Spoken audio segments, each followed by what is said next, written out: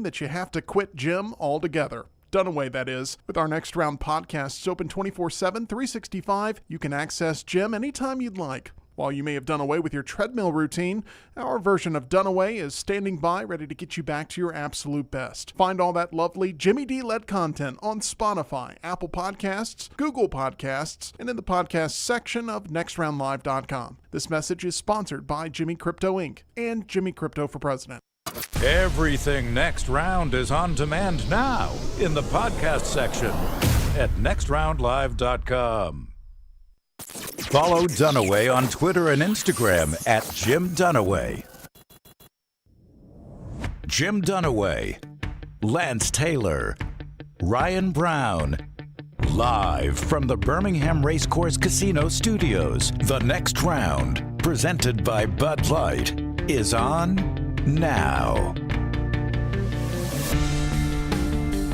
Alabama's portal fortunes take a turn. We'll talk about that and everything else going on in the portal. Fun college football last night. A lot of other stuff to get to, including basketball, which we'll start with. I'm hanging a little bit this morning after a birthday celebration. Thank you all in the mybookie.ag chat room for the kind words yesterday. It was a great day, and it was a great day to be an Auburn Tiger last night in basketball. Alabama's got a road trip at North Dakota, but we'll start with the big news, and that's Johni Broome's injury. Auburn was going to win this game easily against Georgia State, and they did that without Johni Broome, 100-59. That's how good this basketball team is. But Broome, early into the game, little T was there for us, Taylor Korn. She has video of Broome on the bench, iced down after the injury, but dislocates his shoulder. Something he has done before. Listen to Bruce Pearl, and then I want your reaction. Purdue this weekend in Birmingham, a top 16 matchup. Here's Bruce on the Broome injury. Start with Johni. Obviously, his right shoulder kind of came right back. He did it a year ago, so he's had some experience with it. We'll take a look at it tomorrow and tell you more. But we hope he's going to be okay. How will this affect your lineups moving forward if he's out for an extended period? Well, I don't know. Again, we'll figure it out. We'll know more tomorrow. But if he wouldn't be available, I'm sure Chaney Johnson would be moving in because Chaney could be starting this year very easily. And so it would affect certainly. You lose maybe one of the best players in college basketball, certainly a Player of the Year candidate. But again, we'll know a lot. We'll know a lot more tomorrow. Okay, MRI today, so we'll know more today when we get to that. Just looking at the way Broome was reacting on the bench, and Taylor giving me the lowdown as she watched it happen live. Initially, where he came out, hood up, ice on there, and then as the game went on, he became in the second half, more outburst of excitement. Body language was different. It didn't seem like he thought it was going to be too big of a problem. Yeah, so you got to remind me what happened the last time he had the dislocation of a shoulder. Well, he eventually played through it. I'd have to go back and look at exactly how much time he missed. But he was able to come back and play, obviously play well. This is something he has dealt with before. And there are people, we all know people in our regular lives who are not major athletes, but we know athletes that have that shoulder that will just pop out and they'll pop them back in. You see some guys in the football, they'll go off for a play. Martin Riggs, man. Yeah. Mel Gibson in Lethal Weapon was able to pop that thing in, pop it out. I remember my dad used to play competitive softball when I was a little kid, slow pitch, right? As competitive as that gets, but they would travel and go to tournaments. Did Randy Brown ever try to stretch a single into a double? I think my dad was a first base power hitter, Lance, so no. I think my dad was going to get to first or was going to go over the fence, one of the two.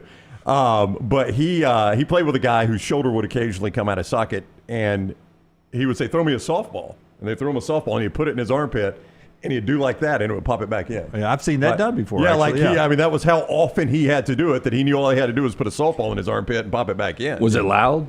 I kind of kept my distance. That freaks me out a little bit, to be honest. And I was a little kid, too, so I didn't know what was going on. I'm sure for Broome, though, when it happens initially, and I saw what Taylor had sent out, everything goes through your mind. Like, how bad could this be? We're having such a special season.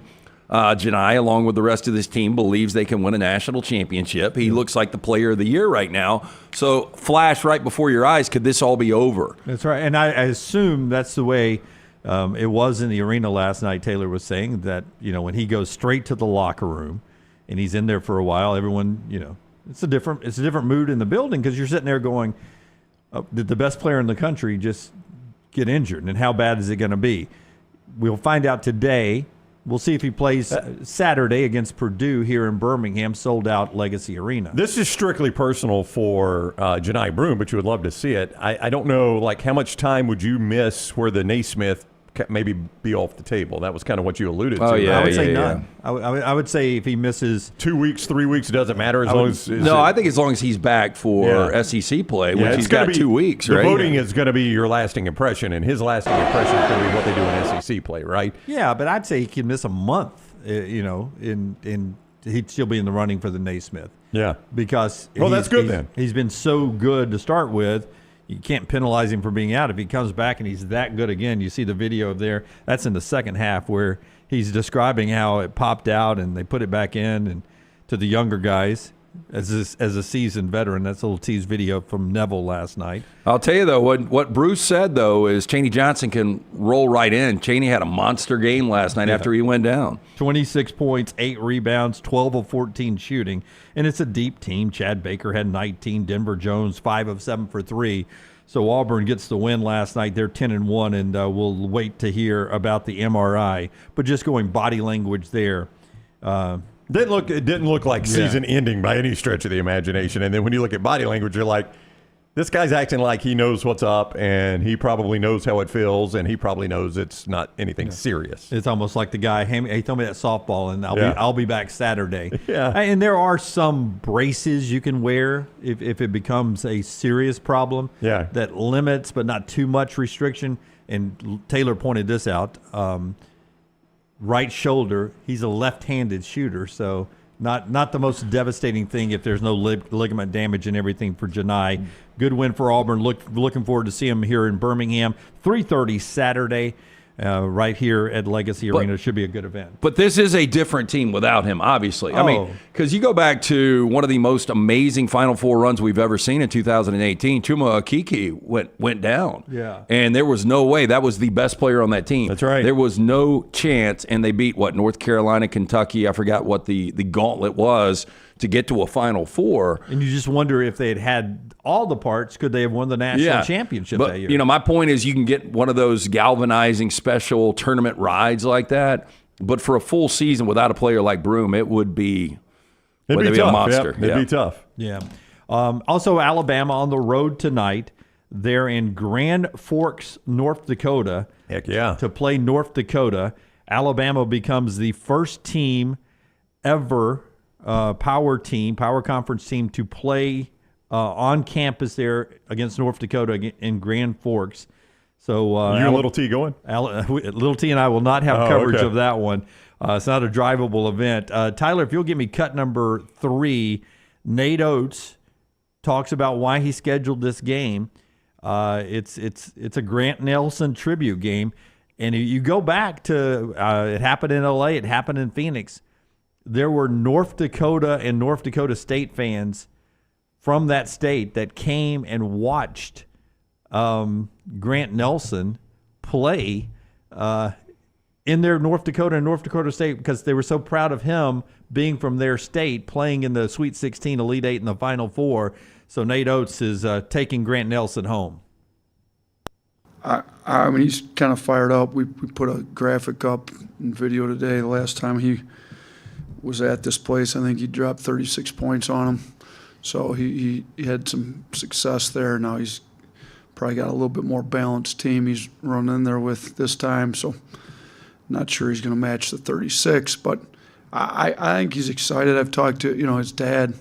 His dad sent me a text showing me the lake and the ice depth, and you get your vehicles out on the lake. That's kind of going back up where I grew up, and get some ice fishing. You drive your truck right onto the lake in winter and drill a hole down through all the ice and do some ice fishing. So I don't know that we're going to get out and do some ice fishing up there, but I don't mind being up there for a little bit. I'm not planning on moving back up north where you got to deal with all the cold and ice the entire winter. It's kind of nice down here where it's 70 degrees, but Grant's fired up. It'd be good to see his family. It'd be good for him to see his family, and hopefully we can go up there and get better at basketball as well. 8 o'clock CBS Sports Network tonight if you want to watch that. Grant, of course, North Dakota State, North Dakota in-state rival. It was fun games for him in this building. How many of his teammates are going to go, how in the F did you live here full time? Right now in Devil's Lake, which, by the way, if you've never heard the story before, when I had to go to Amish country, I lost a bet. We got to pick the destination. Dunaway got to pick my destination. I was picking his destination. He was going to Devil's Lake before we knew who Grant Nelson was, when he was probably in 8th grade back in the day. And that's where Grant's from. Yeah, current temperature at Devil's Lake right now. Right now. Yeah.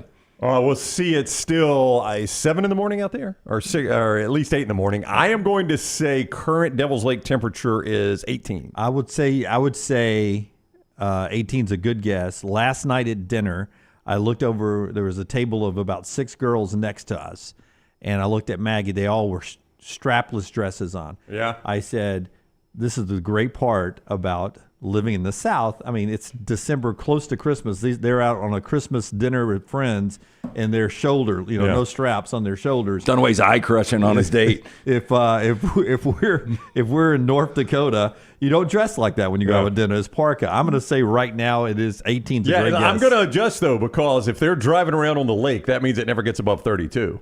Because I ain't trusting it if it's gotten above 32. So I'm going to say 8 instead of 18. Right now, currently -4 at Devil's Lake. we were not nearly negative enough. It's going to creep up to 14 today. If you're going this weekend, just be prepared, because the high on Friday is 8 and the low is -11. Yeah. And it will snow tonight, by the way. That is incredible. That's just as stupid as what it is. Yeah, people, it's like you've got to be stuck there, right? I don't know how people willingly live in that. I really don't. Like, I was watching this random thing on TikTok about this. I think it's the northernmost city in the world, and it's in Russia. And I'm like, who willingly lives there? Like, I know a lot of people in Russia don't willingly do everything, right? They're instructed to do things. But I think these people could move, and if the bus is late, you could get frostbite. I mean, it's just all these crazy extra steps they have to go to. It's the northernmost city in Siberia. I think it's the northernmost in the entire world. And I'm like, who would willingly do that? I mean, people save up for a car. I would save up to get the hell out of Devil's Lake. There's a way out. Well, it's like that. It's like True Detective. I mean, people choose to live in that place in Alaska that was based in, There's just people that they get used to it and stuff. What is it in Grand Forks right now? I mean, it's got to be close to the same, right? That's where the Alabama team is. Yeah, I just did a Devil's Lake just to remind you how close you were. And boy, that was in hell. Well, that was in February too, so it would have been just as bad. So probably worse, right? What am I looking for? I don't know, but Tyler's, while he looks for Grand Forks, Tyler's got the photos. This is Norilsk or something like that in Siberia. Yeah. It's northernmost city in the world. Well, at least by the way, real electricity. quick, in Grand Forks, it's balmier. It is 2 degrees right now, and it's snowing. So, Lamb Believer. So, wait, Alabama basketball is waking up to go to shoot around. Yeah. And it's 2 degrees right now? And snowing, yeah. Lamb Believer says this is the worst team he thinks Nate Oates has ever played at Alabama. I don't know if that's true. Well, they're 4-8. Well, they're 4-8, and they're 302 in the Ken Palm. Yeah. They're 223 in adjusted offense. And tell me if you think this might be an issue tonight. They're 346 in adjusted defense. In case you've lost count, there are 364 teams in college basketball. They're 346 in adjusted defense. Will that be an issue, do you think, against Alabama's roster? Yeah, and I think you let Grant Nelson go do what he wants to do, right? Yeah, shoot all you want, score as many as you want. I will tell you this. I feel like this is the last time he's ever going to play in that state. I would agree. Don't be surprised. Unless it's the YMCA. Don't be surprised if another North Dakota player ends up on the Alabama team next year. Who else could they have? Trazen Eaglestaff plays for North Dakota. 6'6" perimeter guy, hits 38% of his threes off the dribble. He's a great three-point shooter. Watch him tonight. Eaglestaff. He's the guy to watch for North Dakota. Here's Alabama to shoot around at Grand Forks last night. The number is only 24.5. And by the way, the Fighting Hawks are better against the number this year than Alabama. Alabama's not been good against the number. Is that the gym they're playing in? Or is that a practice gym? Is that a high school gym? Got to be practice. I don't know. It could be the hotel for all I know. It's a weird hotel. So you think this is somewhat of a recruiting trip for Alabama? You think they want this guy to transfer? Just keep an eye on Eagle Staff tonight, and you tell me. Eagle Staff is his name? Treason Eagle Staff. I don't think they got to go up there to get him. All they got to do is bring him down in the spring. Yeah, sure. I actually bring him in the winter. It's like, no, this is the worst it gets here. 6'6". It's 72 here today, Lance. That's insane. 6'6" perimeter shooter tonight. You can watch that game. It's 8 o'clock on the CBS Sports Network. Last night, you had a big win for Florida. They beat North Carolina. Even when Walter Clayton, their big scorer, only had 12 points, the Gators beat the Tar Heels it was a blowout in the first half. North Carolina took the lead late. I had rooting interest in the game. I did too. I had Carolina plus 3.5, and the final 3 minutes was brutal. Yeah. Because I do this in my mind. I'm sitting there watching the game, and I'm like, what do we have to get to cover the number? So Carolina was catching 3.5, and at that point they had 80. I was like, if they get to 88 in the final 3.5 minutes, they score one more bucket. Yeah. They led 4 late after being down double digits most of the first half, and Florida came back and won the game. And that makes the SEC 50-4 in December. Yeah, and I do think, watching Florida in that first half, wow, and how they dominated offensive boards. Like, that's the frustrating. If you're pulling for a team and your team cannot get a rebound, a defensive rebound, that is frustrating. Yeah. Missed shot, and they get a second opportunity or a third opportunity to score every trip down the floor. And the worst is like 2 or 3 tip outs, and then they get fouled, and then they go to the line, and you're like. I said this yesterday, Brownie. Everyone's talking about Tennessee. Everyone's talking about Auburn. Everyone's talking about Alabama and Kentucky. This Florida team, watch out. Not that Alabama and Auburn are going to have a strength of schedule issue at all. No. But North Carolina is on both schedules, so you want it as strong as possible. You like North Carolina to be good. If you're a Carolina fan. Why'd you play the SEC this year? Well, that's one question. The question I was going to ask, though, are you panicked or not? I mean, your losses have been to then number 1 Kansas, who's obviously still very good. They're not number 1 anymore. Then number 4 Auburn, who's actually now number 2. Then number 10 Alabama, who's still at 7. Then currently number 7 Florida. I mean, that's your losses. The only other loss is to unranked Michigan State. That's still Tom Izzo and Michigan State. I mean, if you're a Carolina fan, are you panicked by this? Yes. You are? Who have I beaten? Well, they have beaten Elon, American, Hawaii, Dayton, Georgia Tech, and LaSalle. Yeah. I mean, there's not a lot of great wins in there. Like Georgia Tech's no good. I don't even know what Dayton's done this year. You're playing a name. Dayton was at the Maui, so they're 5-1, I think. Or no, wait a minute, they're 10-2. All right, so Dayton's okay. They're 10-2 That's but they slid by Dayton. Yeah, I'm worried if I'm North Carolina. Yeah, I am too, and just because of the inconsistency of Hubert Davis's tenure, playing for the national championship, missing the tournament. This seems like to me a team that is obviously good enough to get on a heater. Yeah. But based on where they are right now, I don't know if they make the tournament. Yeah, I mean, Dayton has beaten UConn and Marquette, so it's Carolina's best win right now is Dayton, so they need to cling to that one. We'll get to football now and a big Mbakwe story after we tell you about a couple of great sponsors. That includes our friends at Hemp Hill that brings you the lock every day, lanceslock.com. A couple of more bowl games tonight. Yeah, we've got a postseason package that started yesterday. $75. You get everything in the postseason, bowl games, college football playoff, NFL playoffs, everything through the Super Bowl. $75, all inclusive. Jump on board. Our one play last night, our first bowl game that we played, ended up a push. All of that action, all of that scoring.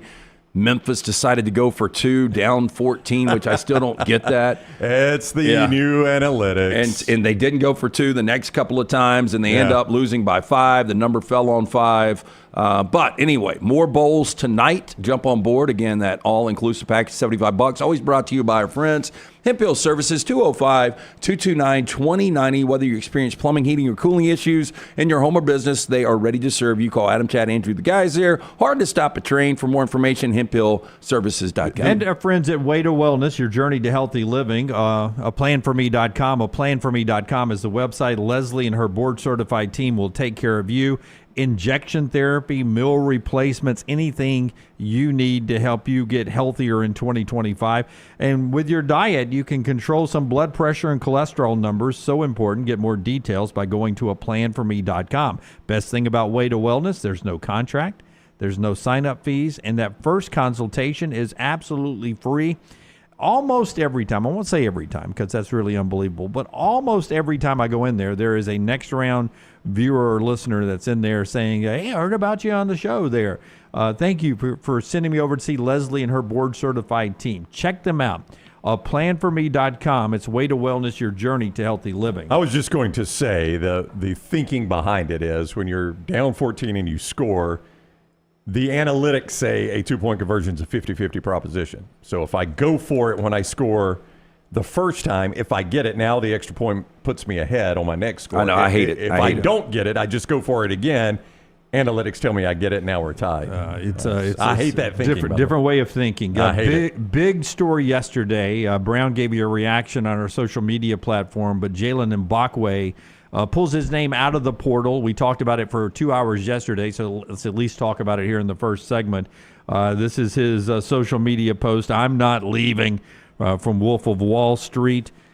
He was dancing last night on his TikTok. I assume you dance on TikTok like he was doing last night because maybe you got a little extra money to dance around this holiday season with. Wolf of Wall Street, these teenagers are obsessed with it. It is a great film, but should we be a little concerned with the content? Yes, for teenagers? Yeah, how much they are into the Wolf of Wall Street. Yeah. But it is a great movie. With all this said, what a waste of time for Ole Miss and Alabama. Well, I mean, it's not a waste of time if you're in Mbakwe. He did not include it. He did not include him. I know. It's doing business. I think it happens a lot. Oh, it does. Sometimes you don't end up actually filing and putting your name in the portal. Sometimes the business gets settled before that. But you tamper. You feel like you have an opportunity to tamper with a player, which I'm sure all these people are doing. Now, we showed you yesterday the on-campus recruiting coordinator at Ole Miss who sort of mocked the Ryan Williams post, and then the good sign for Alabama fans came in the afternoon. EG sort of sent me text saying, hey, by the way, the Ole Miss recruiting coordinator has deleted that tweet. That's all you needed to know. Yeah. I was like, well, she either got told by Lane, like, I'm the only one that talks smack on social media, or he's not going to Ole Miss, and they wanted it taken down so it doesn't look bad. And that's they took what it was. That's what ended up happening. I mean, look, good for the kid. Again, I'm just saying this is what you deal with in today's NIL, and that's one of the reasons you have general managers where they can waste their time going back and forth with a 19-year-old on how much money they should get. And the representatives that go with that. Yeah. I mean, but to be fair, a lot of people do this. They just don't do it so publicly. And what I mean by that is how many people in our audience have been offered a job and they've gone to their current job. Heck, we've done this. Yeah. They've gone to their current job and said, hey, I've got a job offer from so-and-so, hoping they get a better deal from their current employer. The biggest raise I ever got was when we did that. There's no doubt. Yeah. We had a company come after us. We went to Cumulus. There was some incredible timing that our agents took advantage of. Dude, I am not. Cumulus was like, okay, guys, we don't want you to leave. Here's how much we love you. And they loved us a lot. Not faulting the kid at all. All I am saying is what a pain in the ass this is for coaches now, these general managers, because, we were one situation, But to continue Brown's story, they're dealing with 30 guys a day. I know. Do you think, continuing Brown's story, do you think the top guy, the owner of Cumulus Broadcasting, when we went and had dinner with him, he had to sit down with 3 rednecks from Alabama to discuss our contract in Birmingham when he's got stations in New York to California, San Francisco, Dallas, all the big markets. He had to sit down and have a dinner with us. Yeah. Do you think he left saying, what a waste of time? What am I doing? I remember having a final conversation outside of the elevators on the first floor of the Crest building. And I was basically begging him for $15,000 more. Yeah. And he was like, this $15,000 is not going to change your life. And I was like, the $15,000, I told him this, is a lot different from me than it is for you. That's right, man. And he's like, you know what? Just in the conversation, you got the $15,000. I was like, thank you. Thank you very much. Appreciate Thank you very much. Yes. Yeah, I mean, a lot of people have done this. It just doesn't get public like this. And if it did, nobody cares. Nobody cares if you're in an accounting firm and another accounting firm offers you a job. You don't go on social media and make a big deal about it. Nobody cares. People care about a college football player, and they know that. And it's the only leverage they have sometimes. And we don't know the full story. We may never know the full story. But it is not crazy to think that Jaylen Mbakwe went to Alabama with either a desire for more money, a desire to play wide receiver, Both. a desire for more money and to play wide receiver, a desire to play both ways, a desire for a lot of things. And Alabama's like, we can do A, B, and C. We cannot do D, E, and F. And he's like, I got to have all those things. Jaylen, we cannot do all those things because Alabama's thinking we probably could only do A, B, and C and keep him, and then we don't have to spend the money on D, E, and F, right? So he, I'll tell you what's happening. I'll show you what I'll do. I'll hit the portal. I do think this has happened in a lot of places because I heard the money offered initially was double what Alabama had offered.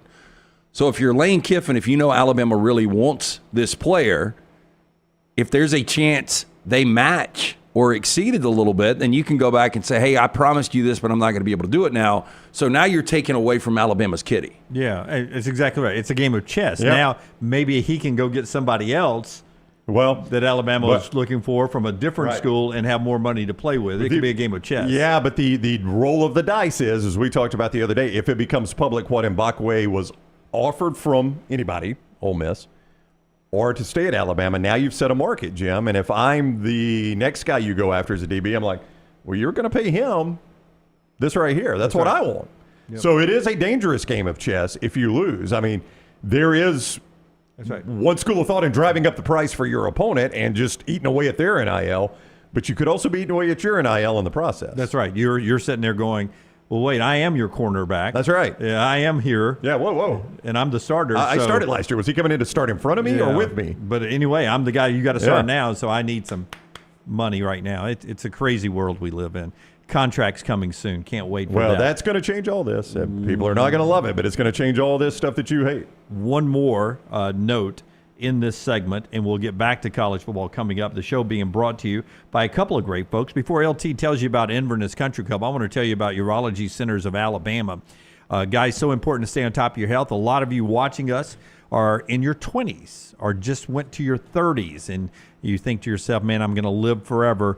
Stay on top of that health with easy early detection with our friends at Urology Centers of Alabama, 205-930-0920, 930-0920, 30s, 40s, 50s, 60s, it doesn't matter. They can help you out. Prostate health to kidney stones, everything in between, vasectomies, Urology Centers, Alabama.com, 205-930-0920, and our friends at Inverness. Yeah, the gift of membership this holiday season, 1 week out, fellas, from Christmas. That's incredible. I do Dashing love through the riding snow. up the elevator with a nice lady today, and she was talking about, she said, Merry Christmas, just a week away. My family's coming in from Maryland today. The excitement in the air. How about the gift of membership, though? They've got memberships that are going to fill everything you need out there.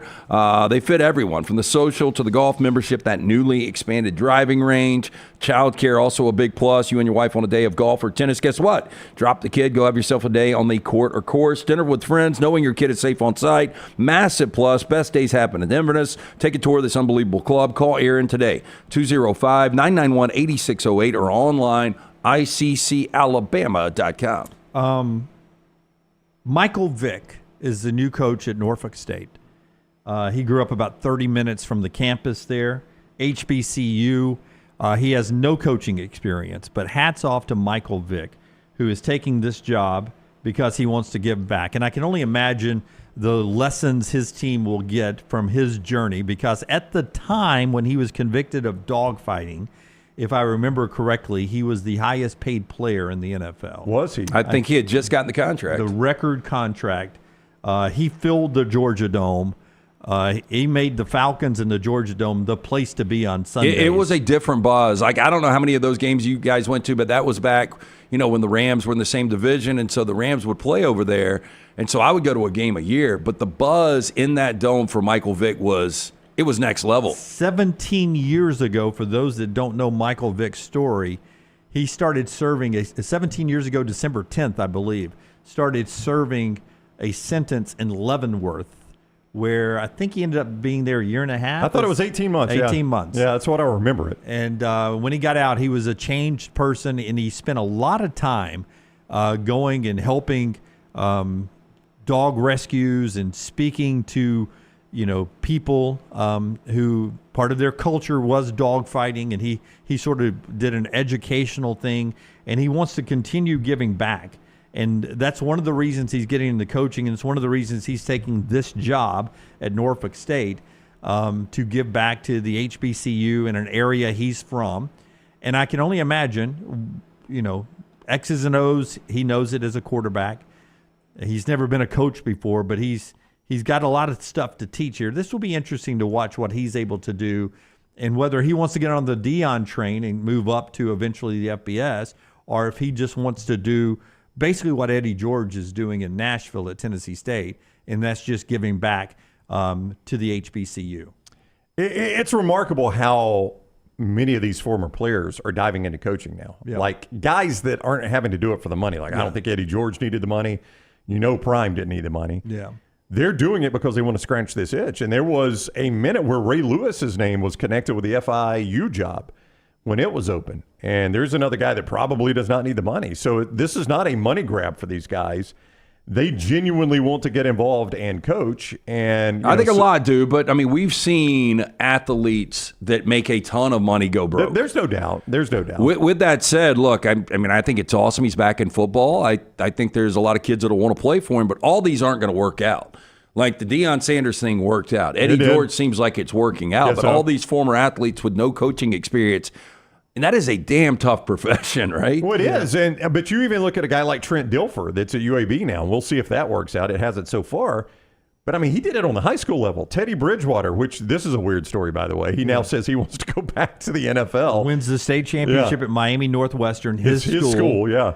And now he teases that, maybe I want to do an NFL comeback. Yeah, but I'm almost like, Teddy, stick this path, man. You could be good at this. Yeah, Teddy is just out of the NFL. He was playing with the Dolphins not too long ago, and this guy's coaching high school.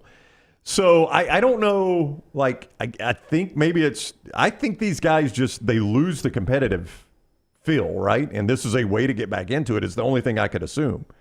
And I mean that's a tough pass at Norfolk State. Like I mean, what do you imagine their budget is? Nothing. Nothing. I mean, he's going to have to. He's probably going to have to help line the field and cut the grass. I mean, it's almost, probably like a glorified high school job at some of these places these guys are going. When we come back, a major announcement that you folks will like from the Southeastern Conference involving Netflix. Football and the SEC and Netflix. We'll talk about that next. And the number that's floating around that Auburn paid for Jackson Arnold. We'll talk about that in the next segment as well. Show being brought to you by our friends at HydroLife. By the way, it's hard to believe this number is true. We'll talk about it in the next segment. HydroLife, it is true what they can do for you. Yeah, B12 injections, IV therapy, compression therapy, and now weight loss therapy. It's all under one roof. Mention the next round, you're going to get 20% off all the great services from our friends at HydroLife Therapy. Get into one of those 2 Birmingham locations, the original Homewood, Highway 119 in Greystone, also a Tuscaloosa location. Mention the next round, 20% off all the great services. Great stocking stuffer. Walk-ins are welcome, but you can book online if you can't make it out to a HydroLife Therapy location. They can send a nurse to your home or business. HydroLifeTherapy.com. Tell them the next round sent you. Take the next round anywhere you go with official Next Round gear. Buy yours today at nextround.store. A legendary coach once said, "It's not the will to win that matters. It is the will to prepare to win." Hi, I'm Bobby Humphrey, Vice President of Business Development for Bryant Bank, and I can tell you that our Bryant bankers have the dedication and the experience to put together a financial game plan that is right for you. At Bryant Bank, we specialize in community banking and offer personal and business loans, checking and savings account, mobile banking, and treasury management services. Stop by one of our 18 offices across the state of Alabama to find out what unbeatable service and legendary results are all about. Hey, you. It's the holidays. Give cheer a lift. And at New Balance Birmingham, we got the gift. That holiday vibe? Find it inside. Come together at New Balance Birmingham on Highway 280, right next to Chick-fil-A. New Balance Birmingham, we got now. The beauty of the holiday is at the center of your table with the New York Butcher Shop. Their selection of USDA certified Angus prime rib roast Beef tenderloins and fillets, as well as premium pork and lamb cuts, are the finest selections available in the market and are hand-cut just the way you want. With side dishes handmade by the professional chefs, your holiday meal is complete. Visit one of their 2 locations today, in Cahaba Heights or off Highway 119 in Greystone. Place your order today. The New York Butcher Shop. Rare quality, well-done service. From the creators of The Next Round comes 2 new sites, covercrimson.com and thebarnauburn.com. 2 team sites with the same excitement and information-driven content that you get every day on The Next Round. Live daily shows, recorded shows, free of charge, plus premium content with insider information starting at just $1. And it's the perfect gift for the Alabama or Auburn fan in your family. Covercrimson.com or thebarnauburn.com. Sign up today. Happy football season. At The Next Round, we strive to make our loyal listeners feel like they're a part of the action all season long. My name is Emily Grace McWhorter, and I do that by bringing you along for any given Saturday in Auburn or Tuscaloosa. From pregame warm-ups, touchdowns that make you feel a part of the play, and everything in between, our goal is to make you feel like you're inside Bryant-Denny or Jordan-Hare. Follow along on our social media at Next Round Live on Instagram, X, and Facebook. Also, check out thebarnauburn.com and covercrimson.com while you're at it. Here's to fall Saturdays. This hour of The Next Round is presented by the Birmingham Racecourse Casino, now featuring 7 days of giveaways with your chance to win a share of up to $125,000. The more you visit the Birmingham Racecourse Casino, the more chances you have to win. Hang out with The Next Round on the go. Whether you're driving to work, running errands, sitting on the beach, or you just need a break from the real world, we can keep you company. Check out The Next Round, Mystery Fifth Hour, and our other shows on your favorite podcast app. We'll meet you there. Twin Peaks is the best in the game. Here, you're in the red zone for every college rivalry and divisional matchup all season long. I mean, where else are the scenic views as good as your view of the game? Only at Twin Peaks, the #1 sports bar. At Academy Sports and Outdoors, we believe the best holiday fun happens out there. On the driveway with a new basketball hoop, out back around the fire pit, or up in the deer stand. No matter your fun, we've got it. The right stuff at the right price. Academy. Have fun out there. From the creators of The Next Round comes 2 new sites, covercrimson.com and thebarnauburn.com. 2 team sites with the same excitement and information-driven content that you get every day on The Next Round. Live daily shows, recorded shows, free of charge, plus premium content with insider information starting at just $1. And it's the perfect gift for the Alabama or Auburn fan in your family. Covercrimson.com or thebarnauburn.com. Sign up today.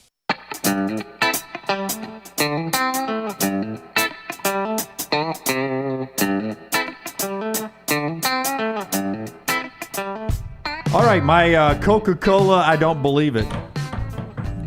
Moment of the day. Wow. We're already to the Coca-Cola don't believe it moment of the day? Yeah. I thought the show was just starting. Yeah. You may not believe that Coke Zero Sugar is the best Coke ever. Well, you could try and decide. Tackle game day with a great taste of Coke Zero Sugar. Is it the best Coke ever? Try and decide. Yeah. The number, I saw McCready and Siskey. You guys know that podcast. Neil McCready and Tyler Siskey. A.J. McCarron, the guest, and they were discussing Jackson Arnold. And, and I trust Neil's reporting and Siskey's contacts. But they were talking about the offer that he got, Jackson Arnold, to go play at Auburn. And they said the number that's floating around out there is $2.5 million. Well, I think you asked me, and I told you I thought it was around 3. Yeah. Just guessing. Yeah, I mean. But is that 3 a year? Is that 2.5 a year? It's got to be. Or is that? Well, it's got to be based on the fact that. For just your time at Auburn, here's 2.5. I mean, because he is draft eligible after this year. I'm not saying he's going to be drafted. I'm not going to say he's going to play good enough to be drafted. But I would think it was just for this year. Brown, what are your thoughts on $2.5 million? That seems a big difference from last year when basically Hugh Freeze said, I'm not going to be in the portal for a top quarterback. If we got to spend, I think he threw out a number like $1.5 million. Well, let me just ask it this way, and you guys can answer, and I'll look at Auburn fans here in the mybookie.ag chat room and see what they say.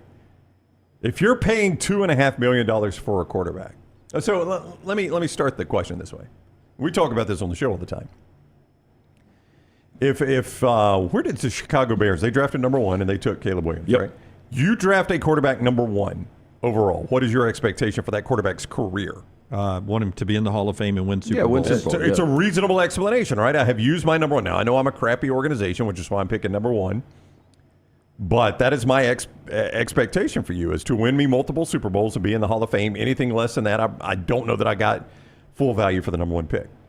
So using that as a standard, if I'm paying a quarterback in college $2.5 million a year, as an Auburn fan, what is your expectation for your team with a $2.5 million quarterback? Make the college football playoffs. So that's enough. That's the bottom line.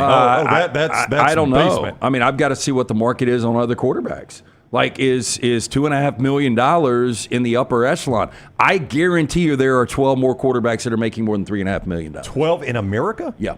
No, Ryan, in Italy. There are 12 college football making more than 2.5. That are making more than 2.5. Yep. Will you name them for me, please? The ones you think are making more than 2.5. Just starting to say, do you think Jaylen Mbakwe was making more than 2.5? What? No. I'm talking about going. This year is next year is different than You're this talking year. 2025. And that's why I was going to make this point. Like, did Hugh think he was going to have another losing season? No. So now the desperation goes up. So what I wasn't willing to spend last year, I'm going to spend this year. And these dollars continue to go up for these guys. So what a quarterback was making last year is a lot more this year. Yeah. So with that said, if Jaylen Mbakwe, if he comes back to college football, he'll make more than $2.5 million. Okay. All right, so give me the guys you think next year will make more than $2.5 million. Carson Beck would make more. All right. Quinn Ewers would make more. Okay. Arch Manning would make more. Two on that same team. Yeah. Now, Arch Manning is the backup would make more than $2.5 million. I mean, reportedly his deal was $10 million, Arch Manning, so you can do the math there. Mateer will make close to that. John Mateer. He hasn't picked a school yet, but it's either going to be Oklahoma or Miami. But I think yesterday we saw that it was $1.5 million was the offer from Oklahoma, wasn't it? And now Miami's in the game, though. So what's that tell you? That was the initial offer. That tells you 1.5 might have been a little bit low because here's Miami now. Yeah, he'll get 2.5. Well, Siski said in the show, in the podcast yesterday with McCready, that he doesn't know a good quality major quarterback is making less than $1.5 million. I mean, I would agree. Yeah. I mean, think about this. So Bryce Young, before he'd ever taken a snap, Nick Saban said at SEC Media Days, it wasn't what they necessarily paid him, but that was back before they knew how to pay him. He was making 7 figures before he'd taken a snap. Yeah. And that was the first year of NIL. I mean, what do you think Cam Ward was making this year? Oh, Cam Ward was making $3 or $4 million. Yeah. So $2.5 million for you, Lance. If I'm Auburn, knowing everything you know about Auburn, knowing the roster, knowing the schedule, knowing all these things, now Auburn may get him another. I know we'll talk about this in a moment, but Auburn is in the mix for a weapon for him, by the way, who I really, really like. Here we go. Forrester has that ready to go. Okay, well, let's do that right now. So we'll just pair these together. Yeah, projection now from On3 Sports. On3 Sports is calling it. It's Eric Singleton Jr., the wide receiver. Yeah, well, you look at who was in the mix. I know Miami was in the mix. Seems like they're in the mix for everybody. Yeah, right. There was 5 teams in the mix, and Forrester, you might be able to jump on and tell us the other 3 teams, because it was Miami, Auburn. I forgot who the other 3 are, but you see right there he's expected to command over $1 million. If Eric Singleton, very good weapon this past year for Georgia Tech, is able to get over $1 million, quarterbacks are getting, 2, 3, 4, even $5 million if you could get the right guy. What do you got, Scott? The other finalists are supposedly LSU, Texas, Auburn, Miami, Ole Miss. Well, if that is my list, and I'm a productive receiver, $1 million probably is the low level. No, I'm getting more than $1 million. I would think so. Because if I got Texas in the mix, and I got LSU in the mix, Ole Miss, So wait now, let me just stop for a second. Now, we were told at SEC Media Days that Auburn was basically not tapping in their big NIL pool until this offseason. It was Brandon Marcello that said that. He said his sources told him that Auburn is basically stocking up their NIL for year 3. Right. And now here we are at year 3. Here we are 6 months later from when Brandon said this, and I mean, the proof is in the pudding. So Jackson Arnold, if you go McCready and Siski number, $2.5 million. Singleton right there, he just showed us, according to On3 Sports, over $1 million to beat out Texas and LSU if that projection holds. You got to assume that you're having to kick out some more money for the guys that you got to keep, the Cam Colemans of the world. I think you can see as a fan how quickly this gets expensive. Well, I mean, if I don't know what Cam Coleman was getting. Yeah, but you got to assume to keep him from hitting the portal. he's got to make over more than $1 million. Bingo. Right? Whatever he's got to make more than Singleton. Right. Whatever Cam Coleman was getting, when Singleton comes in, Cam's going to be like, I'm our number one.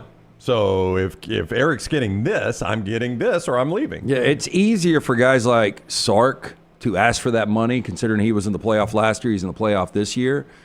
For Hugh Freeze, like if I'm an Auburn booster, I want to be really good again. And I might be all in this year because maybe he wasn't last year. But my point was going to be, like, if you give all this money this year and nothing happens next year and then you're asked for more money, that's got to wear you down. Oh, I don't know. I talked to a guy who is an Alabama booster, but is this really is tight a Bama booster. To big Alabama boosters, and I talked to him at dinner last night. Yeah. And he says it's constant. The phone constantly is ringing. Yeah. We need this. We need this. We need this. We need this. Constant. How often is he answering? Yeah.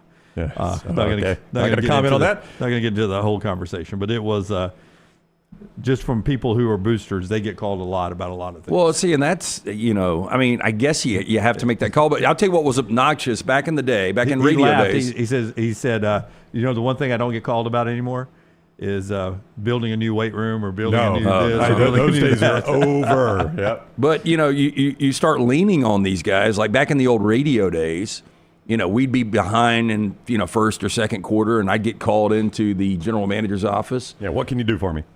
Save me. I know you're at 127% of your budget. That's why I'm calling you in here. You're my main guy. We need a late $25,000. Yeah, what can you do for us? Shake the trees. Oh, yeah. I'm not trying right now. Yeah. So that's going to get old for a guy that just ponied up another $100,000 for a cornerback. Yeah. That's exactly right. So those guys who probably just got called. Hey, I know we're paying Mbakwe this. We need this just to keep him from going to Ole Miss. And then what's their wife going to say? Look, I want another handbag. Like, okay, you're going to get back to Auburn again. That's fine. But what are you giving me? So everybady's getting jammed up. I like handbag, not a purse, a handbag. So do you think $2.5 million for a quarterback? I think that's fair. No. Do you think that is baseline college football playoff? I don't think it's That is for contenders. The least amount I'll accept is college football playoff if I'm an Auburn fan, and you agree with that too. Yeah, but is your expectation? But if I'm spending on the whole roster like it looks like Auburn's spending, then I'm expecting what Ohio State gets. Well, that's what I was about to say. It's going to end up being that number seemed massive, but when you start to look at all these parts, $20 million is not crazy. It's not. That number seemed unrealistic, but when you start doing the math on the whiteboard of filling out a roster, you get to $20 million really quick. And that's why we got 2 players and we're at 3.5. That's right. That's why I bring up guys like Jalen Milroe, Quinn Ewers, and Carson Beck. If you're not going to be a first-round guy and you're not going to make first-round money, that slotted money, why would you not? Like Carson Beck would look at that. If he gets proof that it's 2.5 for Jackson Arnold, I am so much more proven than Jackson Arnold. If he's worth $2.5 million, what am I worth? You're absolutely right. And so why would you not come back, whether it's Georgia or somewhere else, and make $4 or $5 million? Give me Scott. I'll call him Scott 2024 Hugh Freeze Forrester on the back row here. Would you pay $2.5 million for Carson Beck to be your quarterback? We had this conversation. I wouldn't be excited about that, no. So would you rather have Jackson Arnold? I was like, you wouldn't pay $2.5 million for Carson Beck? And he's like, no, I wouldn't pay $2.5 million for anybody. You wouldn't pay $2.5 for Jackson Arnold then, right? Yeah. No, I wouldn't. Is there a quarterback? I guess that's the cost of doing business. No. So I went 2.5 for Jaylen Miller. No. What a Quinn Ewers? No. So ask him what you're. Give me the last college quarterback you've watched that you would pay 2.5 for. Lamar Jackson. That's probably worth it. You're not on my collective. Yeah. And then you know what Forrester said? Forrester's not a spender. Yeah. Forrester said, but of course then we'd lose in the playoffs. Yeah. No, you wouldn't get to the playoffs. Yeah, that's a great point. You'd lose your job. It's crazy. Yeah, look, I'm not saying I'll pull that back. Look, this is big business now. Yeah. If you can win games and you can put your team in a situation to win a conference championship and to get to a college football playoff, it's well worth it. Yep. Fun. We'll talk to Brooks Austin about the games coming up this weekend. He did an extensive breakdown of Tennessee and Ohio State. He's with us at 10:30. Chip Brown talking Texas with us at 11. Dan Wetzel in overtime with us at 12:15 today as we get ready for the college football playoffs.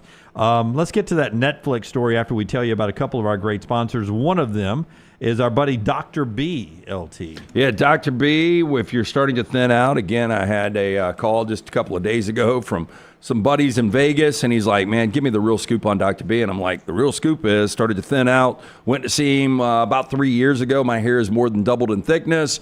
Get preemptive on this. If you start thinning out, Dr. Beckenstein is the guy you need to call, 205-319-0316. Dr. B offers that Census Transdermal Infuser. This enables Dr. B to get various medicines and therapies into the scalp where the hair follicles are without using any injections. This is revolutionary, as Dr. B can pinpoint delivery of a patient's genetically specific products without any needles. T3hair.net, 205-319-0316. And if you're looking for a unique place for your office, holiday party, maybe a business meeting, maybe a meeting of some of your clients, you want to treat them, or if it's just like a couple's shower or just a fun night out with the gang, the Golfus is the place to go. It's Birmingham's best indoor golf simulators. They've got a location right now open, Highway 31 in Vestavia. They've got one coming soon to Highway 280 and in Trussville. It is always 70 degrees inside the Golfus. It's never raining. The wind's never blowing. It's a great place to enjoy golf any time of the year. And they can host parties for up to 50 people. So it's a great idea for a party. They got TVs in there where you can watch the games while everyone's participating. Bring your own food, bring your own drink, bring your own clubs. Book a bay now or just see more about what I'm talking about, including gift certificates for Christmas. You got a golfer in your life? This is a very unique Christmas gift. And they can email it and set it to arrive on Christmas Day. So it gets emailed right to that person on Christmas Day, and you still keep the surprise. Get out of the office. Go to the Golfus, thegolfus.com, thegolfus.com. All right. So Netflix has announced that it has been in production on the season-long series that follows college football's most dominant conference, the Southeastern Conference, and they followed them all season long. And that's coming to Netflix here pretty soon. You've seen the cameras around on the sidelines and everything that's been going on all season long. Box Films ended up doing this. They did Full Swing, Formula One, Drive, Breakpoint, all those great behind-the-scenes stuff there. This includes the locker room stuff, practice stuff, just really good interviews. I can't wait to see when it hits Netflix. Is it out right now? I saw that it's coming in 2025. It's coming in 2025. I love these kinds of things. But it was off the 2024 season. Yeah, it'll be this past season, but it'll be airing in 2025. I absolutely love these kinds of things. When Hard Knocks first started, it was one of the best shows on TV. Loved it. It for some reason lost its appeal to me. I like Full Swing, the one they've done with the PGA Tour. I have never watched a Formula One race in my life, and I watched the entire season of Drive to Survive with a Formula One. I love stuff like this. I think it's more interesting with things you don't know about, if that makes any sense. No, it could be, because I could not have told you who Lewis Hamilton was or Max Verstappen or any of those guys. Like, I literally, if you'd have said, name a Formula One driver, the last one I probably could have named was Michael Schumacher. Yeah, like we were hanging out this past weekend at the Floribama with our friend Steve Powers down there, and he was like, man, you got to, because we were watching Rams 49ers, got to watch that documentary on Netflix with George Kittle. You're going to absolutely love him. And I'm like, if it popped up, I would watch it. But to me, like, the Vince McMahon thing is more interesting because it's something that I really know nothing about. Not that I know much about George Kittle's life, but I do. Like, it's not appointment TV anymore. But, like, if I turn on an episode of Hard Knocks, still really good. Yeah, I know. And when you combine something I really love, like SEC football, with this, I don't know how it misses. Well, I knew Netflix was shooting because I got a text from Emily Grace and Taylor at one Auburn game afterwards, where they had to sign releases because they bumped into Peyton Thorne after the game. And so there's a chance you'll see Peyton Thorne, E.G., and Taylor in the Netflix documentary in one episode. I think the discussion was about him coming on our show, so I doubt it. I think more interesting if he, stumbles across some other co-eds and tequila gets busted out. You probably would see that angle. Yeah, they're looking to fill a full show if they're like, hey, I tell Lance, Jim, and Ryan, I really love coming on the show. Yeah. Yes.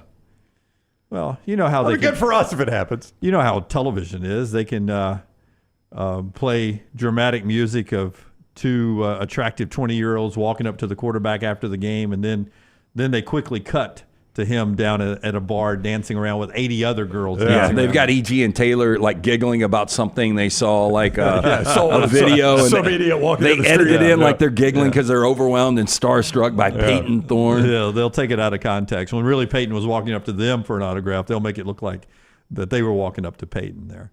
All right, Netflix, stay tuned to watch that happening. And don't forget NFL on Netflix coming up on Christmas Day with their doubleheader 1 week from today. One more thing to get to in this segment after we tell you about great folks like our friends at Michelson Laser Vision. Tell us about Michelson. 205-969-8100. That is the number you need to call. Ask for Amy. Tell her the next round sent you. They're going to hook you up with a hassle-free consultation. It's the number that I called 21 years ago. I had the 2200 vision. I was legally blind without the aid of contacts. 2015 vision, better than 2020.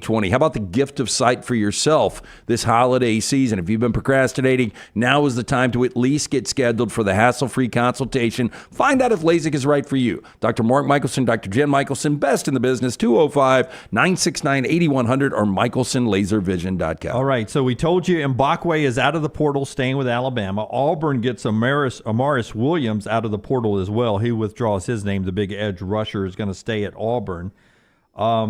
Dylan Lonergan, former Alabama quarterback, as expected, commits to Boston College, where he'll be there with Bill O'Brien, one of the guys that was in charge of the Bama's offense when he was being recruited. Oh, good for Dylan Lonergan. And, from what you hear behind the scenes, guy's got a ton of upside, a ton of talent, and, Thomas Castellanos is out at BC. Bill O'Brien is one of these guys. You guys remember Christian Hackenberg, right? I do, yeah. Yeah, it was a really good best football quarterback. he ever played was for him. Early on, yeah. Bill O'Brien is a guy that knows quarterbacks. He does. Now, he got a lot of criticism with his coaching of Bryce Young at Alabama, so it's hard to convince sometimes Alabama fans of that. But I have had a lot of Alabama fans say, look, I get it.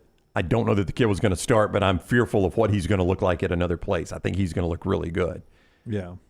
I don't know if that'll be the case at Boston College. I mean, we'll see. It's not exactly a football powerhouse. Like Lance said, Bill O'Brien has a good history with quarterbacks. Maybe a good landing spot for him. We'll see. Yeah. And you get the feeling that Castellanos was sort of pushed out by Bill O'Brien for Lonergan. So that's a big move for Bill O'Brien to go more of what Bill O'Brien wants to coach in Lonergan than he had with Castellanos. Probably so. And it looked like he and Castellanos kind of had a bit of a falling out there at the end. They had a different vision. And Castellanos, eventually left the team there. So I don't think he and Bill O'Brien were on the same page at the end. Florida defensive lineman edge rusher Kelby Collins is coming to Alabama. We talked about that with Clint Lamb yesterday on how Alabama was looking to retool that defensive line in the swarm defense there, and they're getting Kelby Collins from Florida to come in. And as Brown mentioned earlier, they're in the mix for Miami wide receiver Isaiah Horton, who, if you watched him and Cam Ward this year, had pretty good numbers, right, Browning? Yeah, I mean, I think you said 1,600 receiving, 5 touchdowns, you told me. Who's this? Isaiah Horton, the kid from Miami. No, not 1,600. I thought you said 600 receiving yards and Lord, 5 no, touchdowns. 616 receiving yards and 5 touchdowns. If he had 1,600 receiving yards, I think he'd lead the nation. Yeah. Well, yeah. No, it's Isaiah Horton. Yeah, 5 touchdowns, 616. 616, yeah. Yeah, good number. That's why you threw me off with the 1,600. I was trying to remember who I was telling you about. No, he was the number 3. You do remember that guy, Jerry Rice. yeah, I've heard of him. He was the number 3 receiver for Miami behind Restrepo and Jacoby George. But that was good offense. I mean, they're number 3, I would think. Now that Mbakwe is probably going to be playing receiver, I don't know. I mean, I know who the number 1 is going to be next year, right? But Jeremy Bernard was deep on the depth chart behind those great Washington receivers. He was their number 4, right? Yeah, he was their 4. Bernard was. So here's Horton. If he ends up being, he was their 3. He was their 3. Okay, yeah. okay. Well, Odunze and then Jalen McMillan, who's playing great for Tampa right now. My goodness, yes. What a great draft we had, the Buccaneers. Bucky Irving and you really did. Just with the Pac-12 guys. Yeah, in their final year, Bucky Irving and McMillan there, really good draft. So we'll see if Horton pans out as a receiver there at Alabama. But Bernard, obviously, if he's staying, I mean, you have to say this about everyone, but it would appear he is. I would say Williams and Bernard are your obvious 1 and 2. Yeah. I don't think anybody's going to, just like they were this year. Yeah, bump that. So I think Horton was the number 3 at Miami. I think you'd bring him in to be your number 3. And Ryan Williams. I mean, if a guy like Singleton's making $1 million, Ryan Williams is a $2 million guy. What do you pay Bernard? Because Bernard, to me, like if you have a 4th and 3, as good as Ryan Williams is, like the more consistent guy was Jeremy Bernard. Yeah, Ryan Williams obviously had some drops. I mean, Bernard is that guy that I think will get better and better. Yeah. So I think that guy's worth whatever you got to pay to keep him. Yeah. Bowl games tonight and this afternoon, 2 of them. We'll talk about them later on in depth, but Boca Raton Bowl, 4:30, Western Kentucky, James Madison. Then 8 o'clock tonight, Cal and UNLV in the L.A. Bowl in that contest tonight out at SoFi. Should be a lot of fun. More college football tonight leading into the college football playoffs. We'll talk about a fan base when we come back that is already dreaming of their next coach, and a next round weekly guest is right in the middle of this. And I don't think they're going to get their dream coach down. But the guys in the playoffs, the team's in the playoffs. And they're dreaming of a different coach. We'll talk about that coming up. The show being brought to you by our friends at CPAP Plus. If you're looking for a different night's sleep, get rid of the old CPAP equipment and go to our friends at CPAP Plus and the O'Neill brothers. Yeah, the O'Neill brothers, awesome guys. CPAP users themselves with hundreds of 5-star Google reviews. Trust CPAP Plus for all of your CPAP needs. CPAP Plus, where every night matters. If you're looking for the best CPAP gear, personal service you can trust, Google CPAP Plus or visit CPAP Plus. 3 convenient locations: Pelham, Highway 280, Trustful, mention next round. $20 credit towards the purchase of a new mask system, CPAP cleaner, or even a travel CPAP machine. Stop by today. CPAP Plus. You're going to find the best service and equipment all in stock, ready for you. Call the next round now at 205-734-0923. Looking for a great place for that boring meeting? Leave the office and go to the Golfus. What about corporate events like board meetings, sales meetings, customer appreciation events? How about the Golfus? Watch parties for football and basketball, parties for birthdays or couple showers. The Golfus is a great place for those. The Golfus has Birmingham's best golf simulators and man caves in Vestavia on Highway 31, opening soon in Trussville and on Highway 280. Bring whatever you want to eat or drink, even bring your own clubs. Get out of the office. Go to the Golfus. Book your spot now at thegolfus.com. Bryant Bank, member FDIC, equal housing lender. Storm season is here. Make sure you have a plan of action in place right now. Greg from Pell City and Storm Restoration Roofing should be your first call when storms hit. Insurance companies love working with Storm Restoration Roofing because of Greg Nelson's name and reputation in the industry. When storms hit, call Greg Nelson. He's local, 205-542-3531. He's the home of the free no-cost roof inspection. Greg from Pell City on Facebook, 205-542-3531. It's Storm Restoration Roofing. The beauty of the holiday is at the center of your table with the New York Butcher Shop. Their selection of USDA certified Angus prime rib roast,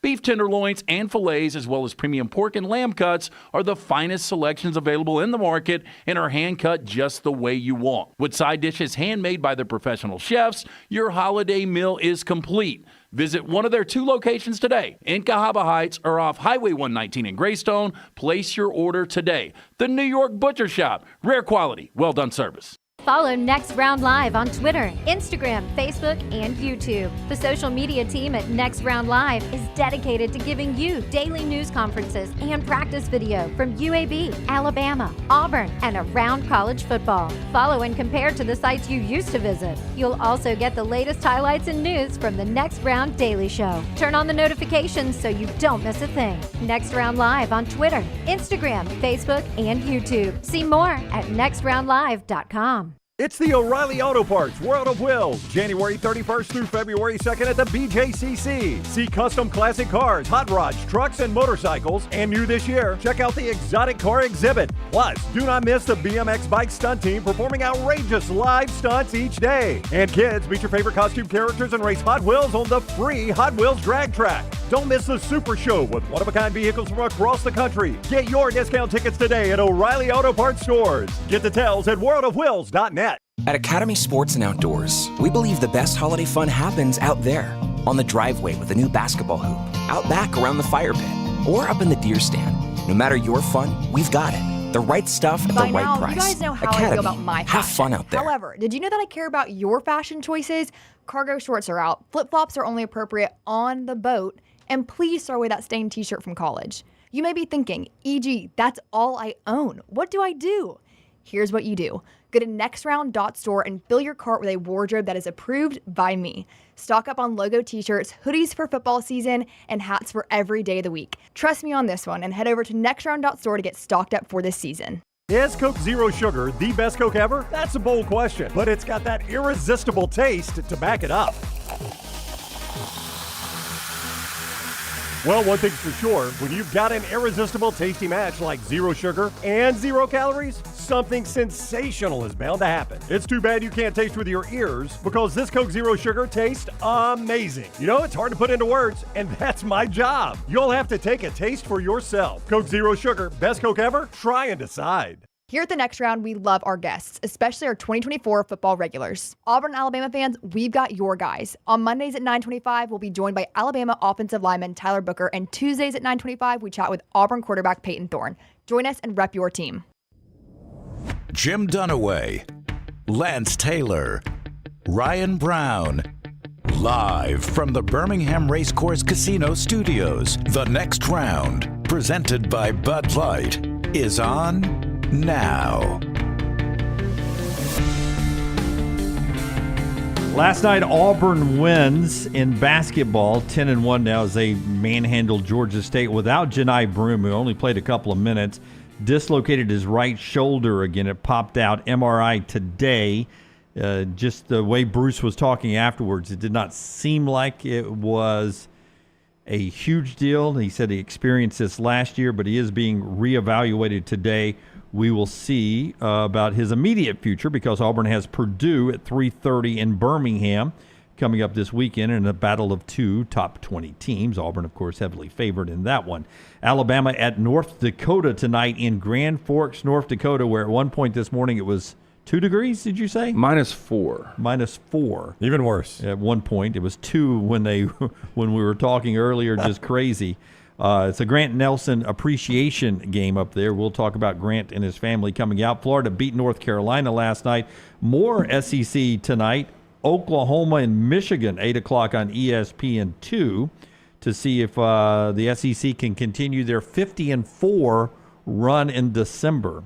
So Oklahoma, a little bit of, I would imagine, an underdog against Michigan tonight. I mean, the ACC can't catch a break. South Carolina, where would you put them in the SEC power rankings right now? I think they were the last team in the KenPom. And they beat nationally ranked Clemson last night in overtime. Yeah, that's a good Clemson team. That is a good Clemson team. SEC versus ACC. That's a Clemson team that beat Kentucky earlier this year in the SEC-ACC Challenge. As that challenge continues outside of the actual challenge, the ACC cannot beat the Southeastern Conference, it seems. So Florida beat North Carolina. South Carolina beat Clemson last night in that. Oklahoma and Michigan tonight. Couple other good games happening, including Samford on the road at Arizona this evening. 8 o'clock, you can watch that on ESPN+. UAB at home to Alabama A&M, 6:30 for that one. That's the basketball that's happening tonight. Back to football after LT tells us about our friends at World of Wheels. Yeah, a little stocking stuffer idea for you. 1 week outside of Christmas. It's the O'Reilly Auto Parts World of Wheels. January 31st, February 2nd at the BJCC. Never too early to think about this great annual event. See custom classic cars, hot rods, trucks, motorcycles, and new this year, check out the exotic car exhibit. Plus, don't miss the BMX bike stunt team performing outrageous stunts live each and every day. And kids, meet your favorite costume characters and race Hot Wheels on the free Hot Wheels drag track. Don't miss Super Show with one-of-a-kind vehicles from across the country. Get your discount tickets today. Any of the O'Reilly Auto Parts stores. Just stop in, tell them the Next Round sent you, or get details online at worldofwheels.net. It's pretty obvious the reason this is happening, but it is odd to say that the active coaches in college football have more Super Bowl wins than they have national champions. That's because Nick Saban retired 11 months ago, and Bill Belichick is now the active coach who brings all those Super Bowl wins. But LT, you talked about this when we had the playoff field laid out. In the playoff field, not a lot of past national champions there. You got Kirby Smart and you got Clemson. Somebody's about to win their first national championship unless it's Dabo or Kirby. Yeah, more than likely. I mean, if you were going Dabo, Kirby, or the field, I think everyone would take the field in this situation. And Dabo is the most experienced playoff coach in this field with 7 college football playoff appearances. But, yeah, I think somebody's going to win their first ever national championship. That's kind of exciting. So they have 2 between them each, 4 between them, 2 each, Dabo and Kirby. And that's it in college football, right? Nobody else has a national champion that's active? Not now that Mac Brown and Nick Saban have retired. I believe Do we have an old school that circled back? I don't think so. Mac Brown. Yeah. And he retired. Yeah, but I'm saying like any of those guys. Current. I cannot think of another one that is still. I mean, Nick Saban ate up so many of them. Yeah. Les Miles is out. Orgeron is out. Urban Meyer is out. Can't think of one. Yeah. Meanwhile, Belichick brings 6 Super Bowl champions with him. And this Or is it year, 7, not 6. and I know we were going to do a bracket at some point. Yeah, we're EG's printing them for us, and we're going to fill them out at some point. Oh, okay. But my point was going to be the narrative. Whoever wins there first. I mean, let's go through it real quick. If Marcus Freeman was to win a national championship this year, they built a statue for him, Lance. Yeah, I mean, like they haven't won one since '88. Perception changes so much when it comes to Marcus Freeman. Most of their statues at Notre Dame are religious figures. They are. They don't have a Lou Holtz statue. And I'm just throwing what we believe could be realistic teams to maybe win this thing. Penn State, I don't think they can, but can you imagine James Franklin can't beat a top 5 team? They had to tear a statue down there, so they might put Franklin in that spot. They've got a space. Yeah. We've already got the base. We just need James Franklin. That's all we need. I mean, it's been the only knock on Franklin, really, right, is what he does against teams he shouldn't beat, which he's about to face some of those after they play SMU. Sarkisian, I mean, it would just be one of the ultimate rebuilds of an image in the history of coaching. And I think from where he was, the jobs he got, to how far he fell, to rehabilitating everything in his life, really. I would say that if Texas were to win it, the perception would be this is the first of many for Sark. Yeah, that would be what you would think. I mean, and Texas has not won as many national championships as you might think based on where they view their program and where a lot of people so this would be huge for that fan base. And then 2 more real quick. Dan Lanning in year 3 at Oregon, I think it would be the same. First of many. Yeah, first of many. And then finally, Ryan Day. You know, the guy gets might save his job. Completely crushed. But can you imagine, hey, man, first I want to congratulate, the fan base, our administration, all of the great players, our staff. Whew, I saved my job. Yes, thank God I didn't lose this game. Yeah, because that was the tease. The fan base that has a dream candidate, and Orlovsky's in the middle of this. Brown, I'll let you tell the Orlovsky side of this, but the dream candidate they want to come home is Mike Vrabel to be the head coach at Ohio State. So I wish we could play you the video, but we cannot. It was from Pat McAfee's show, so there's some copyright issues there for us. Orlovsky is regular on his show, as he is ours, and they were talking about Mike Vrabel landing in the NFL. Now, the Jets want him really bad, according to reports. And I'll just call a quick timeout because the Titans fired him. Do you guys view Mike Vrabel as the commodity that a lot of teams No, I don't. I don't either. Yeah, I don't. I love him. As a you head love coach. him? Yeah. Yeah, I think he's good. I think he's solid. I don't think he is. Like, I thought it was so weird. Clay was on the other day. He was like, they should have never run Vrabel off, which now it looks like they shouldn't have. He was killing him. You remember that game where he kept kicking field goals? Yep. And his kicker kept missing, and everybody's like, what is Vrabel doing? Well, he's coaching by the book. That's what he was doing. Well, when your kicker keeps missing, I don't know what book you're look, using. when you lose a divisional game as the 1 seed to Cincinnati and you have 11 sacks in that game, I think the number was 11. That is almost impossible to do. It is. And I think Vrabel was a really good coach. I'm looking at the numbers. So 9-7, 9-7, 11-5, 12-5, great. Then 7-10, 6-11. Of course, Titans will take that today, but still. Yeah. It was falling off under him. It fell bad. What I would say, though, Who is his quarterback, though? Well, it's not all his fault. I get it, but they've missed a lot at quarterback there. It's not like Ryan Day's had great quarterback play. I know he's selected the guys. I mean, Kyle McCord was good last year. He got run off. Will Howard has been good. He hasn't. Who are the ones before that? I'll give you that. Yeah, I mean, Justin Fields was a stud, and they played for a national championship. All I'm saying is, C.J. Stroud was before that, right? Yeah, or after that. After that. If and they should have won the national championship. If Vrabel was to come in to take this job, I don't know how you can expect him to do more. Then the expectation would be more, but do you believe he's going to be a better coach at the collegiate level than Ryan Day? I don't think so. So here's how this went down. Other than college kids dancing on TikTok, it was the most viewed thing last night. Every Ohio State fan was taking what Orlovsky said on McAfee and doing a TikTok dreaming of, I wish you could coach this weekend. I wish you could coach this weekend. What Orlovsky said was, they're talking about Vrabel's landing spot, and he goes, I don't think, basically, to paraphrase, I don't think he's going anywhere. I think Mike Vrabel knows where he's going. Sly smile. He already knows where he's going. Sly smile. And he ain't going to Ohio State if they win a national championship. And everybody was kind of like, is Dan going to say it? Is Dan going to say it? So I think somebody said, is it Ohio State? Dan didn't say anything, just sly smile. So everybody is basing the rumor on that interview that Vrabel already, that he wants Ohio State, which who wouldn't, right? He wants Ohio State, and either Ryan Day wins the national championship, is so insane to say. Either Ryan Day wins the national championship or he's dead man walking, which I still find almost impossible to believe. Like, if Ryan Day, which this is entirely possible, by the way, makes the national championship game, and I don't have the bracket in front of me, they then would lose to... it would be somebody from the bottom, Georgia. Penn State. Okay, that's who I was asking. Georgia. Let's say Kirby somehow pieces this together without a quarterback. Georgia gets there. They beat Ohio State. You're literally telling me their reaction to that's going to be fire Ryan Day. If that bracket plays out and he loses in the national championship game. Yeah, here's what's crazy. What is Auburn's expectation every year?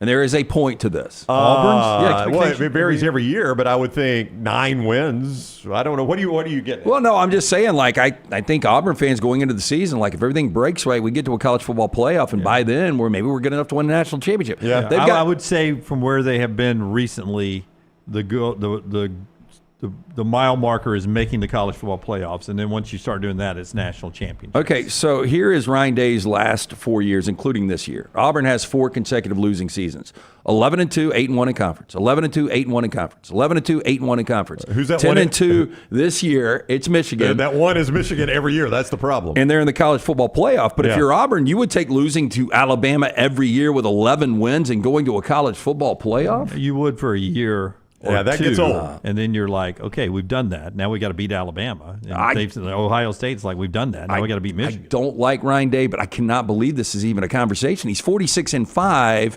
in 7 years, or 6 years, I should say, in conference. And 4 of those losses are to Michigan. But outside of Michigan, he's 45-1 in the Big Ten. But every day, somebody wakes up next to a supermodel and says, I'm sort of tired of waking up next to her. And that's what Ohio State has. Well, he goes out and gets another supermodel because he's probably rich if he's doing that. Is Vrabel obviously better as a college coach than Ryan Day? I am not willing to accept that. Yeah, do we remember Luke Fickell? I'm not willing to accept that Mike Vrabel is obviously a better college football coach than Ryan Day. Let me ask you this. Do you think in 4 years Vrabel would have 43 wins in the regular season? I was going to ask you the same question. If you went over-under on Vrabel's win total, what is it? So what is the last 5 years? Just give me his current record at Ohio State. 66-10. 66-10. That's it, right? So he's coached 76 games. Yeah, and so in 6 years. Yeah, in 6 years, 76 games. Averaging 11 wins a year. Right. I mean, I would be stunned if Vrabel has 66 wins in his first 76 games. Stunned. I would be stunned. Yeah. I mean, sometimes you wish for things, and then after the fact, you're like, damn, what have I done? You could pull Nick Saban off of the game day set and drop him in that situation at Ohio State, and Saban would do well to have 66 wins in his first 76 games. Yeah, and he didn't do that. I mean, he barely did that clip at Alabama. Here's the bigger problem. Like, as an alpha, as one of these programs like Nick Saban in Alabama and Ryan Day in Ohio State, I think you had a better chance of dominating 2 or 3 years ago. We've got much more parity. Yeah, we do have a lot of parity. Vrabel. So not a great time to be Ryan Day, to be honest with you. Probably to the Jets, but Orlovsky smiling, getting Ohio State fans excited as the playoffs approach this weekend. More playoff talk with Brooks Austin coming up, the film guy, at 10:30-ish when he joins us in the next segment. Before we get to 4 downs right here, I want to tell you about our friends at New Life Art. DanielMooreArt.com is the website. DanielMooreArt.com. Get the legend, a tribute to Coach Nick Saban and his 6 national championship seasons. Brown doesn't think he can be dropped in at Ohio State and get another trophy. I think he could easily. Did not say that. 2025 calendars out there for the stocking stuffer. Use the coupon code TNR to get 20% off. It's a tribute to Nick Saban and so many more great works of art. Check them all out. DanielMooreArt.com. DanielMooreArt.com for all the great Daniel Moore artworks right there. And our friends at Slice. 5 great locations: Lakeview, Vestavia, Montevallo, Crestline Park, newest location right there in Edgewood. Get in and see the Bajagia Brothers. Local pizza, local ingredients from the hot mama to the soul pie. You're going to love it. For more information, SliceBirmingham.com. First down. Who starts more games next season, Kirk Cousins or Carson Beck? Do I get Carson in college too? No, I mean, that's anywhere. You don't know. Yeah, I'll take Carson Beck. I don't think Carson's going pro. Here's the problem with Kirk Cousins. He's owed all that money from Atlanta, right? So if somebody takes him off Atlanta's hands, Atlanta's on the hook for that? Atlanta's on the hook for it. Or at least a lot of it. You can work out a deal that will pay 80% of it. Yeah, like if Cooper Rush gets another deal and he's the backup in Dallas, Atlanta's paying for him to be the backup in Dallas is the question I'm asking. Yeah, so Kirk Cousins will find a landing spot.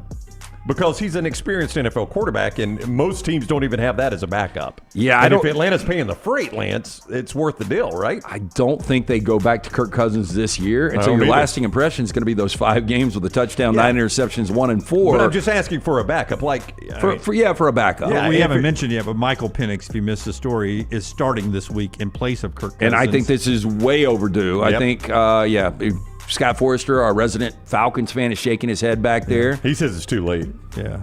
He's playing mind games. It's too late. The Bucs are going to win out. I think it's done. I think Penix is going to slay it these last 3 games. I really do. I think the team's going to rally around him. I think the Bucs have got the much easier schedule, so I think you guys will end up getting to the postseason. The Falcons play the Giants in the same schedule, right? Don't they play the Giants, the Panthers, so the and Bucs, the Saints? Bucs play 0 good teams. Yeah, 0. I think we play the same teams, except you play the Giants and we play the Cowboys. Who do they have, Scott? The Falcons play the Commanders, who are a team with a pulse. Team. That's a team with a pulse. Yeah. He's right about that. And the Bucs play 0 teams with a pulse. Yeah. But if you are Drake Rivalry London, games. if you're Kyle Pitts, if you're Bijan, you're any of these guys, are you not excited? Ray McLeod, you're excited about the change. Yeah. Probably the only one that's not excited is Bijan, because last week I saw this stat. On first down, they ran 23 of 24 first down plays. They were scared to throw. Yeah. Yes. Kirk Cousins handed off to most likely Bijan Robinson most of the time. Yeah. 23 of 24 first down plays. That's asinine. I do think Penix is going to come in and spin it, and I think it's going to be really interesting. I think you guys will end up getting the bid. With all that said, yeah. By the way, he also runs better.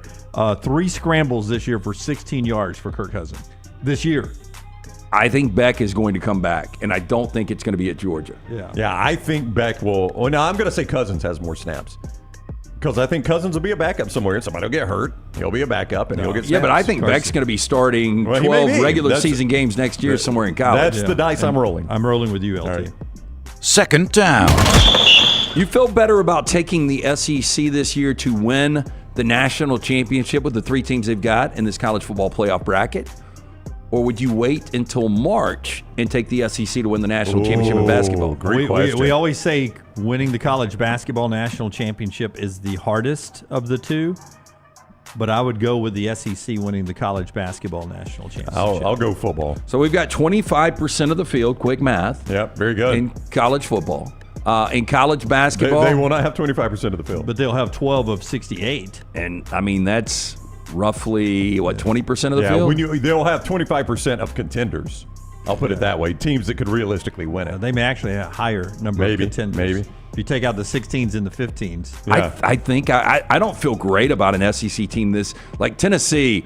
I will be blown away. I know there's other people that believe they can win this thing. I would be blown away. Then it comes down to Georgia with a backup quarterback. Yeah, I would be blown away. I'm concerned about the SEC having a team in the Final Four. In basketball or football? In football. Oh, you're out of your mind. I would take basketball 100%. I'll go football. I'll take basketball. Third down. Sometimes I think you two have moved to Massachusetts. When did y'all quit living in Alabama? Which non-brand gets back? I don't know what's happened. All of a sudden, I'm the one agreeing with Lance all the time, and you're not agreeing with Lance all the time. When did y'all move out of the Deep South? All right, go ahead. Which non-brand gets back to another college football playoff first? Arizona State, Boise State, Indiana, or SMU? I'll go SMU. I think, finding a way through the ACC will be easier than the Big 12. Indiana's not doing it again. I don't know that Indiana could do it again. And SMU's always going to have money behind them. I would go SMU or Boise. I mean, Boise's really only got 1 spot, though. So I think that's what makes it tough. Yeah, the ACC has proved you can get 2 in. Yeah. So I would go SMU as well. Yeah, I would say the Mountain West is about to get easier, though, right? how are we going to judge the Pac-12 in the future? They can't be a power, No. so they're going to be also. They'll be a Group 5. Group of 5. So now you're a Pac.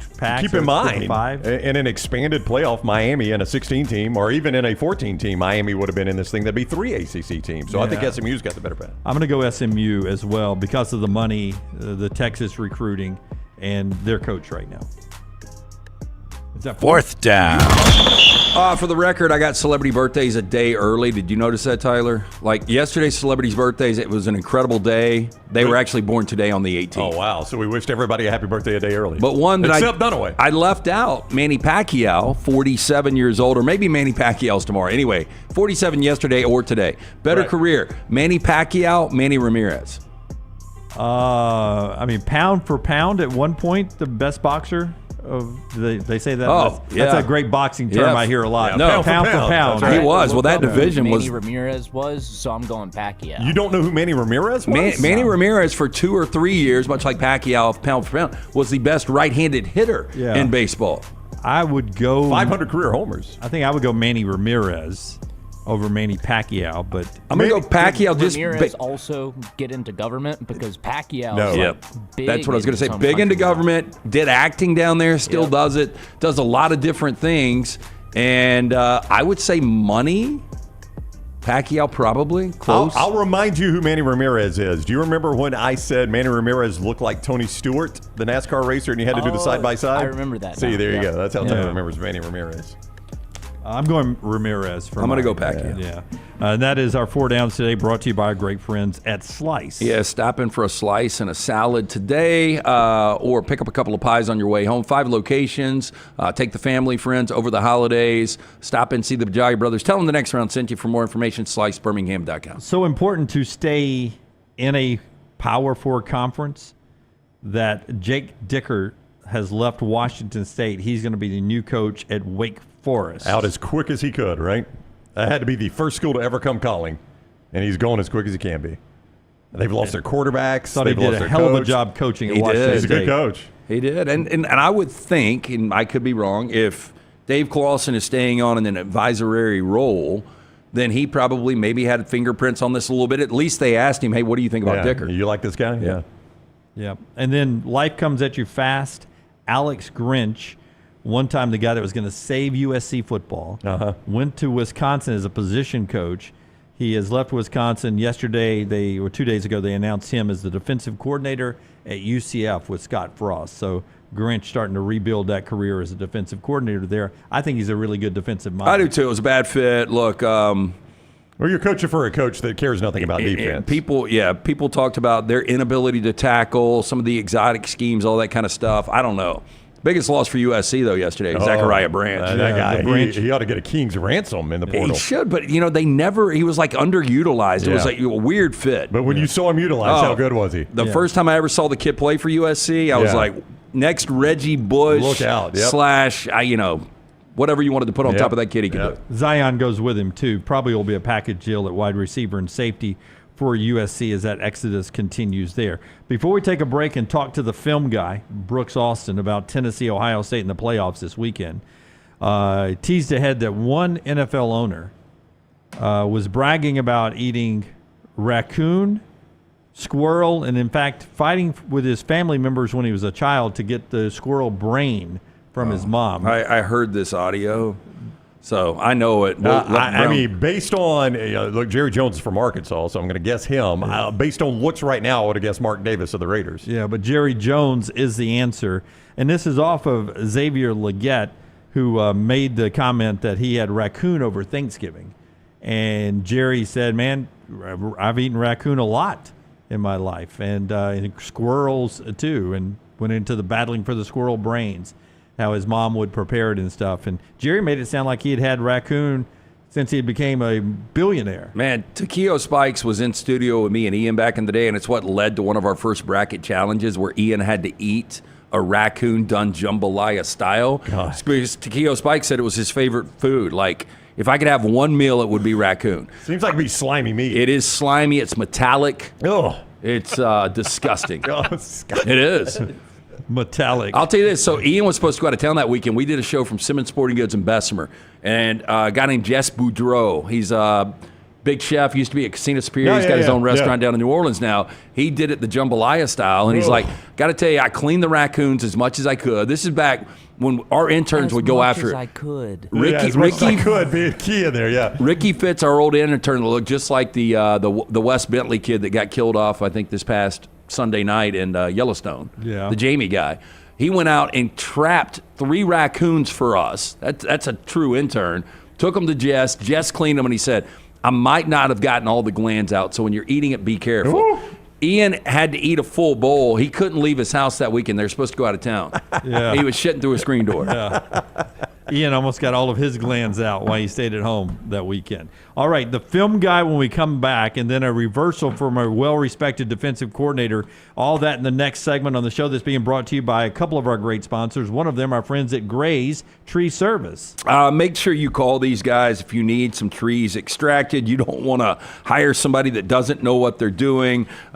This is a very dangerous work, and these guys are the absolute best when it comes to it. Family owned and operated for over 25 years, right here in Birmingham. Experts in high-risk tree removals, trusted by nearly every golf course in town. The Birmingham Zoo, there is no competition. Call 205-281-6100. Tell them the next round sent you. You can scan that QR code or just visit graystree.com. Tackle game day with a great taste of Coke Zero Sugar. Is it the best Coke ever? Try and decide. The film guy, Brooks Alston, talks college football playoffs next. Everything Next Round is on demand now in the podcast section at nextroundlive.com.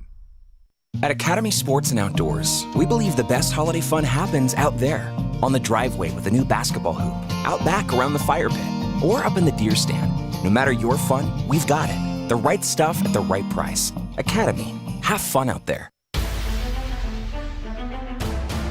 Hey, this is Matt Roth, the franchisee of Walk On Sports Bistro in Birmingham. With the kickoff of football season, come visit us at one of our 3 locations, Stadium Trace, Greystone, or Trussville. Come enjoy our scratch kitchen menu while watching one of our 80 TVs. Whether you're looking for a pre- or post-game celebration, game day, or date night, we've got you covered. It's all about the win at Walk On Sports Bistro. Walk On, where everybody needs a little playing time. Remember the name Way to Wellness if you're battling weight loss in your life. I'm Jim Dunaway from The Next Round. There was a time I was over 216 pounds until Way to Wellness helped me lose 45 pounds, and now for over 2 years, they've helped me keep that weight off. Here's their website, aplanforme.com, aplanforme.com. That's a great name for a website because there's no cookie-cutter plan. Everything is designed specifically for you. No contract, no sign-up fees, and your first consultation is free at Way to Wellness. Hey, there's nothing worse than waking up to a plumbing problem. Don't get caught in a flooded house. Call the guys at Hemp Hill Services. Adam, Chad, and the team at Hemp Hill are the only ones I trust to fix it and fix it right the first time. Hemp Hill Services does it right and always at a fair price. For all of your plumbing, cooling, and heating needs, trust the name that Birmingham has trusted since 1954. That is Hemp Hill Services. Call now, 205-229-2090. That's 205-229-2090. Is Coke Zero Sugar the best Coke ever? That's a bold question, but it's got that irresistible taste to back it up. Well, one thing's for sure, when you've got an irresistible tasty match like zero sugar and 0 calories, something sensational is bound to happen. It's too bad you can't taste with your ears because this Coke Zero Sugar tastes amazing. You know, it's hard to put into words, and that's my job. You'll have to take a taste for yourself. Coke Zero Sugar, best Coke ever? Try and decide. This hour of The Next Round is presented by the Birmingham Racecourse Casino, now featuring 7 days of giveaways with your chance to win a share of up to $125,000. The more you visit the Birmingham Racecourse Casino, the more chances you have to win. At Academy Sports and Outdoors, we believe the best holiday fun happens out there, on the driveway with a new basketball hoop, out back around the fire pit, or up in the deer stand. No matter your fun, we've got it. The right stuff at the right price. Academy. Have fun out there. The beauty of the holiday is at the center of your table with the New York Butcher Shop. Their selection of USDA certified Angus prime rib roast, beef tenderloins, and fillets, as well as premium pork and lamb cuts, are the finest selections available in the market and are hand-cut just the way you want. With side dishes handmade by their professional chefs, your holiday meal is complete. Visit one of their 2 locations today in Cahaba Heights or off Highway 119 in Greystone. Place your order today. The New York Butcher Shop. Rare quality, well done service. Hey, let me tell you about our friends at Urology Centers of Alabama. Compassionate and comprehensive urological care with 35 physicians, 17 locations across Alabama. Their patient-centered approach to all of your urological needs. Remember, they've got that new men's health center. It is beautiful, helping men with a wide range of sensitive male issues in a comfortable environment. You can always go online, visit urologycentersalabama.com, schedule an appointment with one of their many urologists today. Want more of the show? Download the app or visit nextroundlive.com for the latest podcast, The Mystery Fifth Hour, our Not For All Ages podcast, The Last Call, and the entire Double Down Media podcast family. All at nextroundlive.com and on the Next Round app. The World Wide Web is a large place. Find all your favorite people and content in the same spot. NextRoundLive.com is full of wonderful tidbits about the show you know and love. Find our gear, listen to your favorite personalities, follow our socials, and enjoy your trip to NextRoundLive.com.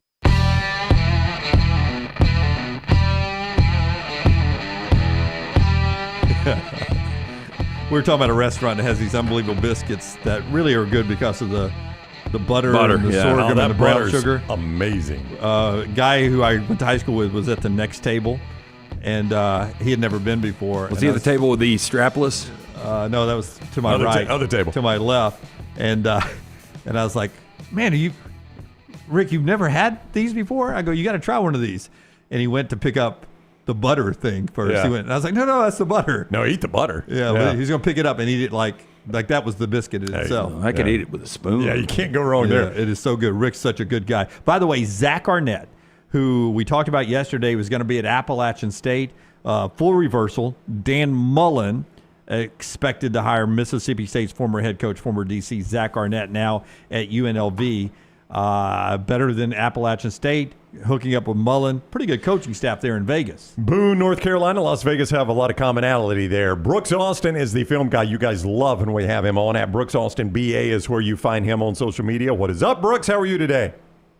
I'm doing well, boys. You know, as a guy who watches a lot of film, you never really get a true feel of what you're watching until you see it in person. And I felt this way about meeting you guys in real life. Much more handsome in real life than even on film. I'm glad you noticed. Yeah, I'm glad you noticed. Yeah. I think there's tongue-in-cheek there after I bumped into him on the sidelines, and he was like, sorry, sir, let me help you up. Yeah. You okay? Brooks' latest film deep dive is on Tennessee, Ohio State. What would your summary takeaway be from breaking down this Tennessee-Ohio State game coming up Saturday night? Ooh, first and foremost, I racked my brain. I searched and searched and searched and thought. When you go to play Tennessee's offense, it's not just the pace. People talk about the pace. A lot of teams play with pace. A lot of teams nowadays trying to get as many cracks at it as they possibly can.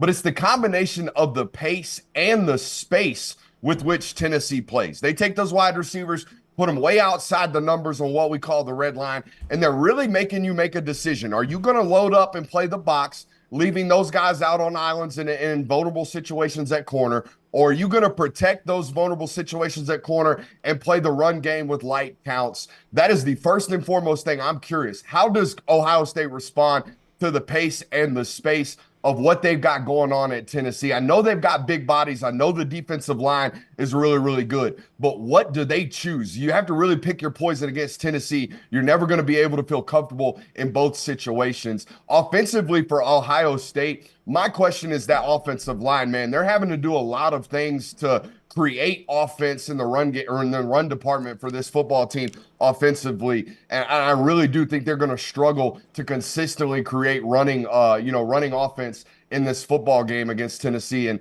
offensively, man, for Ohio State, they've really had to protect their quarterback, a quarterback that they spent a lot of money on in the portal with just basic concepts, man. They're not the Ohio State of old that I'm used to watching on film from Ryan Day and Chip Kelly. Hey, when you look at their averages, Brooks, Quinshon Judkins 5.5, Travion Henderson 7 yards per carry. But watching it, it looks a lot different. And, these are two guys, when healthy, you would think with Ohio State, they'd be able to go, 200 combined yards per game. they just effectively haven't been able to do that against really good competition. Is it as simple as the offensive line hasn't been that good, it's been that banged up? I think so, to be honest with you. I think they have a real problem right now being a little bit too complex. I think they're doing too many things. They're trying to do a bunch of things halfway well instead of doing a couple of things really, really good. But you hit the nail on the head, man. When you lose a first-round caliber left tackle midway through the season, and then you have another guy go down, and then Seth McLaughlin pops his Achilles, and now all of a sudden we're doing all this rigmarole, switching guys in and out. You're going to have some down-to-down inconsistencies in your performance as an offensive line in the run game, and you've seen that. And I think what's created some of those illusions, if you will, in the average or yards per carry for these running backs, man, they do still create chunk plays. They'll still be able to, one down run and get stuffed for 2 yards, and then next thing you know, turn around, Quinshon Judkins going for 65 as I get an Amber Alert in the middle of our interview. But nonetheless, they've had a down-to-down efficiency problem all year long, and as my producer gets one as well right after that. But yeah, you've had a down-to-down efficiency problem at Ohio State with regards to running the ball, something that I didn't expect to happen when Chip Kelly came over from UCLA, but it boils down to offensive line play, man. When they got really elite defensive tackles in front of them, they struggled to stay on blocks. They would check and make sure it's not for Ryan Day. The Amber Alert? Yeah, because they really... Boys, do I have a take for you? Because I always come on here and I like to listen to what you guys got going before I come on here. Boys, the standard at Ohio State is not 66 wins out of 77 games, whatever the hell y'all just rolled off. Guys, they've had 2 losing seasons since the conclusion of the Second World War. They win games at Ohio State, no matter the football coach. The standard is national titles, and he ain't doing that right now. He's got to go do that, okay? So Nick Saban, 66 wins? No, Nick Saban walks in Ohio State and doesn't lose to Michigan, who can't establish a forward pass. That is the problem right now against Ohio State or with Ohio State. The standard ain't winning 10 games, 11 games, winning 66 out of 77. No, the standard is go win titles. He's got to go do that. Brooks, I wish you were a wrestler.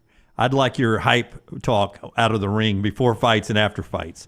I think you'd be I'll cut a promo for you. Yeah, you'd cut a good promo for me. I'll meet you, Coco Beware. Hey, Caleb Downs. Caleb Downs in this secondary, having had a look at the Heupel way of doing things one time. Does that help maybe in the DB room that he can help educate the other guys a little bit? I cover high school football here in the state of Georgia, as does Gary Downs now, believe it or not. Yeah. The father of Caleb Downs. This is actually a conversation I had with him a little bit yesterday, just getting into it's an unfamiliarity situation for everybody in that building except for Caleb. And man, what a football player to have on your roster at this point when no one has familiarity. It's basically a defensive coordinator. I mean, he's that smart. He's that much of a football savant. So, yeah, having at least one one prep for this football team last year at Alabama, a tremendous advantage for a roster and a building who otherwise would be going into this sucker completely blind. So, yeah, there's 100% at least a sense of familiarity on the side of Caleb Downs, and that's going to provide a sense of safety for them. I'm expecting him to make some type of major impactful play on the extended RPO game that Tennessee's got. They hit Vanderbilt for a 180-yard explosive with Dante Thornton and another touchdown later with Mike Matthews, where the safety's in conflict, and if the safety can make a play on the football, they might create a turnover. Tips and overthrows and interceptions are created off RPOs at the line of scrimmage by those second and third level defenders. I expect Caleb Downs to make some type of impactful football play in this game, which, by the way, he's done in every big game for them. I think he won them the game against Penn State. The running game for Will Howard late in that football game iced the game, but the fourth quarter goal line stand was all Caleb Downs. An early third down turnover on downs was all Caleb Downs. You look at the Oregon game, their defensive ability to stop the passing attack, all Caleb Downs. This is their guy, and they employ him and use him to make impactful plays. I expect him to do that Saturday. Brooks Alston is the film guy at Brooks Alston BA on social media. In this game, Ohio State and Tennessee, if I ask you to pick a quarterback, like equally prepared teams, you get one of these two quarterbacks. I'm going to assume you're going to say Howard.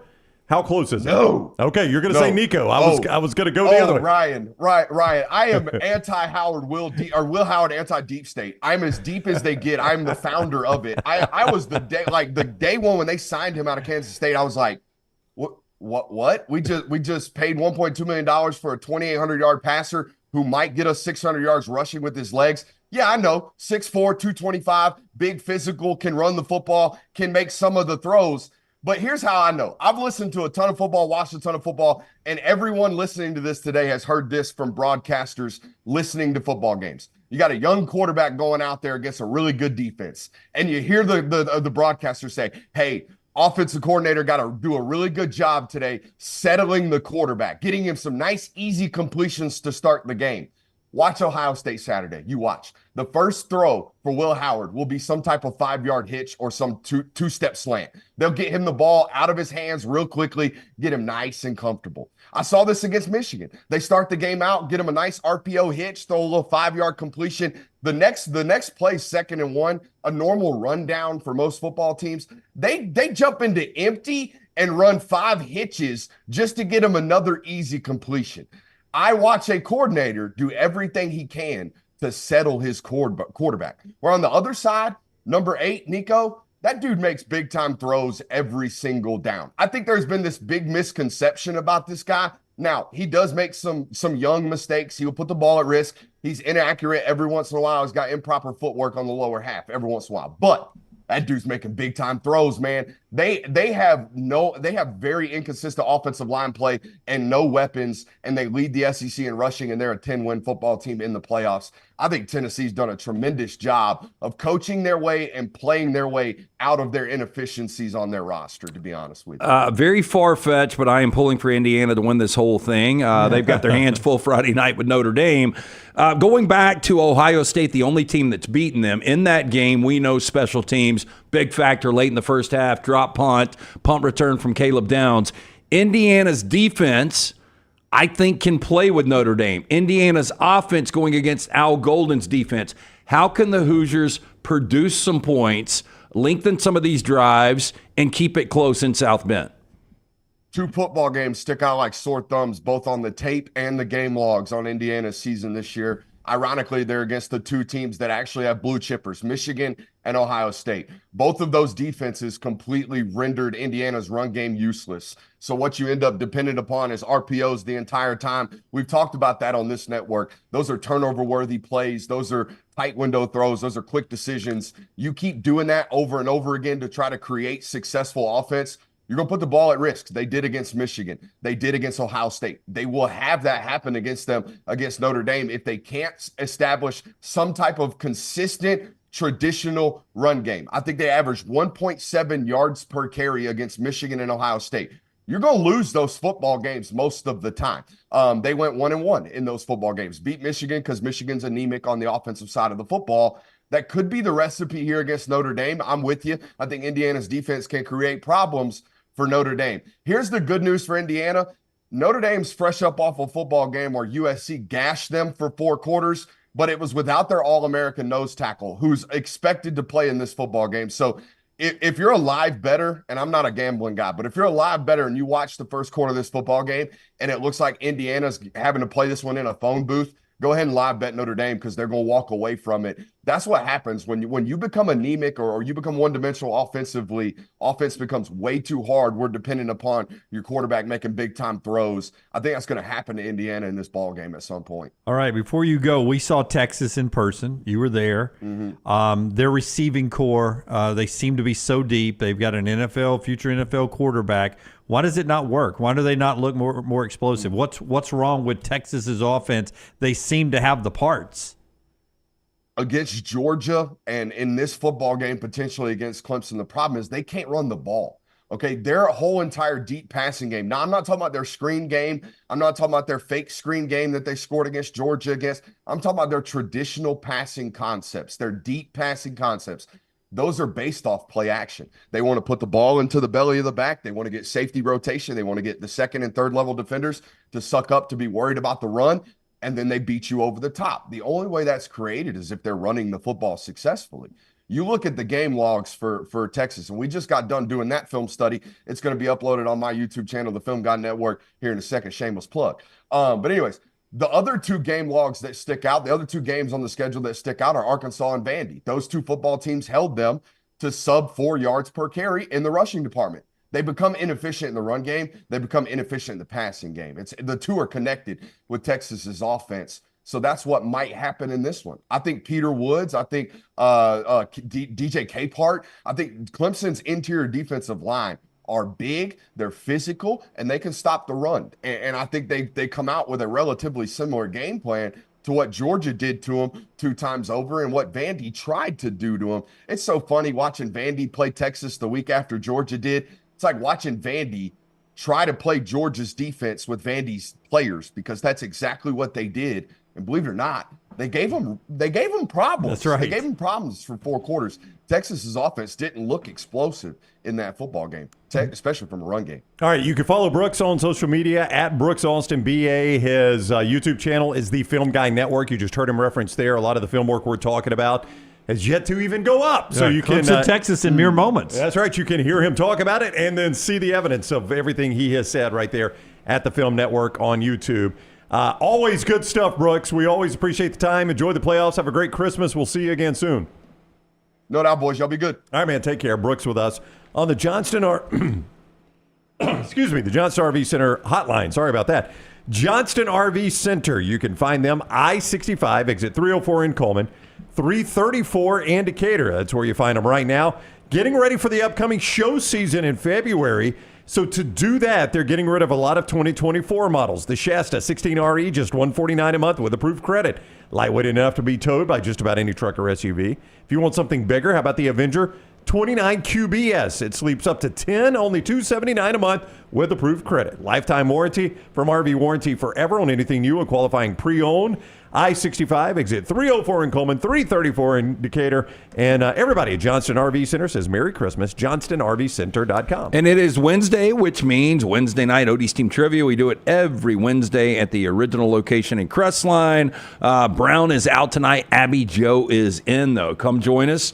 Get there a little early. Enjoy some of the incredible food from Rodney Davis. He's been doing it for more than 35 years. Award-winning wings, delicious burgers, great sandwiches, including the Diablo sandwich. Also, incredible bowls of chili. Stop in to both locations, the original in Crestline, newest location in Edgewood. Get in and see Will Haver and that great staff. Birmingham institution. It's Odie's. Before we do our spotlight, Auburn's Rivals site is reporting that Auburn has signed Western Kentucky defensive lineman. Get there a little early. Enjoy some of the incredible food from Rodney Davis. He's been doing it for more than 35 years. Award-winning wings, delicious burgers, great sandwiches, including the Diablo sandwich. Also, incredible bowls of chili. Stop in to both locations, the original in Crestline, newest location in Edgewood. Get in and see Will Haver and that great staff. Birmingham institution. It's Odie's. Before we do our spotlight, that is bizarre. Auburn's Rivals site we should be getting reporting that Auburn has signed Western Kentucky. Major deja vu that helped. there. Whatever you just pulled down helped tremendously. All right. Yeah. I don't know what happened. I don't either. That was bizarre. That's okay. From Rivals, Auburn has signed Western Kentucky defensive lineman transfer Dallas Walker IV, Dallas Walker IV. That according to Auburn's Rivals site. Birmingham. 46 tackles, 1 interceptions, 1 forced fumble this season for the Hilltoppers. So a pretty good pickup there for the Auburn Tigers for that defensive line as they continue to work there on that. Spotlight time brought to you by our friends at McCurry. Let's nail that right here. See if we can. The College Football Spotlight. Never been so nervous for the spotlight. McCurry Van and Car Rental. When you are out on the road this holiday season, rent from McCurry Van and Car Rental, local rental company you can depend on. All the SUVs, passenger vans, cars, trucks, they make it easy to rent. They get you in and out fast. Locations in Athens, Muscle Shoals, Huntsville, 2nd Avenue Northwest of Coleman, Skyland Boulevard in Tuscaloosa. Reserve your rental today, 256-559-1003. That's 256-559-1003 or McCurryRentals.com. And our spotlight today is ticket prices for the weekend coming up in the college football playoffs. Brown's been monitoring this, and am I right, Brown, that maybe we've had a dip in the demand for these tickets? Well, let's start. I'm not going to go in order here. I'm just going to do it the way I've got it pulled up. Okay. We'll play a guessing game. Lance likes to do guessing games. Lance, he doesn't love them, but he likes them. I think okay. like is a do good you like or description. love Lance guessing games? Sometimes I love. Sometimes I love. I'm going to love this one, He's Brown. going to love it. Don't speak for Lance, Jim. Get in for Saturday morning's Penn State SMU game. Get in for Penn State SMU is $183. Get in for Saturday's Penn State SMU. Jim, do you have the face value on these? I do not yet, Brown. I'm looking through about what turns out to be about 1,000 pages. Get in for the Nittany Lions and SMU, $55. Okay, I was going to overpay there. Yes, you were. You were going to actually get a really good seat. The game, I have learned, was not even a sellout as early as last week. Like Penn State and SMU was not a sellout. Now, Texas, they got to be hungry. Right? I can't believe Dunaway might be right about some empty seats. I know. I've got to see it to believe it. Yeah, I hate to admit it, but I think he's going to be If right. you're a proud program and you've got empty seats for a college football playoff for the first ever on campus, that's pathetic.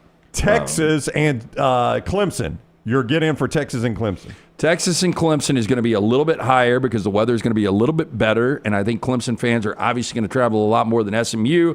I will say that get in is $218. $93.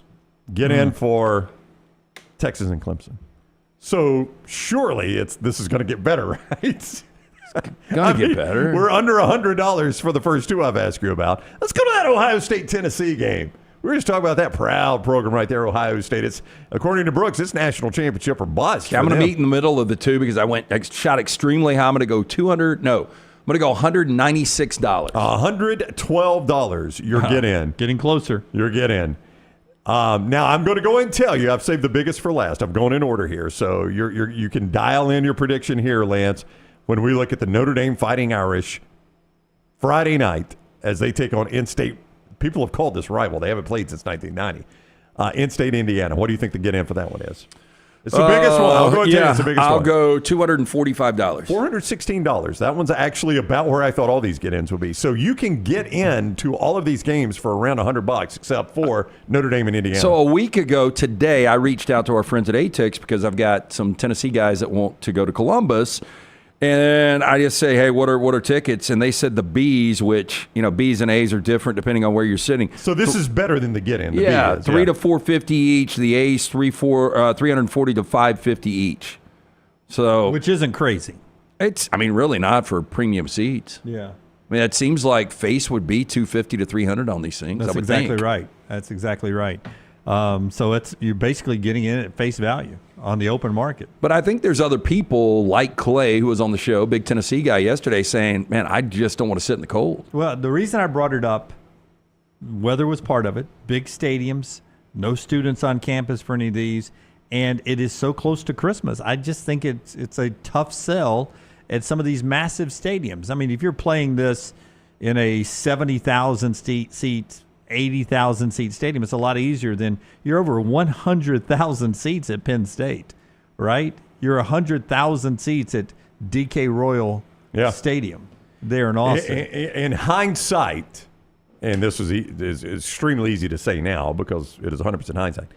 In hindsight, rather than expanding all these stadiums, if schools had just sat on that money for NIL, they would be in such better shape right now. I said that to Maggie last night after speaking to that person of interest about money and donations and stuff, and talking about how you don't get asked to help pay for a zone or an upper deck or new suites or anything anymore. It's all about NIL,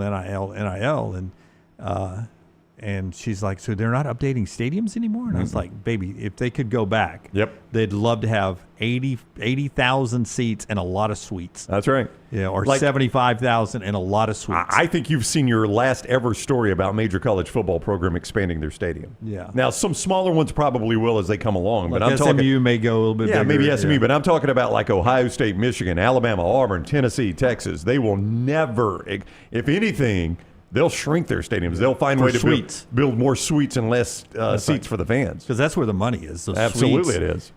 To get the big boosters some premium seating at a price. Yeah, I mean, it's beautiful at Bryant-Denny Stadium. When it is packed, it's a hard sellout, and you got 100,000 in there, and the students are all filled out. I mean, it is beautiful. But it is, I mean, I think you would trade back to like 90,000 and add a bunch of suites in there if you were Greg Byrne tomorrow. Trade one upper deck for a bank of suites in a basketball arena. He'd take that in a heartbeat. In a heartbeat. That's easy for us to say right now, though. Yeah. All right. Top of the hour, Chip Brown talks about Texas. After talking to the film guy, I'm a little worried about Texas surviving Clemson. No doubt. And then I'm worried about the SEC getting a team in the Final Four in these playoffs that start on Friday night. So, are you accepting Texas now as part of the SEC? Like, now that they lost to Georgia, yeah, I mean they've got to represent us now. Yeah. Okay, so you want that? I want them to win. I think there's more SEC fans that are still pulling against Texas. Wow. Oh, no, I want them to win. I didn't think they would now. I didn't want them to win the conference championship, but they're flying the banner now, so I need them to represent. Show being brought to you by a couple of great folks. One of them, our friends at Hemp Hill Services, LT. Hemp Hill Services, 205-229-2090. Weather's going to be back and forth. It will drop sooner than later. You need to make sure that heating unit ready to keep up with this changing weather. Whether it's your home or business, they're ready to serve you. Call Adam, Chad, Andrew, the guys there, 205-229-2090 or hemphillservices.com. And as you continue your Christmas shopping, don't forget to stop by Academy Sports and Outdoors. Brand new location open right now, 4610 U.S. Highway 280 in Birmingham. All the great brands you trust like Nike, Stanley, Brooks, Carhartt, Blackstone, Yeti, Titleist, Shimano, and more. Academy Sports and Outdoors. Chip Brown talks Texas Clemson next. Follow Scott Forrester on Twitter at Scott Forrester TV. It's the O'Reilly Auto Parts World of Wills, January 31st through February 2nd at the BJCC. See custom classic cars, hot rods, trucks, and motorcycles. And new this year, check out the exotic car exhibit. Plus, do not miss the BMX bike stunt team performing outrageous live stunts each day. And kids, meet your favorite costume characters and race Hot Wheels on the free Hot Wheels drag track. Don't miss the Super Show with one-of-a-kind vehicles from across the country. Get your discount tickets today at O'Reilly Auto Parts stores. Get details at worldofwills.net. Is Coke Zero Sugar the best Coke ever? That's a bold question, but it's got that irresistible taste to back it up.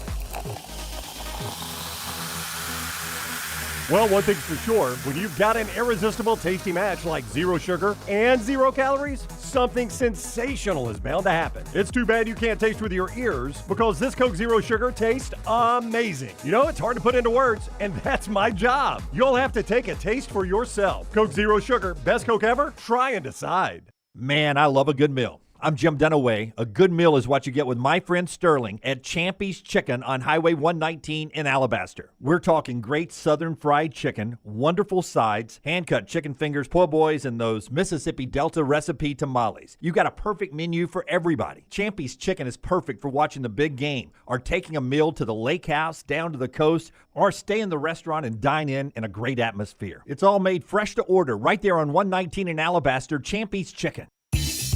Hey, you. It's the holidays. Give cheer a lift. And at New Balance Birmingham, we got the gift. That holiday vibe? Find it inside. Come together at New Balance Birmingham on Highway 280, right next to Chick-fil-A. New Balance Birmingham, we got now. At Academy Sports and Outdoors, we believe the best holiday fun happens out there. On the driveway with a new basketball hoop, out back around the fire pit, or up in the deer stand. No matter your fun, we've got it. The right stuff at the right price. Academy, have fun out there. In some places, football is a sport. In Alabama, it's a fine art. New Life Art is proud to announce Daniel A. Moore's upcoming painting, Deuces Wild. This season, Bama is blessed with a pair of very talented deuces. The pair played a huge role on both sides of the ball in the Tide's amazing 41-34 victory over number 2 Georgia. Deuces Wild will portray the unbelievable game-winning 75-yard touchdown catch by deuce number 1, Ryan Williams, late in the fourth quarter. The Dogs' last chance drive was stopped by deuce number 2, Xavier Brown, as he made the game-saving interception in the end zone, which will be celebrated separated by a small artist's remark in the bottom margin of each print. Go to danielmooreart.com to see the artist's preliminary sketch and take advantage of special pre-publication pricing for Deuces Wild. Also available, The Legend, Daniel Moore's final tribute to Coach Nick Saban. Order now at danielmooreart.com.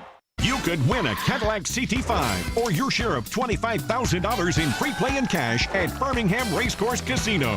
The more you visit, the more chances you have to win. Play the latest, most exciting games around with fun bonuses and big jackpots. You can be a winner too. Come win your share during the Cadillac CT5 and $25,000 giveaway at Birmingham Racecourse Casino. Drawings April 5th and 6th. Located off I-459, exit 31, Derby Parkway. Must be 21 or older. Must be present to win.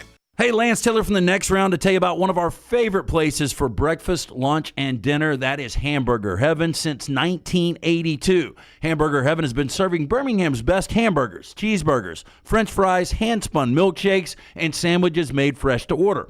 All of their ingredients are fresh and prepared daily. This includes their beef, always fresh, never frozen, hand-pattied each and every day. For breakfast, lunch, or dinner, visit any of the 4 locations, Highway 280, Irondale, Gardendale, and Homewood.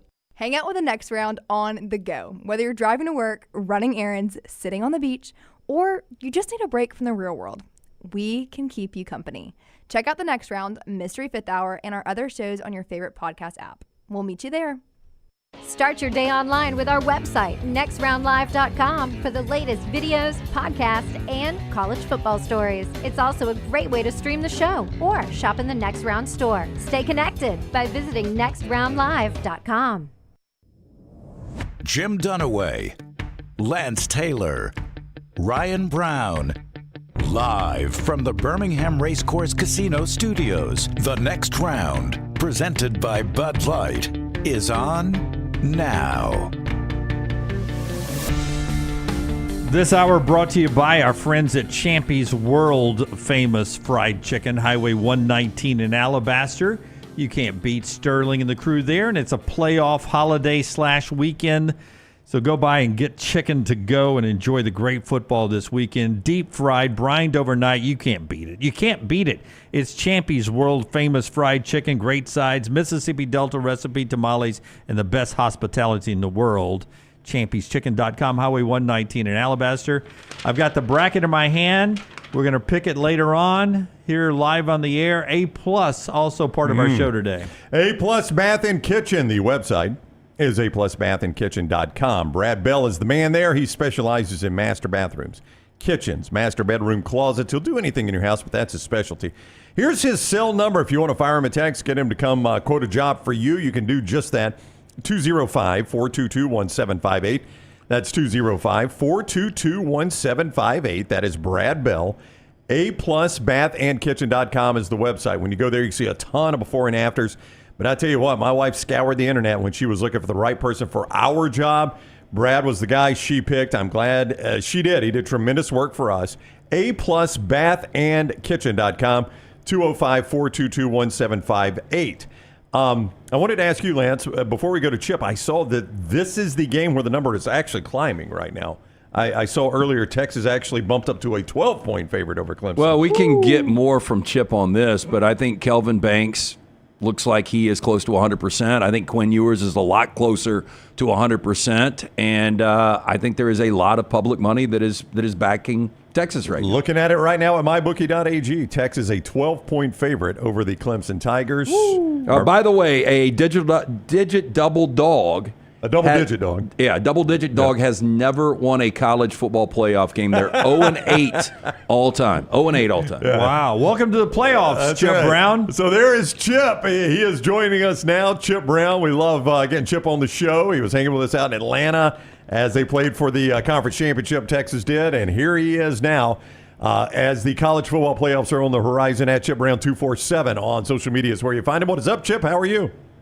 Double-digit dogs, 0-8 in CFP. Okay, good. Yep. Right. That's a good nugget to get from my man Lance's Lock. Lanceslock.com. I can't wait to jump on with you guys tomorrow. Is that part of it though, Chip? Is it the injury to Kelvin Banks? I mean, that was, with Kelvin Banks' SEC championship, they probably win the game.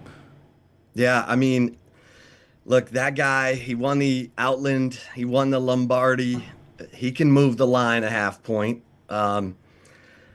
He's a big time difference maker. And again, I can't wait to see that matchup with TJ Parker, the super sophomore from Clemson, who's got double-digit sacks, 19 tackles for loss, 6 forced fumbles, big number 3 for Clemson. So that'll be a matchup worth zeroing in on Saturday at 3:00 Central. So, I mean, you covered Texas for a long, long time. Is it like designated survivor? Do you guys have a planned injury for every championship game to when you lose it, you can go back to that injury? Wow. Colt McCoy? Yeah.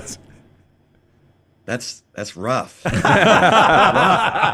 mean, come on, Dunaway. That's rough.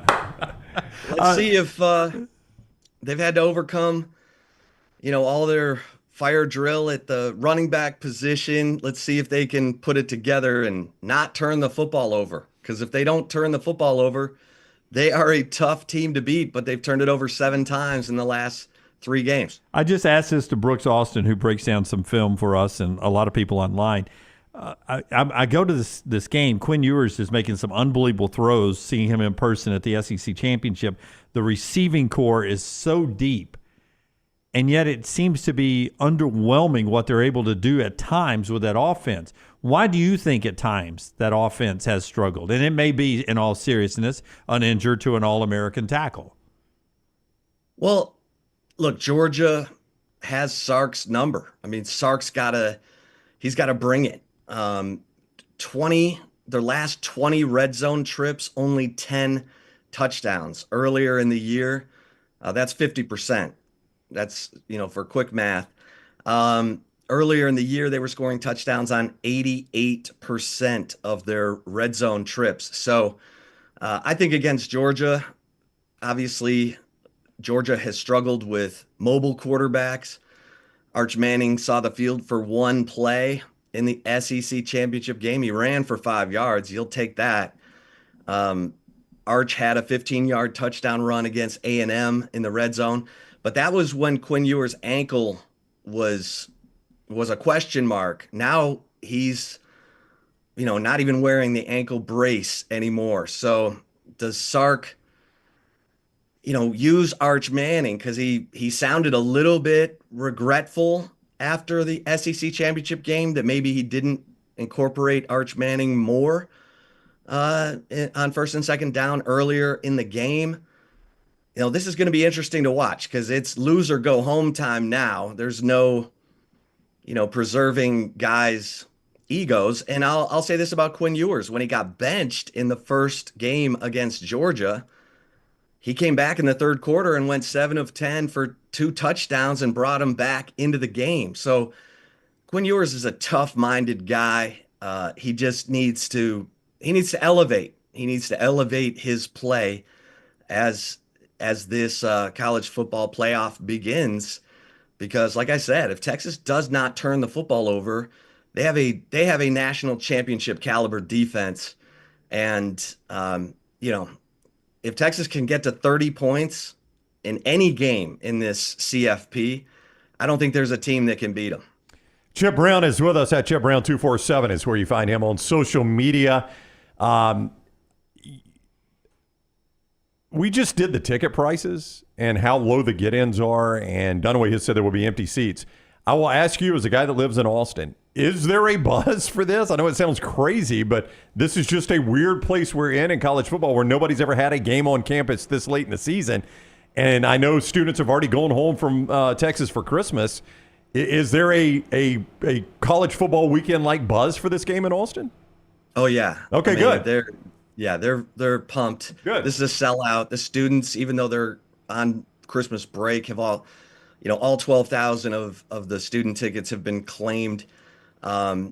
So yeah, this should be bonkers. Good. And then when you incorporate the fact that burnt orange versus bright orange, for the first time ever, these two teams are meeting. Clemson's a big brand. Cade Klubnik, the Austin, Westlake quarterback for the Clemson Tigers is coming back home. Yeah, this is going to be this will be through the roof. Yeah, Chip, I was surprised on the ticket pricing, and we've got McAfee on one of our TVs down here, and I just saw the quote, are the college football playoffs too close to Christmas? And you covered Texas when they used to play A&M on Thanksgiving, and those were sellouts. So that's actually on the holiday, so it kind of blew me away that the ticket pricing is dropping as much. Well, the ticket pricing tends to relate to the visitor.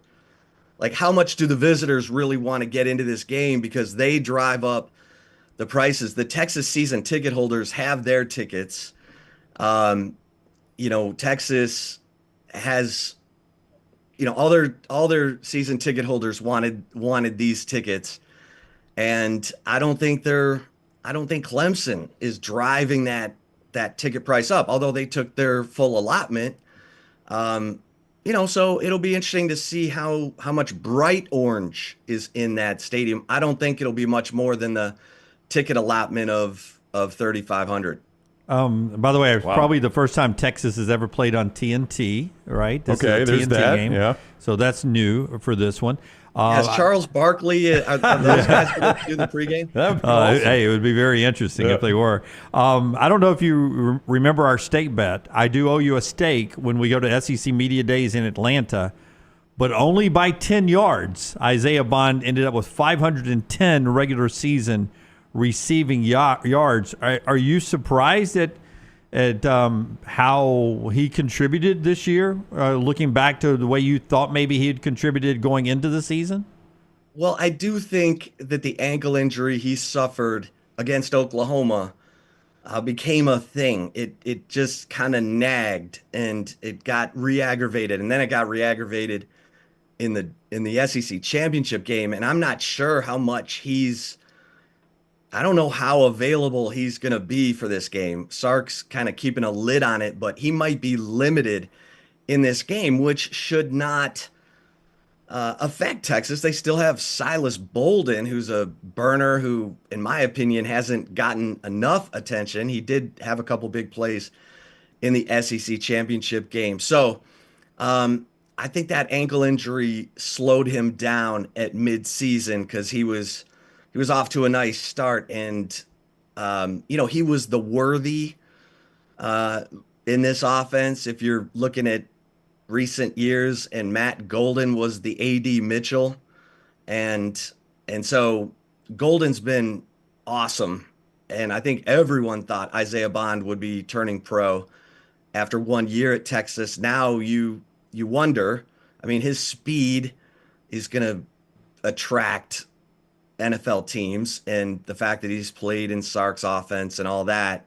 So, Matt Golden was the guy you thought, he might be a 2-year guy, but I think he's going to turn pro. So we'll see what those guys can bring here as the playoff if in Texas's mind, hopefully it progresses, but I'm not sure how much Bond will be a factor on Saturday against Clemson. So, and you mentioned going pro. Percent chance you would put on it this is Quinn Ewers' final game at Darrell K. Royal? I think it's high, high. Very high, huh? Yeah, going into the end of the regular season, the plan was for him, and talking to people in his inner circle, was for him to enter the 2025 NFL draft. Now, you're hearing all kinds of rumors about crazy money that might get spent. And listen, his agent is going to listen to everything, and so who knows? But the plan going into the end of the regular season was for Ewers to enter the 2025 NFL draft. Okay, so Saturday gets tricky for you because you're covering Texas at 3, but your alma mater SMU plays at 11. So how do you thread the needle of being able to watch that whole game as a fan and then cover Texas and Clemson? Yeah, I'm going to have to, get to the stadium super early and watch it on my laptop, and pay attention to what's going on around me, but my attention will be divided for sure. How you feeling? Yeah, I mean, I just think SMU is, I don't know what happened in the first quarter of the ACC championship game. It was a disaster. I mean, they messed it up. They turned it over. They had busted coverage. And they just hadn't done that all year. So then I'm going, what the? But then they fight all the way back. But, to lose that game the way that they did was well, it ended up helping them get into the college football playoff. But, man, if they can put 4 quarters together, I think this game is a 4th quarter game. And maybe you got a little something to talk about coming out of the first round of the college football playoff, because SMU, they can run the ball. Kevin Jennings is a dynamic playmaker. Their run defense is solid. They can get after the quarterback. They've got speed in the secondary. Let's see if they can, zero in and not let the moment be too big. It's going to be a really tough environment, cold, a whiteout. If it's snowing, it'll be nuts. So, but, Mustangs, baby. Yeah. But LT thought the committee made a mistake. He thought it should have been SMU and Texas in this first round. Wouldn't that have been crazy? What's the feeling out there? Would they have embraced SMU Texas in the first round? What about the Longhorn fans? Would you want to play SMU? I mean, I think Sarkisian will take on anybody. Maybe the boosters wouldn't be crazy about that because they don't want to lose risk losing to an in-state opponent who's, been considered dead since the death penalty in '87. But yeah, that would have been nuts. That would have been absolutely nuts. So personal or professional? For your professional career, it's better if Texas is to win. For your personal, you obviously want SMU. If only one could win, will you take the personal feelings to the Mustangs or more money with Texas? I'd cheer for my career. Okay. Yeah. Cheer for the house payment. I was going to step in and let you not answer that. I was going to say my client doesn't have to answer that. Yeah, I cheer for my career and in hopes of getting back to Atlanta twice more, which is crazy. That if Texas wins this game and they got to go play Arizona State in Atlanta, that's the game that I'm very interested to see how Texas fans, because I know for a fact the majority of the season ticket holders requested the Cotton Bowl semifinal game more than they requested the Peach Bowl. If Texas is to beat Clemson and face Arizona State in Atlanta, with the possibility of going back to Atlanta for the national championship game. So that Peach Bowl, if Texas is in it, could be interesting from a ticket standpoint, from whether Texas fans are going to, buy them up, because they all just went to the SEC championship game. Like I joke with you guys all the time, Alabama fans have been living this for 17 years 15 years.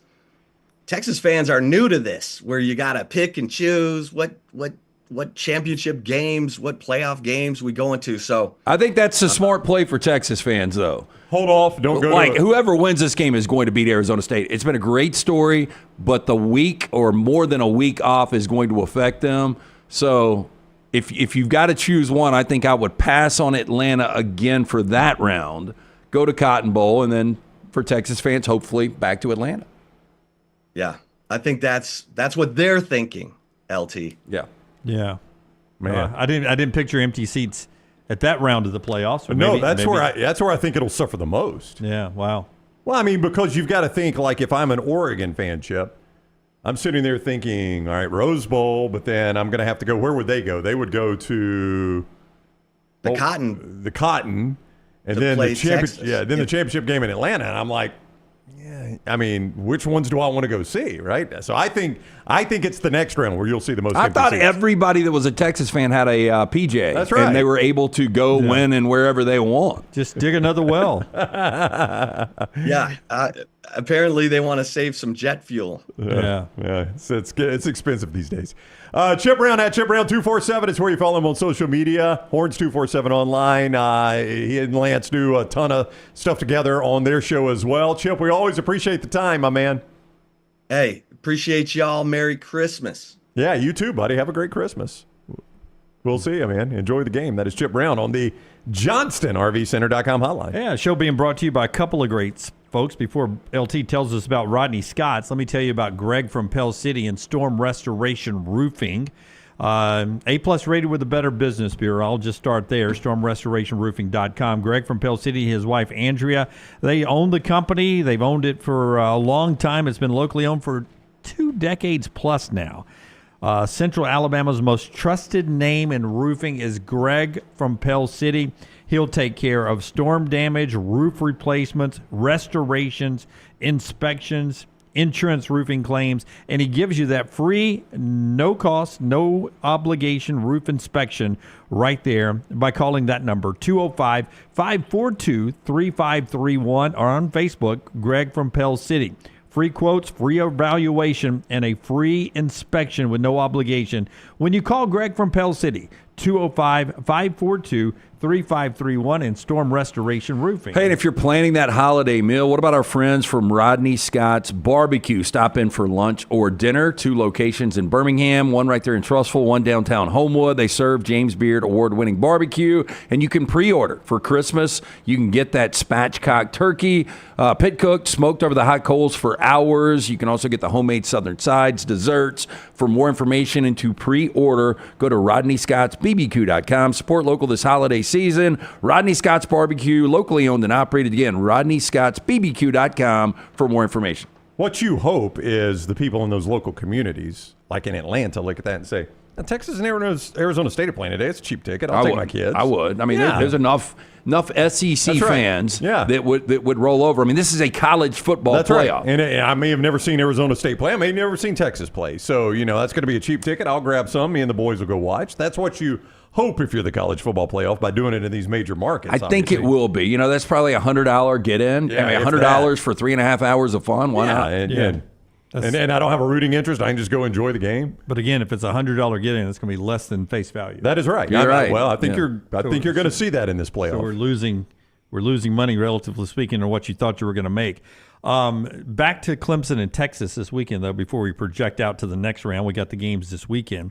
Ross Dellinger points out one of the largest critics of playoff expansion, Dabo Swinney's team, benefited from it the most. Yet he still believes the old way made college football more unique. He says now it just seems like the pros. Here's Dabo on being the underdogs this week. Just how has this group embraced sort of that underdog mentality that's carried them to this spot?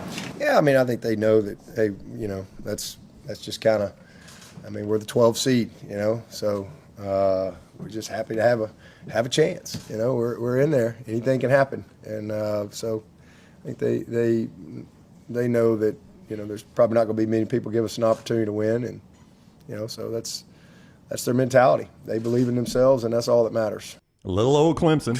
But he's right about this one. How many people think little old Clemson's going to go beat Texas? I know, it just gets really tight. I know. But it's the best place for this type of team to be in, right? That nobody believes in them. Oh, well, look, you spring the upset in round 1, then everything opens up. Because you think about round 2, they're going to be favored over Arizona State. Correct. And then you would be facing the winner of a rematch of a emotionally charged game, possibly between Ohio State and Oregon.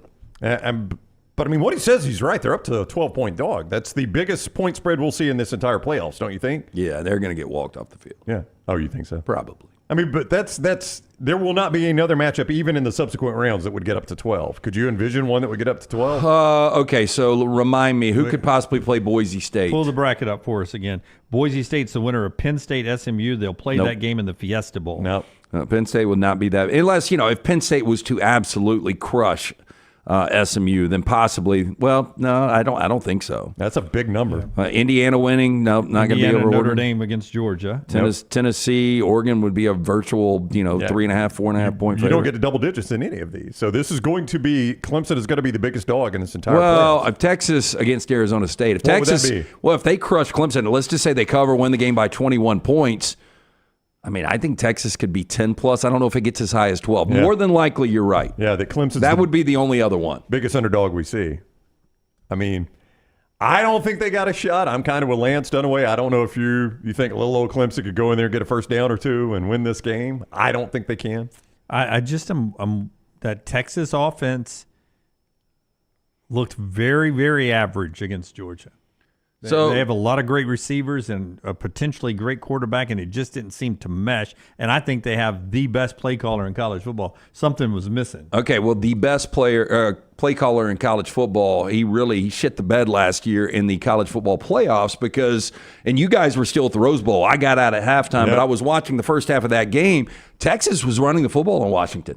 And then they decided to start throwing it around. Yeah, it's weird. That's where the offense went backwards. If they will just run the football against this Clemson defense, they will have a lot of success, and then their defense should be able to shut down that offense. Yeah, last year Sark decided to ghost the run game. We'll talk more about the college football playoffs. If you're looking for a great hydration or energy drinks, it's our friends at Ghost Energy and Ghost Hydration. Authentic flavors, zero sugars, and no BS.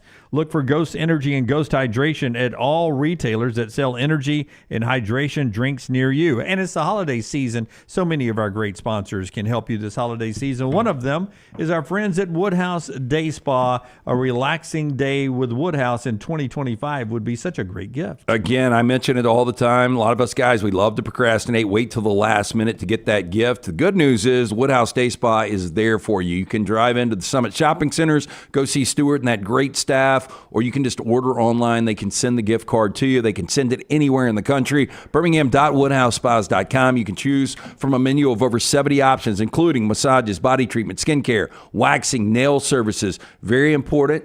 Right now, mention these 6 services for 5. Or 5 services for 6. You buy 5 services, you're going to get the 6th absolutely free from our friends at the Woodhouse Day Spa, voted America's best day spa since 2009. Again, online, birmingham.woodhousespas.com. Take the next round anywhere you go with official Next Round gear. Buy yours today at nextround.store.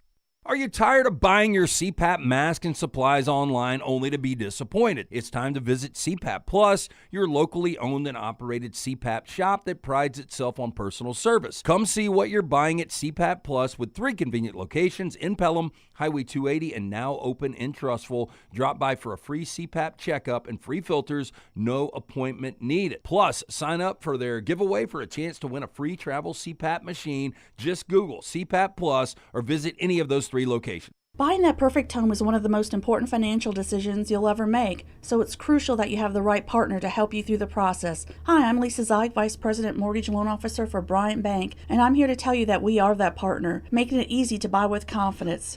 We offer a variety of mortgage products to fit your unique home buying situation. That kind of hassle-free approach might not be what you'd expect from a bank, but it's exactly what you can expect from us. Give me a call today or visit one of our 18 offices across the state of Alabama and let me show you what banking beyond expectation is all about.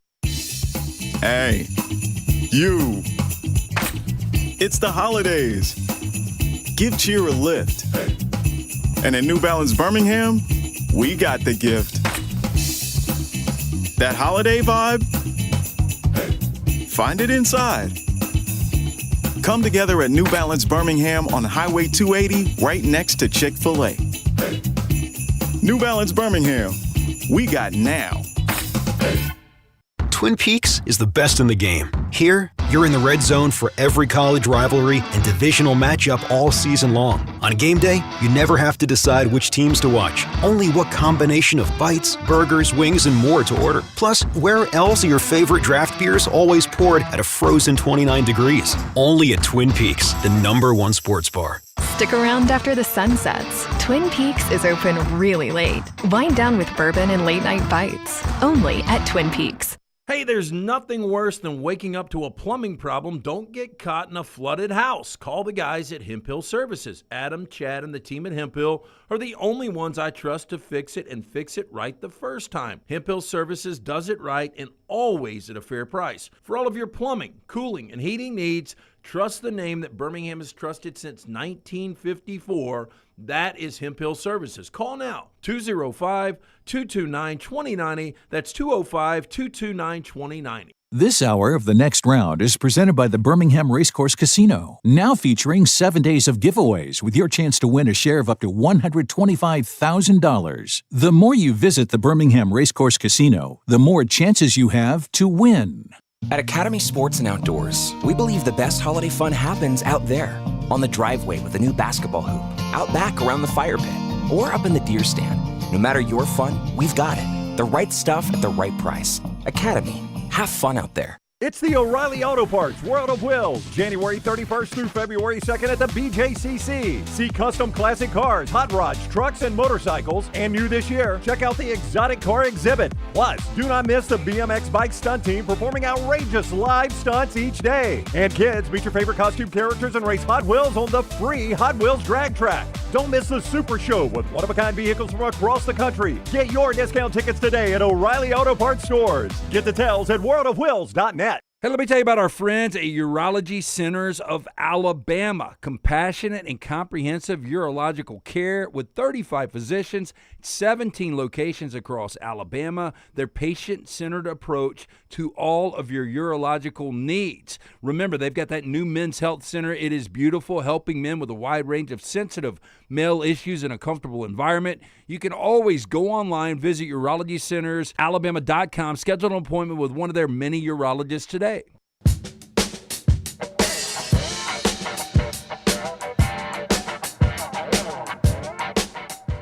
Brownie Show being brought to you by, here's a hint. Here's the signal for this one. Yeah. Well, that is well done. Lance came in doing it too. Look at you both. Tackle game day with a great taste of Coke Zero Sugar. Is it the best Coke ever? Try and decide. Grabbed the wrong one. I should have gotten Coke Zero Sugar. Well, we'll do that in the 12 o'clock hour, and we'll try and decide. You want to do that? That's my no. It's I go back and forth from between the two, Diet Coke and Coke Zero. I love them both. I'm just old school. I was talking to our man Alec up here a couple of weeks ago. You're a classic? I'm a Coke classic. Absolutely love it. And Sprite. Yep. But I've got to have my sugar. Our friends at Champy's, they pour the Coke product like great American restaurants do. And Champy's Chicken is there for you on Highway 119 in Alabaster. They bring you the 11 and this week, the 11 and 12 o'clock hour of the show. Don't forget, we got our bonus hour coming up. You can get that bonus breast right there. My favorite thing in the world, a bonus breast. Yeah, Champy's Chicken. Left one, right one. You get them all right there at Champy's Chicken. Champy'sChicken.com. Great sides, Mississippi Delta recipe tamales, and so much more. Big Earl would endorse Champy's. Yes, he would. He would, absolutely. He'd have the Champy's Chicken wheel, yeah. Ain't no doubt you'd eat there. Spin that wheel right there. All right, a couple of things before we get to trash today. It includes a little bit more basketball, recapping what we talked about earlier. I haven't seen a report on an update MRI on Johni Broome yet. Nothing I've seen yet, no. Yep. Cut two, if you will, Tyler. Denver Jones and Chaney Johnson really picking up the slack when Johni Broome went down last night early in the win over Georgia State, 100-59.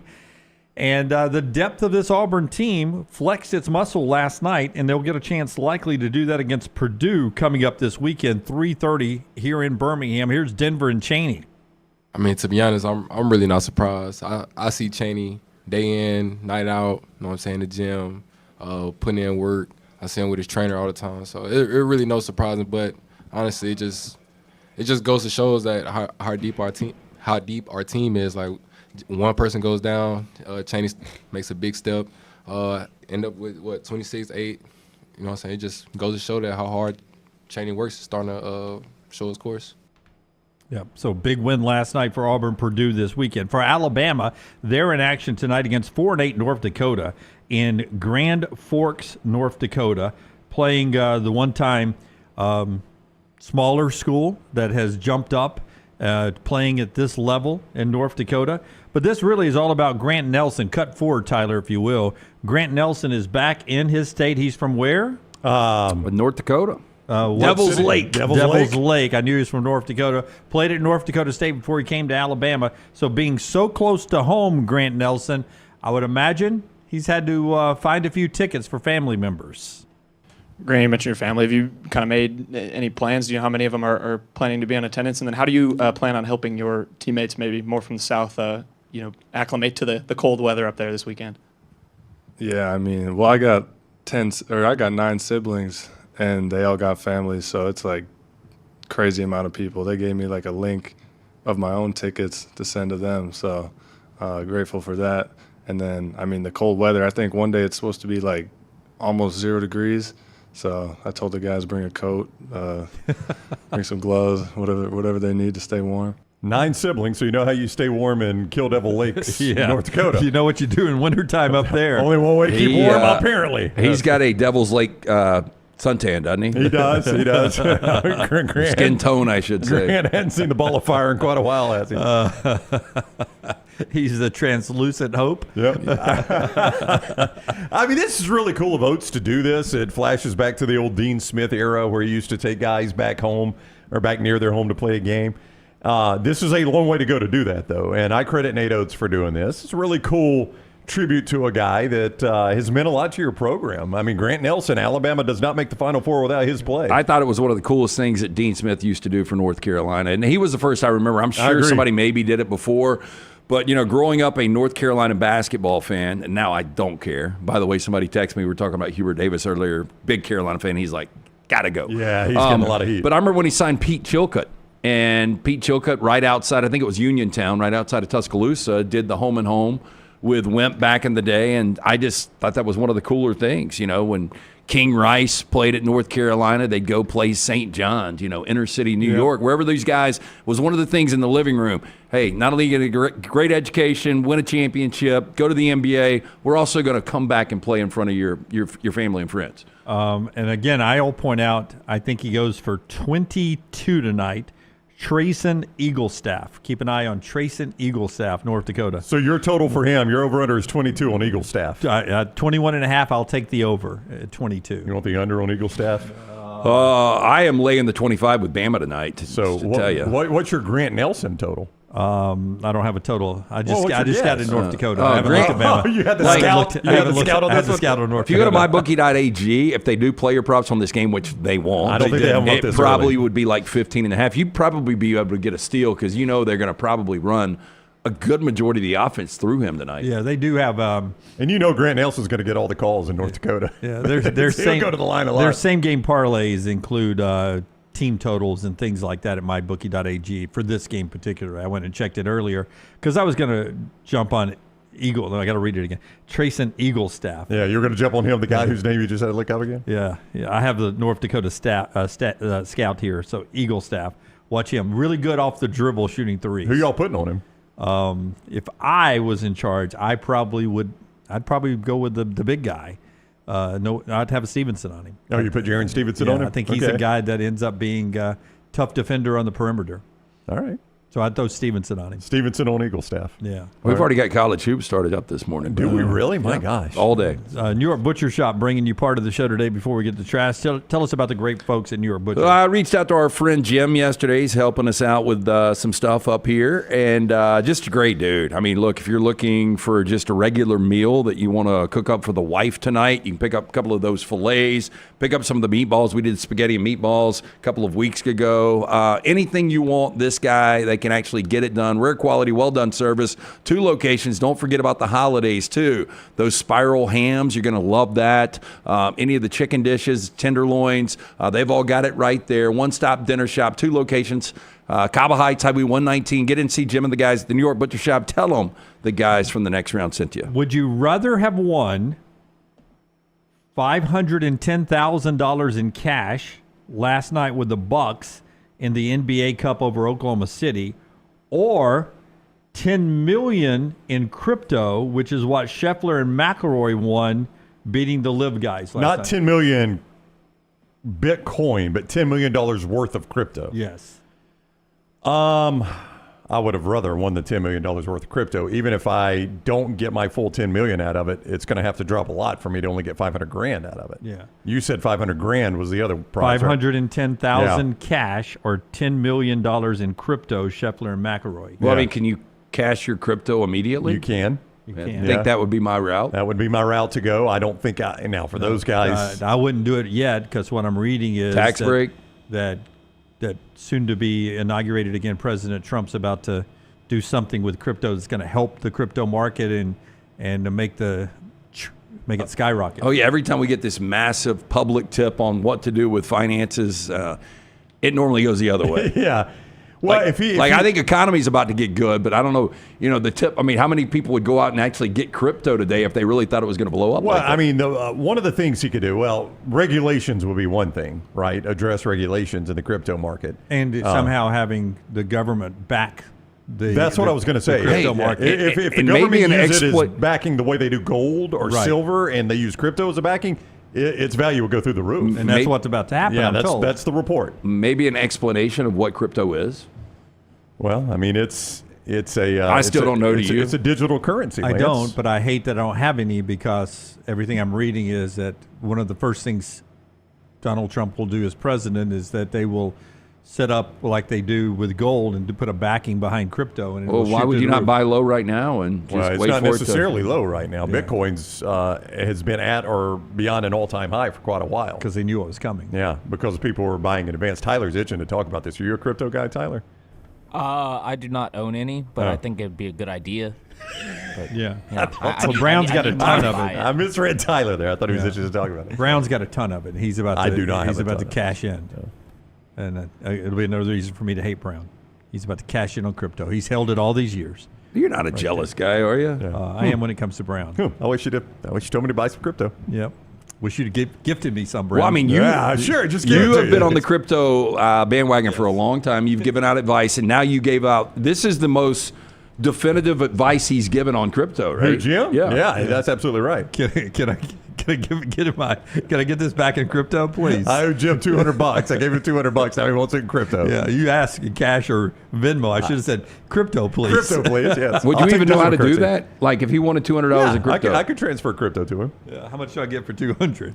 See, that's the thing you wouldn't know. You just said $5. Jim, that's worth $200. Just trust me, my guys. Quit asking questions. Yeah, but chances are it's going to be worth more than $200 here in a few days. Or am I not? That's the gamble. Yeah. All right. It is Trash Time, brought to you by our friends at Mortgage Right. Spin that wheel, Tyler. I'm here with the winner, Derek Lewis. Derek, why'd you take your pants off? My balls was hot. I understand. LT's Trash is presented by Mortgage Right. Mortgages done the right way. What was better, the answer or the response from Rogan after? I understand. That's good off the hip. I like love that part. Yeah. Our guys at Mortgage Right, they are the mortgage experts. No cost or obligation to reach out, see what you qualify for. Whether you're looking for your first home or your final home, they are the mortgage experts. 205-900-7200, NMLS 2239, Equal Housing Lender, mortgageright.com/TNR. Liquid Death. They've got their latest concert accessory. Has generated a lot of attention out there, selling out within 24 hours of its release. Now, developed in collaboration with Depend, the leading brand of adult diapers, the $75 pit diaper is designed to allow concert goers to stay in the mosh pit or on the front row without worrying about bathroom breaks. Wow. Now, Dunaway, this is disgusting. You've told this story about you pissing yourself before, and was it what Chastain Park? Centennial Park? Wherever they have Music Midtown. It was raining already. That's important to the Storylands, that it was raining. That's basically like God's way of flushing. So you're already soaked. Yeah, I'm soaking wet, and I have worked my way to about 7th deep when it comes to being at the stage with the Killers, my first chance to see them live. And all of a sudden, I'm like, okay, if I got to go to the bathroom really bad because I'm pounding beers. Do I fight my way to the portalette and then I'll never get this close again? No, I mean, I don't blame you, especially with it raining. I mean, look, when I get in the ocean, I'm pissing. Yeah, so at that point, I peed right down my blue jean leg, apparently into my left shoe as well. When I got back to the hotel, I went in there, I took my clothes off, jumped in the shower, and then I put the clothes in a bag, set them outside the door, and left them, shoes and all. Yeah, shoes and all and everything. Because I was never going to not know that I peed in my left shoe. Yeah. That wouldn't have bothered me. I would have hosed them down I would have tied them tight like in a garbage bag after I hosed them down in the shower of the hotel, and then I would have put them in the trunk, taken them home, washed them again. Yeah, but I did the jeans and everything. Did not bring them home. So start from scratch. Yeah, because I always knew that was going to be that's the pea shoe. Is that the pea shoe I smell? That's it, of course. Now, while wearing a diaper at a concert might seem a little strange, an incident at Sabrina Carpenter's recent San Francisco concert shows how timely this product's arrival could be. Do we have a picture of this, Tyler? We do not. Okay. For, Of the incident? No, so apparently this thing has gone viral. Last month during a packed show at Chase Center, a woman was filmed allegedly urinating in the middle of the crowd in a viral TikTok footage. The woman is seen squatting on the floor while the performance continued around her. Now the crowd reacted with a mix of shock and disbelief, with some attendees sharing their surprise on social media. Did she have the pit diaper on when she was doing it, or no? She was just free-flowing? I assume she did not have the diaper on. Yeah, I don't know about that. So you just squat and go is what you did. But as a bonus, as you see right here, it comes rock and roll inspired details like black pleather, metal studs, and chains. So then all I've got is a wet diaper up against my body the rest of the concert, which to me, I'd rather just go and deal with the consequences there. Yeah. See what I'm saying? Yeah. I'd rather have done what Dunaway did than be wearing a wet diaper the whole concert. But I'll tell you what you could do after the wet diaper, as long as if it really is insulated like a Depend, I guess. After the concert, once you get out of your set spot, go straight to the bathroom, take that thing off, towel down as much as you can. Yeah. I've never wore a Depends yet. I guess I need to say that now. That's right. Yet. I don't know what that feels like. I would imagine it feels. I don't think it feels great. I mean, you have worn one. Yeah. It's just a long. No, you probably. I mean, I would think in the mud hole you'll have that one rag, and when they take it off, they'd wipe your ass again. They'd wash it out, hang it on the line, and you just run around naked until it dried. It sounds like you're talking about. Sounds like you're talking about cloth diapers. Yeah. We had cloth diapers. Yeah. Did it have the big pin in it right in the front? Oh, of like course, the big safety pin? Yeah. Did y'all recycle aluminum foil? I had an aunt that actually had a great aunt back in the day, and she would use the same aluminum foil on the worst Kool-Aid you could ever imagine. Yeah, but tasting. that was formed to the top. You didn't have to form it again. You could just pop it on and off. No, there I think was every grandmom did that. There was an occasion that she would, whatever she'd done, she'd wipe, level out the tinfoil and put it into a drawer.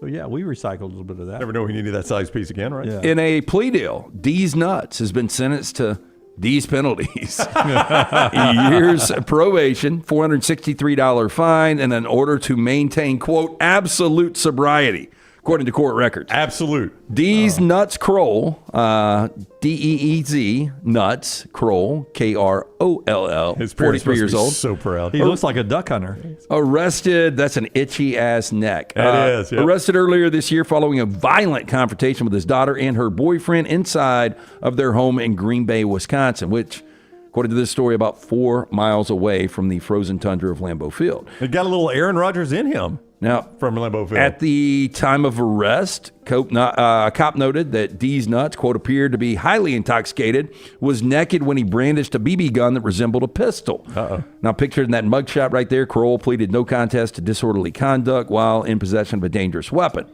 Now, in an earlier court filing, Kroll reported attending counseling sessions with his 19-year-old daughter.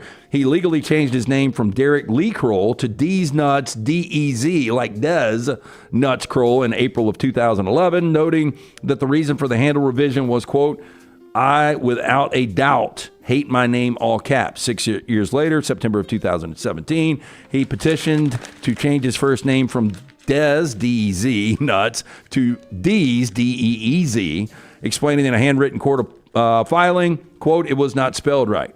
Oh. But it was spelled the way he filed it the first time. I'm going to say this guy probably did not make a high 30 on his ACT. You don't think he was the valedictorian? I really do not. I don't think Green Bay, Wisconsin. I don't think D's graduated first in his class. So, but if Aaron Rodgers and Peyton Manning could magically have a child. Yep. That might be some of it right there. That would be Aaron Rodgers' hair and forehead of Peyton. D's Nuts, Rodgers Manning. Yeah.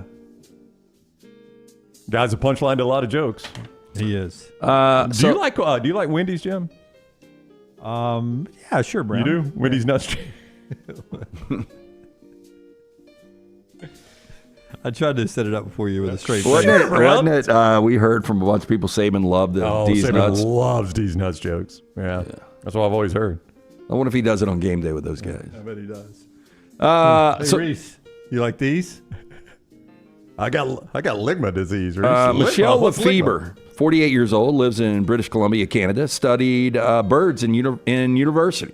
Self-described, quote, bird nerd, told the Newsweek, quote, I love birds so much. Now, She works as an environmental communicator and in retail at a nature shop. She said, quote, when I need to unwind after a hard day's work, I like to spend it with the birds. Being outside or in nature helps me unwind. I saw this picture last week. This is kind of creepy, kind of weird. I don't know how you guys feel about birds. I used to love birds when I was a kid. I always wanted to see a hummingbird way back in the day before hummingbird feeders. And I remember the first time I ever saw a hummingbird in the wild. It was like magical as like a 7 or 8 year old. Yeah, I hate to tell her, and she probably already knows this, but the way that setup is designed, she's looking at a lot of the just the legs and the bottom of the bird. Yeah. She's not getting a lot of the top of the bird. Yeah, I'm going to say this was for social media purposes only. While sitting bundled up in a chair, Michelle here wore large sunglasses, paper plate filled with birdseed attached. She told Newsweek, quote, didn't take long for the first bird to show. Now, in the video, which she posted on her TikTok, a bunch of birds visited. 30-second clip. She estimated it took about 20 minutes to film. She was first joined by an American goldfinch, which looked around as though scouting for predators. 2 black-capped chickadees arrived next, both appearing braver than the finch as they took their time eating. TikTok users loved the video, which received 2.2 million likes and 17.6 million views. I'd like to see this old girl if a hawk swooped down for some food. That's what I was going to say. I mean, it all changes quickly when a different bird comes out. When it's not the American goldfinch, but the American bald eagle. Yeah, let the red-tailed hawk swoop down for some lunch, see what happens. I think we're all in agreement. Snakes on a plane, not a good thing. What about dogs on a plane? It depends on what are they doing? It depends on the dog. Are they emotional support.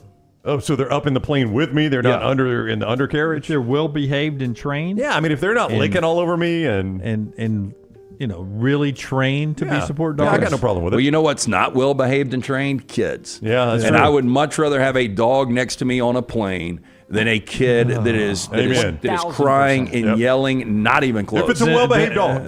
If it's a well-behaved dog. But well-behaved children are okay, too. But if it's a misbehaving dog, I'd is take the more... well-behaved dog over a kid of any behavior. Yeah, I would too. I would too. Yeah. Misbehaving dog is the worst.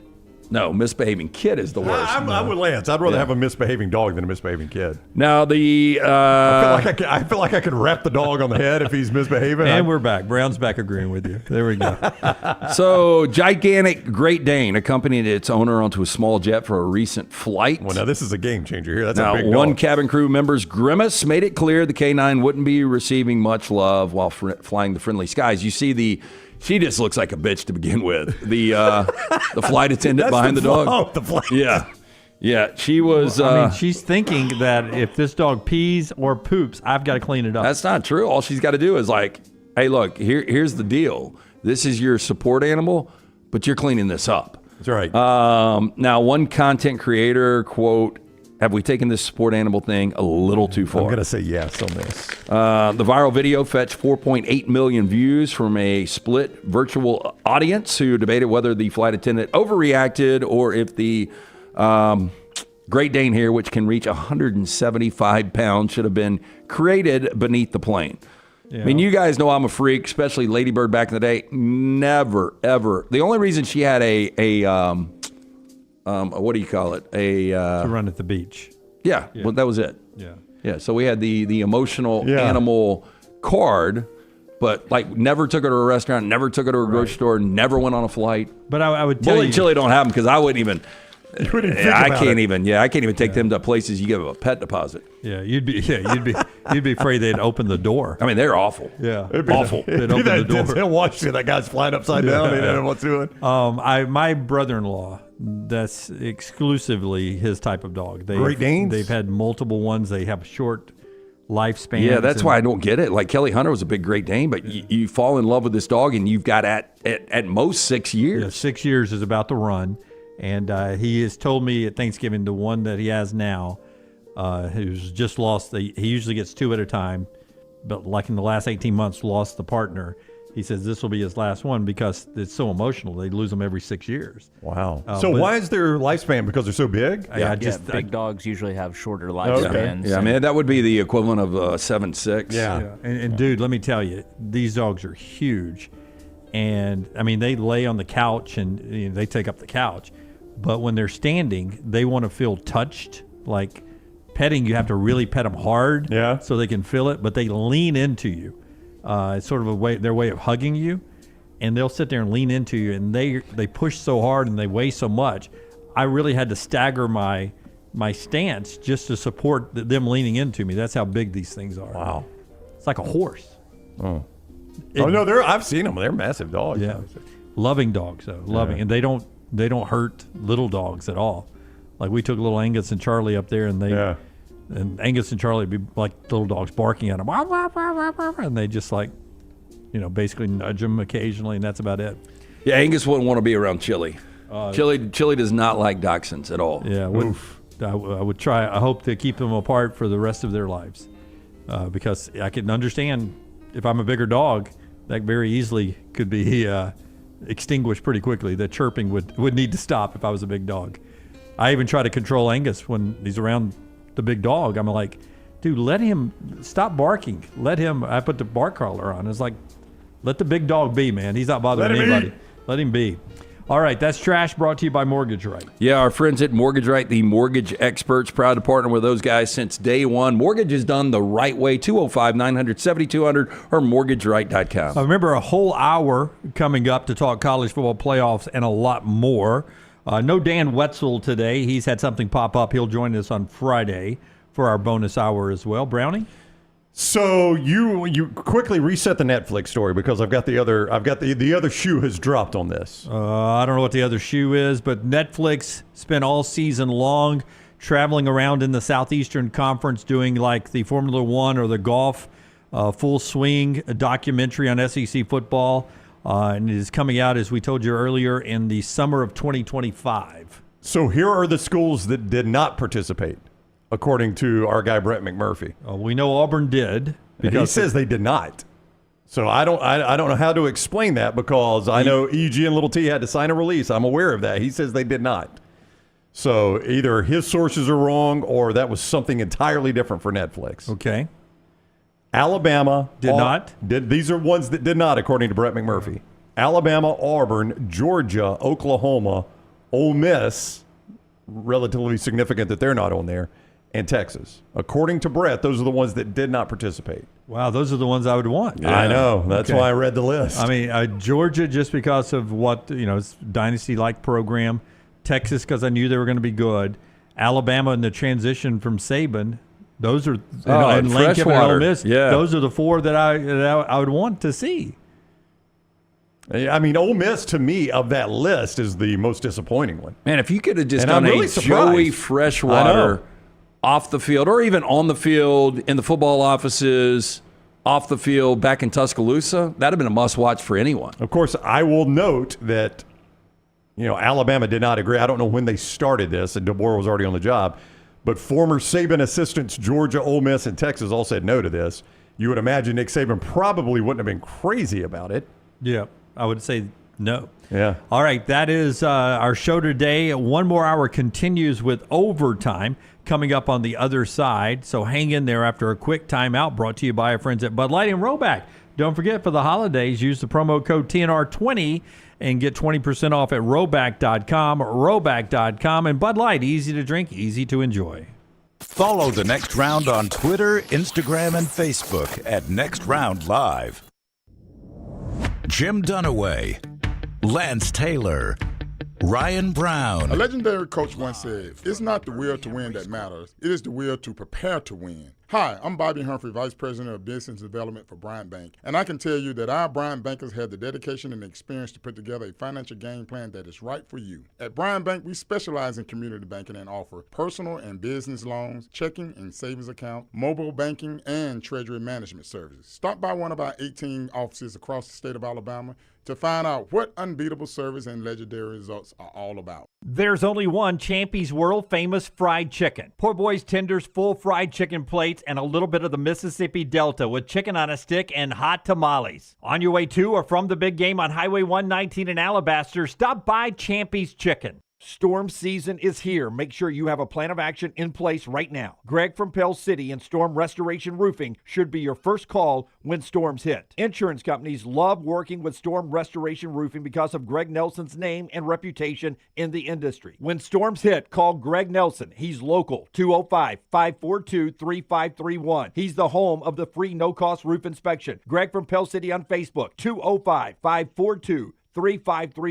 It's Storm Restoration Roofing. This hour of The Next Round is presented by the Birmingham Racecourse Casino, now featuring 7 days of giveaways with your chance to win a share of up to $125,000. The more you visit the Birmingham Racecourse Casino, the more chances you have to win. In some places, football is a sport. In Alabama, it's a fine art. New Life Art is proud to announce Daniel A. Moore's upcoming painting, Deuces Wild. This season, Bama is blessed with a pair of very talented deuces. The pair played a huge role on both sides of the ball in the Tide's amazing 41-34 victory over number 2 Georgia. Deuces Wild will portray the unbelievable game-winning 75-yard touchdown catch by deuce number 1, Ryan Williams, late in the fourth quarter. The Dogs' last chance drive was stopped by deuce number 2, Xavier Brown, as he made the game-saving interception in the end zone, which will be celebrated by a small artist's remark in the bottom margin of each print. Go to danielmooreart.com to see the artist's preliminary sketch and take advantage of special pre-publication pricing for Deuces Wild. Also available, The Legend, Daniel Moore's final tribute to Coach Nick Saban. Order now at danielmooreart.com. Just because you've quit going to the gym, it doesn't mean that you have to quit gym altogether. Dunaway, that is. With our Next Round podcasts open 24/7, 365, you can access gym anytime you'd like. While you may have done away with your treadmill routine, our version of Dunaway is standing by ready to get you back to your absolute best. Find all that lovely Jimmy D-led content on Spotify, Apple Podcasts, Google Podcasts, and in the podcast section of nextroundlive.com. This message is sponsored by Jimmy Crypto Inc. and Jimmy Crypto for President. From the creators of The Next Round comes 2 new sites, covercrimson.com and thebarnauburn.com. 2 team sites with the same excitement and information-driven content that you get every day on The Next Round. Live daily shows, recorded shows, free of charge, plus premium content with insider information starting at just $1. And it's the perfect gift for the Alabama or Auburn fan in your family. Covercrimson.com or thebarnauburn.com. Sign up today. Twin Peaks is the best in the game. Here, you're in the red zone for every college rivalry and divisional matchup all season long. On game day, you never have to decide which teams to watch, only what combination of bites, burgers, wings, and more to order. Plus, where else are your favorite draft beers always poured at a frozen 29 degrees? Only at Twin Peaks, the #1 sports bar. Stick around after the sun sets. Twin Peaks is open really late. Wind down with bourbon and late-night bites. Only at Twin Peaks. Take TNR on the go with a podcast built for your satisfaction. Miss Hour 1, find it in podcast form. Miss Hour 2, stream it now. Miss Hour 3, download it for later. Miss Hour 4, well, just know it's never coming back. Listen to TNR wherever you find podcasts. Start your day online with our website, nextroundlive.com, for the latest videos, podcasts, and college football stories. It's also a great way to stream the show or shop in the Next Round store. Stay connected by visiting nextroundlive.com. Jim Dunaway, Lance Taylor, Ryan Brown. Live from the Birmingham Racecourse Casino Studios, The Next Round, presented by Bud Light, is on now. All right, overtime for until 1 o'clock today, brought to you by our friends at Coca-Cola. Coke Zero. Is that the best Coke you've ever had? Jim, you're going to need to try and decide. That's what I'm doing right now. I'll go ahead and tell you, it's fantastic. It is fantastic. It looks very refreshing. Lance, very cold. Did you ever drink Classic? Yeah, I used to drink Coke Classic back in the day. My brother still does Coke Classic now. I'm more of a Diet Coke guy now. Yeah, Maggie rolls with the Coke Classic. Coke, cherry Coke when I was a kid. In fact, it is in the commercial role that Scott sometimes shows.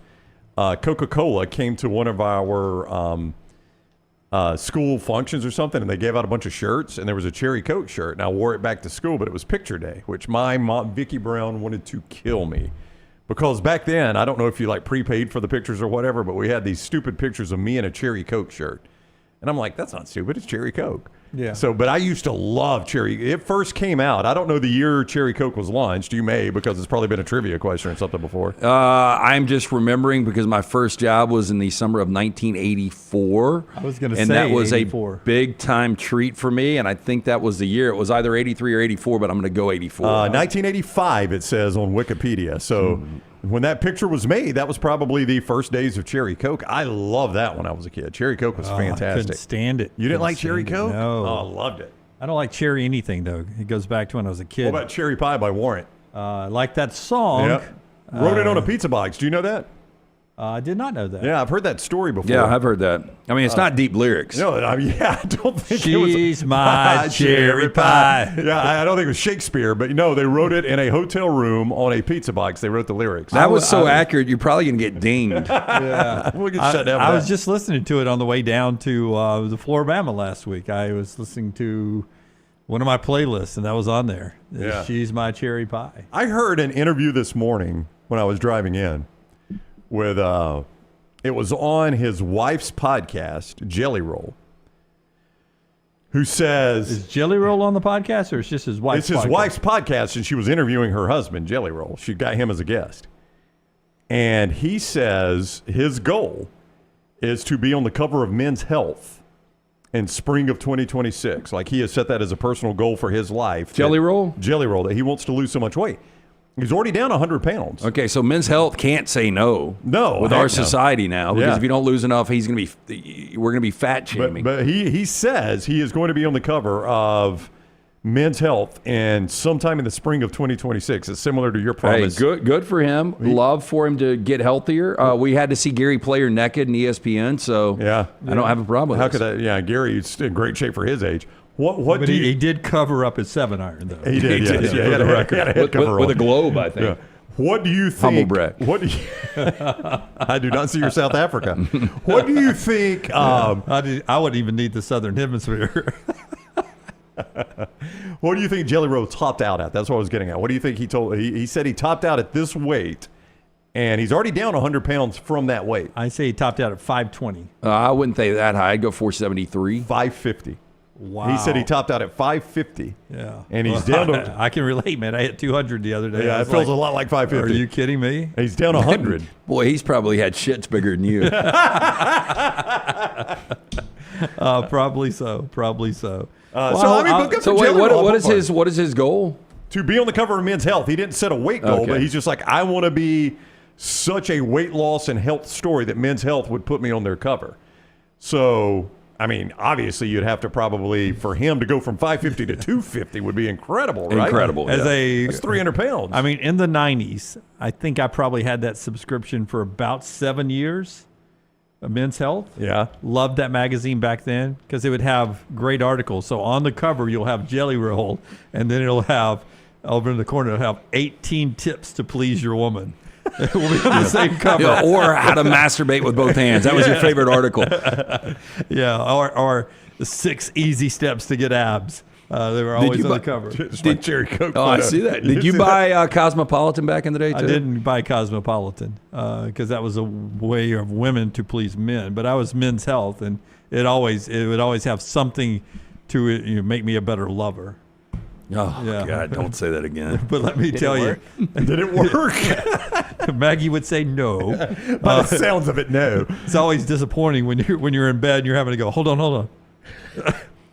Wait a minute, that's a recipe. Hold on, Pages get stuck together. Got to get my glasses. Okay, step 4. Never good on how to do that. Dr. B tells you how to improve your hair, though, one step at a time. Oh, yes. Dr. B, best in the business. He's helping me and Brown out right now. Look, if you're starting to thin out, be preemptive. Make that phone call that we made. Schedule the consultation today, 205-319-0316. For more than 20 years, women and men have turned to Dr. Beckenstein for a range of cosmetic and reconstructive procedures. He will use that experience, his advanced training, and genetic testing to help his patients fully understand the procedures they are considering. Call Dr. B today, and that great staff, tell them the next round sent you, 205-319-0316 or t3hair.net. And our friends at Way to Wellness, your journey to healthy living. You just heard Jelly Roll talk about wanting to lose weight. Easier to do when you've got a plan. from our friends at Way to Wellness. Leslie and her board-certified team have this website, aplanforme.com, aplanforme.com. You'll find there easy ways to get a free, no-cost evaluation conversation with Leslie and her team down there. Also, there's no contracts, no sign-up fees. They've got injection therapies. They've got meal replacements and a lot more. It can help you with the weight loss, blood pressure, cholesterol, and so much more. Planforme.com, the website is Way to Wellness, your journey to healthy living. I don't know how highly he was ranked in the transfer portal or among your opinion of quarterbacks in the transfer portal. How you guys feel about Caden Salter at Liberty? Okay. He's got his Louis. He's going to Colorado, according to On3 Sports. He will be they've got Colorado. Juju and Caden Salter? Caden Salter. I would imagine you bring Caden Salter in as maybe your early season starter as you work Juju Lewis in. Or veteran presence, but boy, big drop from Shador to Caden Salter. Yeah. But, I mean, I don't know how much they're going to want to depend on Juju Lewis right out of the chute there, but Caden Salter is going to Colorado.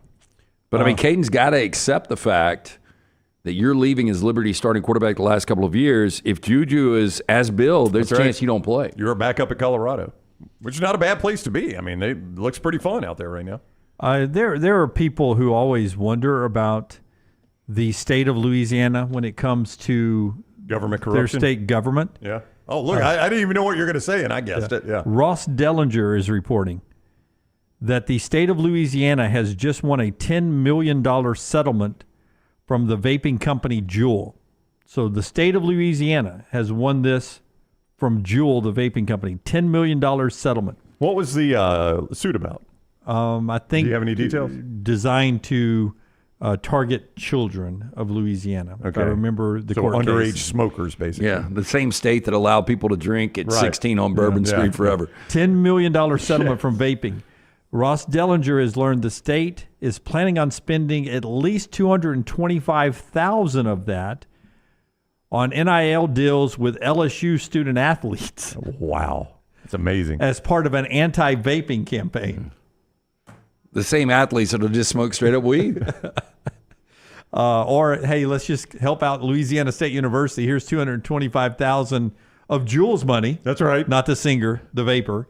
And they're gonna just give it. Here, do these campaigns. Here's another $225,000. So I thought Juul. I didn't know that was a brand. Yeah, Juul. Yeah. Okay, you hit the Juul, and I'm saying that correctly. Correct. Right? Yeah. Juul. So I guess a lot of people. I guess it's got to be the number one vape out there. Used to be. I know it used to be, but then they started cracking down on the different flavors you could buy, and then that happened while I was at Auburn, and you would just walk down the street one day. Smell cotton candy. Cotton candy. And, yeah, you used to be able to smell all that, and then after the change, you would just see a bunch of discarded Juuls laying around. People didn't want them if it had to be tobacco or menthol flavor. They wanted the orange citrus or the mint or the cucumber. So you just see them on the sidewalk, graveyard of Juuls. Chuck the batteries out. But my point was going to be before yours, Brown, that I would assume they've got a lot of money. $10 million doesn't seem like for the tobacco company. That's but I think the that's Juul a normal brand has Monday morning. Hasn't it gone bankrupt, or it's not in good shape right now? Well, if they're having to pay out settlements, it got bought out by either Philip Morris or another one of those multinational tobacco companies. So were they just hitting it for the flavor, or they wanted the flavor plus the buzz? People wanted both, but they lost the flavor, and they didn't want the buzz anymore if they had to do menthol. Yeah, they were like, well, why would I want tobacco flavored vapor? I could just go buy cigarettes. So this is just go buy a pack of cigs. Yeah, probably women we're talking about, right? What's that? Probably more women. I don't know. They were pretty popular with women, I guess. Yeah, but this was, it was targeting. It was big with teenagers, right? Originally? Oh, yeah. So you're just confirming what they sued about. Yeah. In our conversation with Tyler right here. How old do you have to be to buy a pack of cigs? 18? I don't know. 21 now. 21. So it's the same as the drinking age. Mm-hmm. Okay, well, there again. I think you have to be 21 to buy Zen and those type products, all right? The nicotine patches. Dips. Pouches. Never been a smoker. How old do you have to be to buy French fries? I think that's any age. That's any kid that's got cash. You just got to be able to walk up to the counter and go. Yes. Can I have the fries? And put it on there. Are you suggesting French fries taken in lack of moderation could be just as dangerous as a Juul? I was watching this movie, a Most Wanted Man, Philip Seymour Hoffman. Yeah. You ever seen it? I haven't Spy seen it. film. Good. Anyway, smoking nonstop, and just started to think about how many Europeans smoke all the time. Well, really, the Chinese do. Yeah, but I don't think that they're the age of a smoker in Europe or even Asia, I think, has a longer life expectancy than what you get in the United States, because I don't think they use filters, right? My James Sr. would tell you it's the filter. Yeah. He believes that it's I'm the just saying, filter that kills I you. don't think smoking is a good idea, but who am I to say? I love cold beer, bourbon, and red wines. So your dad thinks the filter is more dangerous than He thinks the lung cancer explosion in our country came when we started putting filters on cigarettes. So the filter was supposed to filter out the stuff that causes lung cancer, and he's saying it has done the exact opposite. What they put in the filter is just as dangerous, or more, is or more more so. dangerous. Yeah. I mean, there is a conspiracy theory out there that, healthcare was involved with tobacco, big shop tobacco, and look, you get this thing, and it's a win-win. You sell a bunch of cigarettes, and you have a bunch of sick people. I think my dad and RFK Jr., is that who is the new health czar? I think they have some similar thoughts about some things. Do they? Like your old man wouldn't have bought, fat-free cheese back in the day, would he?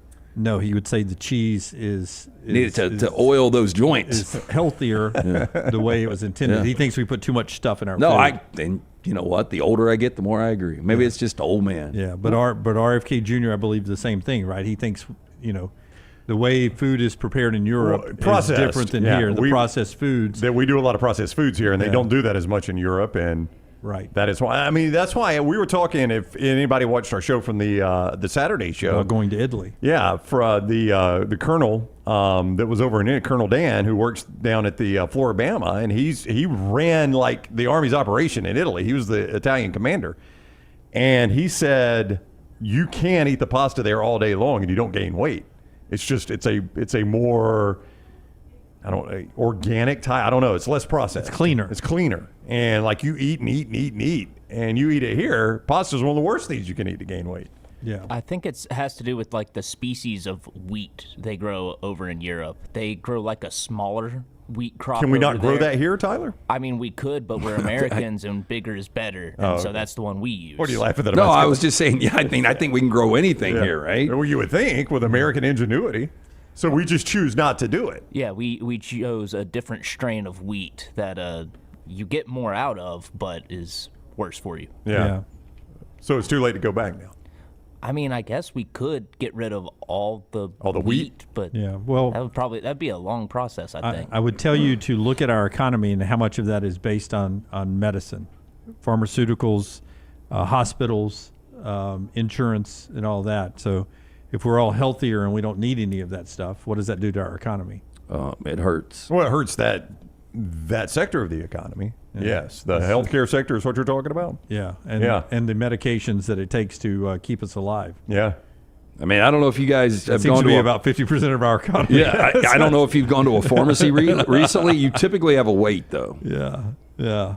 Our show is being brought to you by a lot of great folks, including our friends at Inverness Country Club, where you can organically get outside and enjoy the fresh air. Yes, the gift of membership this holiday season. Call Erin, ask her about all of the options. They have memberships that fit everyone, 205-991-8608 or online, ICCalabama.com, from the social membership to the golf membership.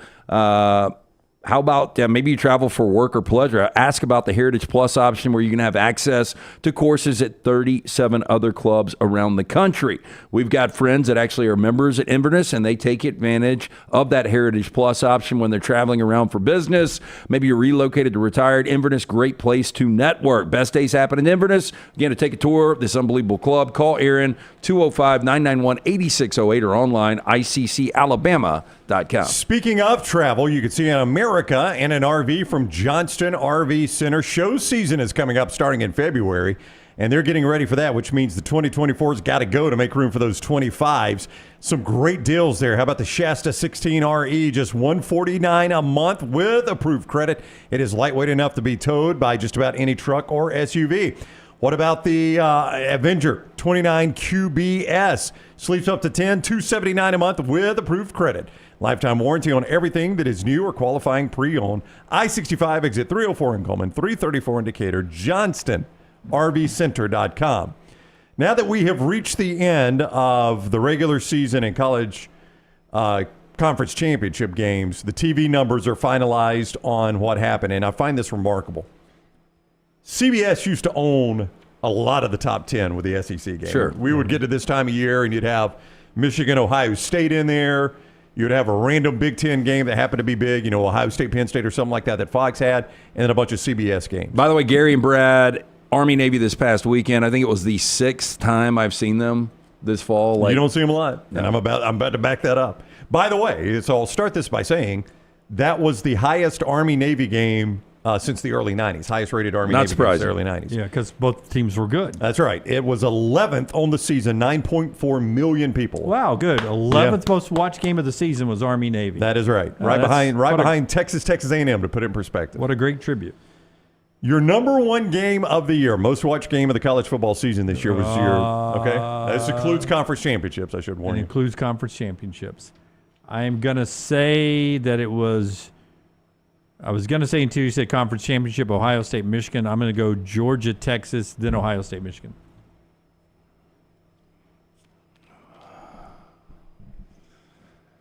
I am going to go, I think it's SEC championship. Boy, I think Big Ten championship's close. It was in prime time. Yeah. And not opposite of the SEC. Oregon, Ohio State's got to be up there, and Ohio State, Penn State. I feel like the Big Ten got hurt a little bit by the Cinderella nature of SMU and the it probably ACC. did dent it a little bit. I agree with you. I think it is Georgia, Texas. Your number one and number two games this college football season were Georgia and Texas. Oh, both of them. That matchup was number one and number two. So Michigan and Ohio State did not beat the regular season Georgia-Texas matchup. It did not. And that was a close game and a big upset, which is kind of surprising. Georgia-Texas SEC championship game, 16.6 million, the biggest audience of the season by 3.5 million people. That's a pretty significant gap there. Yeah, which is why it's important that they keep playing the SEC championship game. Yeah, I mean, the death of the SEC championship might have been misreported. Georgia-Texas regular season game on ABC, 13.2 million. Michigan-Ohio State third on Fox with 12.3 million. Wow, basically a million difference between Georgia-Texas regular season and Michigan and Ohio State with, I remember, not a ton of competition in that 11 o'clock window. You had Clemson, South Carolina at the same time, which was a very good game. Yeah, but, it was. It's not even in your top 20, so it wasn't much competition. Georgia, Alabama, 12 million on ABC. So Georgia, 3 of the top 10, or 3 of the top 4. SEC, 3 of the top 4. They're the new Alabama. Oregon, Penn State was number 5 on CBS. That was your conference championship game, Oregon, Penn State. It lost to 3 regular season games, which it used to not do. Right. And I don't know if it's because it was on CBS, not Fox. It was a good game. I don't know why people didn't watch it as much. I think it got hurt by what was going on with SMU and Clemson, which is not even in your top 20. I would have thought the same thing, but just enough to pull it down. So, yeah. Alabama, Tennessee is number 6, 10.2 million on ABC. Tennessee, Georgia, number 7, 10 million on ABC. Okay. Ohio State, Penn State, number 8, 9.8 million on Fox. So we're under the $10 million, 10 million viewer range now. Ohio State, Oregon, number 9, 9.6 million on NBC. And Texas A&M rounds out your top 10, 9.5 million on ABC. CBS had 1 game in the top 10 this year. And NBC had 1. But CBS's 1 game was the Big Ten championship game. Did Fox have 1? Fox had Michigan and Ohio State Penn State. Okay. Everything else was ABC SEC games. And was Georgia 4 of the top 10? 4 of the 5 of the top 10. 5 of the top 10 were Georgia games. So 4 of the top 5. ESPN did not have 1. I mean, ABC, ESPN, I know are together, but the ESPN none that aired only on ESPN, no. So college football numbers and the NFL way up. Yep. NBA's down 25%. I know. I keep year. seeing those stories on how bad the NBA is doing. I've not looked up at just how bad it's 25%. Yeah, it's 25% overall. And Adam Silver now is talking about the type of play now that they've got to take a look at it. Nothing but threes. It's nothing but threes. The blueprint is out there. All these organizations are doing it. I mean, how ridiculous does that say, hey, look, man, these are the rules. You want to shoot a bunch of threes, we got to look into this. Yeah, well, they created the three-point line to bring excitement to the league, right? Back in the day, to keep it from being just a slow, pounded in style of play. I don't know when the NBA invented the three-point line, but that's why they did it to open up the game, was to make it free-flowing. Now the analytics say it's better to shoot threes than it is to slow it down and pound it on the inside. And if they start creating rules, that's going to be good for our buddy Kalkbrenner and other 7-footers, because right now he ain't got a place in the NBA anymore. Yeah. Unless he can shoot a three. He can shoot a three a little bit. Yeah. He'll be on an NBA roster. I don't think he's going to be good in the NBA, but he'll be on a roster. With all that said, but Dan Patrick made a point to what you're about to say. Not just the rules, LT. It's just how stupid some of the things are. Like in season, the Cup last night. I had the Bucks plus the points. Bucks are red hot right now. They win the game easily. But after the NBA provides a bunch of champagne, Bucks kicked it and just walked on by. Yep. Nobody cares about this. They cared about that $510,000. I'd say you don't get that check unless you pop that champagne and celebrate a little bit. Dan Patrick said what you're talking about is, so you create this NBA Cup, which is supposed to draw me back in. He goes, I'm a huge NBA fan, I have a hard time watching the regular season now because, A, load management. I don't know who's playing. That's right. So tough to handicap, by the way. B, I don't know the effort I'm getting from the players anymore. He's like, I don't want to sound like an old man, but in the 80s and early 90s, back in Jordan's day and the Dirty Boys and all that, you knew that the stars were going to play and they would play. Now, it may be, the fourth quarter when it would be playoff-like atmosphere, but on a night you could go to the games or watch the games, they were playing to win every night. There was not taking any nights off. And he says, so now you're showing me by creating this NBA Cup that, okay, I can put $500,000 on the line and you're going to try now for these 3 or 4 games and you're going to give me maximum effort. But that just tells me that the rest of the time, it's bad optics. Yeah, you're not trying hard these other games until we get to the playoffs. So last night I think was the third game I've watched this year. I used to watch literally of the 82 Lakers games, 70. It was the hardest thing I had to get in full disclosure. The hardest thing I had to get used to when we started doing a show together in 2010, because I never watched the NBA until the playoffs. And I would have never included it on show notes until we started doing the show together. And I learned very quickly doing the show with you that, I need to start including the NBA in the show, because you explained to me that you not only did you like it, but a lot of our listeners liked it too back then. Yeah, and I just don't know if they still do. They still might, which might be unfair to them. I just don't like it nearly as much as I used to. But in 2010, I was like, okay, I got to pay more attention to the NBA. I got to find a spot for it, even briefly, every day on the show during the NBA season, because he'll want to talk about it, and I try to make everybody happy. But he was explaining how many viewers, and when we would talk NBA, we would get calls or comments and such like that. And there were some NBA Finals games where Birmingham was among the top 10 markets in the nation, especially when the Splash Brothers were working. They Golden State, really love the Golden State Warriors. I saw one recommendation or one suggestion. People are trying to figure out how to minimize the three-point game, because I think the school of thought is people want to see the Ja Morants driving to the basket, right? Like, they want to see what Jordan used to do, where Jordan would drive in the paint and he'd have to hang there and change hands. But I don't want to see it if there's going to be no defense. Well, you can't fix that. I mean, you can't make people play defense. Well, how did they play it in the 90s? Well, because they valued it in the 90s. You can't make people value it in the 80s and 90s. Yeah, I think the problem is guys are making way too much money. But too much money and too many franchises, to be honest with you. One of the solutions I saw to minimize the three-pointer, and it's going to look weird, is to run the three-point line into the sideline. So you take away the side and corner threes. That's right, no arc. So, the only way you could shoot a three-pointer is at the top of the key or top of the key just to the right or left, timeline basically. And it runs out. You run the three-point line into the sidelines. It does not extend all the way down to the baseline. It's not an arc. Yeah, so you've got there are no corner threes. Patrick mentioned that. Dan Patrick on this rant, he mentioned that. And he also said, I know it looks weird, these courts for the NBA Cup, but they're trying to draw in a younger audience. And he goes, I know this is going to sound crazy, but if they had the three-point line straight across and it lit up in the court. Lit up. Yeah, like it was a flashing light. We are changing the entire sport now. Yeah, just to try to draw in an audience. But it's dying off where college football has become the second most watched sport in America. Yeah, I don't think you can even argue that. Baseball ratings were actually up a little bit this year. They were because the game has sped up. Yeah, but with a drastic rule change. The pitch clock. Yeah, I think the pitch clock helped. Now, baseball can't get out of their own way. These regional sports networks are a complete mess for them right now. That'll get fixed, though. Well, you would like to think it would, yes. But, I mean, that has hurt their TV numbers some. One of the things that will help our viewers, Braves fans, and I think I was talking with you about this. Maybe it was Lance. Maybe it was EG. Maybe it was all of you. Yeah, it would be among the first times I've been confused with EG. I just remember having the conversation. Yeah.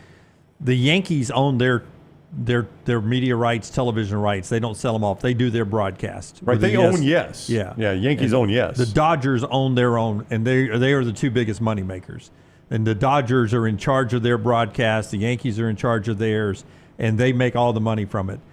To me, the third biggest brand in baseball is the Atlanta Braves. And the Braves... Jim made this argument to me. Do you agree with that? Yeah. I told him. I was not even close. I didn't think he was right either. I mean, he the Boston Red Sox. That's what I said. The Cubs, the Cardinals. The Cardinals. Braves are bigger than the Cubs, the Cardinals, the Red Sox. Absolutely. And I in know America today, the Braves are bigger. You're going to say because of TBS, right? No, that helped. I think that did spread out the country where there are Braves fans everywhere. You watch games, there are big crowds in Arizona, and anywhere they go on the road, there are big Atlanta Braves fans in those cities. I think it's a top 10.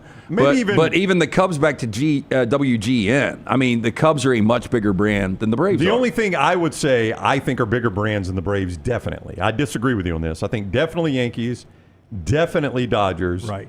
I would say Red Sox, Cubs, and Cardinals. Yeah. Red Sox are a lot more regional than you think. I think the Braves, because of their success in the 90s, winning so much, didn't win the World Series but once, but they won a lot of games. I think Americans at that age, if you were a young person, you jumped on the Braves bandwagon because they won so much. Yeah. That's why so many people were Yankees fans all over the country. I don't know. Because they won so much. I know like one or day. two Bills fans. I mean, that was the Braves. No, you're right about that in the 90s. I know a few Bills fans, but NFL's always been a little bit different than baseball. I don't know, Jim. I don't know where they are. But, see, people right now, heck, you've got people in Atlanta that can't even watch the Braves now. Yeah. That's how big a mess it is. I think the Braves should own their rights and broadcast them themselves. Our show being brought to you by several great folks, including our friends at Hemp Hill Services. They bring you the lock every day. Lance'sLock.com. Yeah, make that phone call today, 205 or go online, Hemp Hill Services, 205-229-2090. Adam, Chad, Andrew, all the guys at Hemp Hill Services. If you have any problems, your home or business, they are ready to serve you.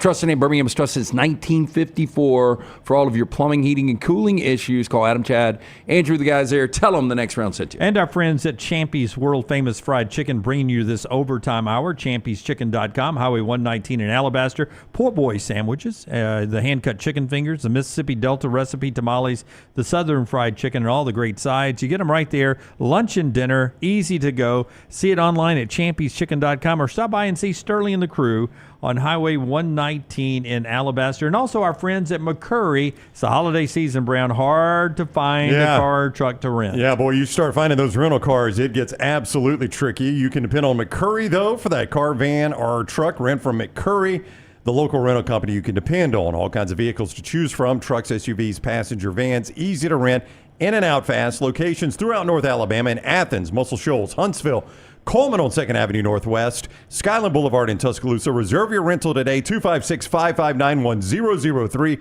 That's 256-559-1003 or McCurryRentals.com. To put a bow on what I brought that ratings thing up for, CBS pays triple now what they paid for the SEC. Triple. And they had one game in the top 10. It was a conference championship game. And they used to have 4 or 5? Oh, I mean, I would say half the top 10. So is it almost worth tapping out of football?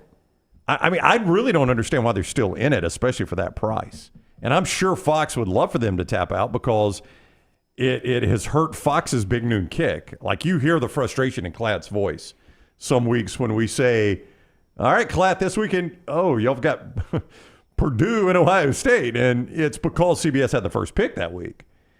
and they get stuck with a lesser game. So I'm sure Fox would love CBS to tap out. Just real quick, Dunaway, according to this, top 5 fan bases in Major League Baseball based on engagement. We're going to fact check Dunaway. Yeah, no, for whatever this is worth. So the number one, and here's their criteria, the New York Yankees, 45% of Americans engaged with the Yankees in the past 12 months, 44% do so on a weekly basis, 38% excited about the team. Red Sox number 2, Cubs number 3, Dodgers number 4, the San Francisco Giants number 5. Okay. Giants do have a big following. That's just based on engagement among U.S. consumers based on this. All right. Forster's worked very hard on the graphic. The whole staff up here, no Bo because he's off today sick, but the entire staff up here has filled out our bracket. Forster, if I can get his microphone, how did you lay this out on a bracket here? Explain that to me. And is it each person at a time, or is it game at a time? How did you lay this out for us? Yes. So I just used a blank bracket, and the brackets that everybody just filled out during the show today, I plugged those in for everybody. So he's going to show us the whole bracket. Yeah. Okay. One at a time. One at a time. Each person's at a time. Yeah. Right? Correct. Okay. Correct. I hated mine as soon as I handed it to Scott. I hated it. Okay. I only had one game that really made me think, but it changes the landscape of my entire bracket. All right. So the bracket unveiled that we're all picking, brought to you by our friends at Rodney Scott Barbecue. Great barbecue to watch the games with. Yeah, hey, look, lunch or dinner, stop into one of the 2 locations in Birmingham, Trustful, now right there at Homewood, downtown Homewood. But you can also pre-order your spatchcock turkey for this holiday season. Go to RodneyScottsBBQ.com. They serve James Beard award-winning barbecue. Support local this holiday season. Rodney Scott's Barbecue, locally owned and operated. From the great spatchcock turkey to the homemade southern sides and desserts. For more information, RodneyScottsBBQ.com. Okay, let's do this like Drake. Let's start at the bottom and work our way to the top. Let's go Tyler first. Wow.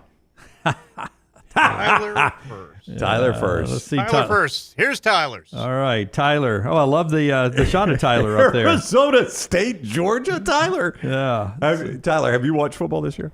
I have not. I do this thing on the weekends called working. Yeah. Oh, look at Tyler. But he does have Tennessee upsetting Ohio State for those listening to us. And then he has Texas over Clemson. He's got Indiana upsetting Notre Dame, and he's got Penn State over SMU. Then Tennessee over Oregon. Arizona State beating the Horns.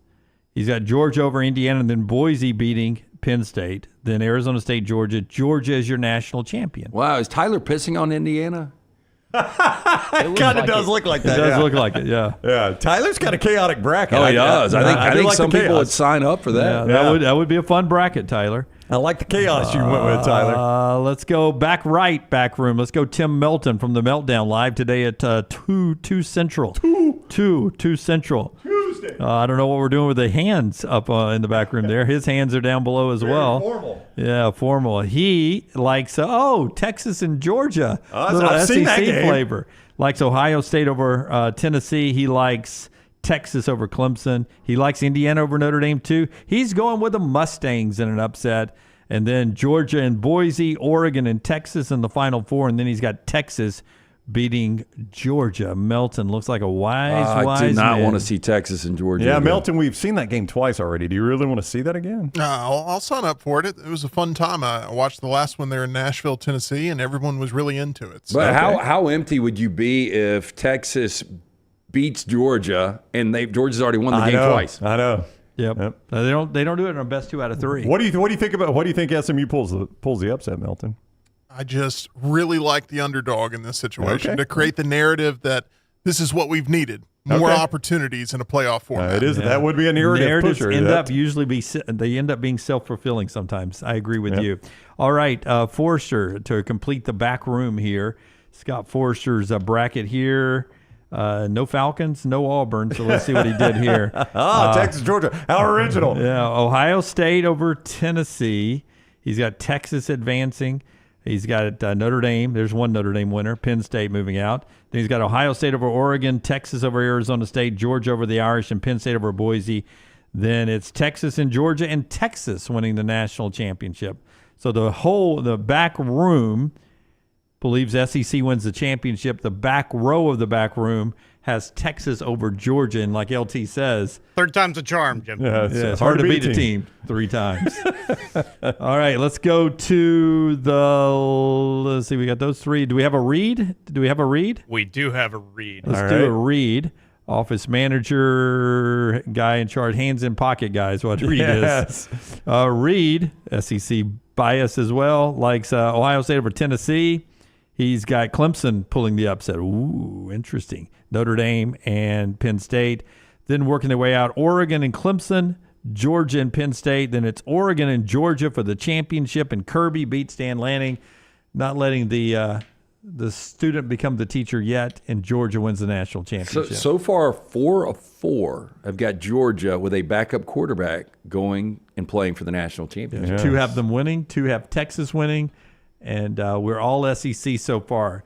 Let's go to the girls next. Before we do the girls, show being brought to you by a couple of our great sponsors. After the break. One of those, our friends at Hydra Live. IV therapy, B12 injections, cryotherapy, compression therapy, now weight loss therapy, all under one roof, and 20% off all the great services when you mention the next round. That's simple. You can walk into one of those 2 Birmingham locations, the one in Tuscaloosa. You can book your appointment online at hydralifetherapy.com. If you can't make it to one of the great locations, they can actually send a nurse to your home or business. Ask about memberships.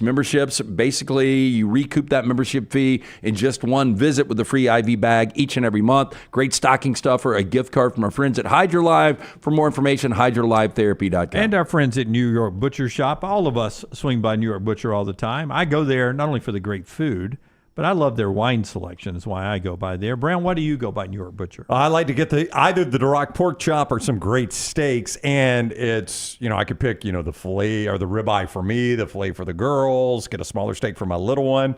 They butcher it right there. So you're like, I need a smaller steak than that. Okay, we'll cut you on. And also lunchtime. If you just want to drive, get one of those huge deli sandwiches. You could actually twofold, half of it for lunch, half for dinner. They're that big, from the fresh meats all the way to the great prepared foods. New York Butcher Shop, one-stop dinner shop, rare quality, well-done service. All right, the great football traveling, basketball traveling ladies on our staff. Let's go first with, you pick one of them, E.G. or Taylor.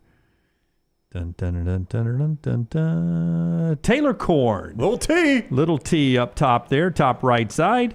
She likes Tennessee to beat Ohio State, Texas over Clemson, Notre Dame over Indiana, and Penn State over SMU. Then she has 1 seed Oregon advancing. She has Texas over Arizona State, Georgia over Notre Dame, Penn State. Good Final Four matchup there. And then Oregon versus Georgia for the title. And she goes...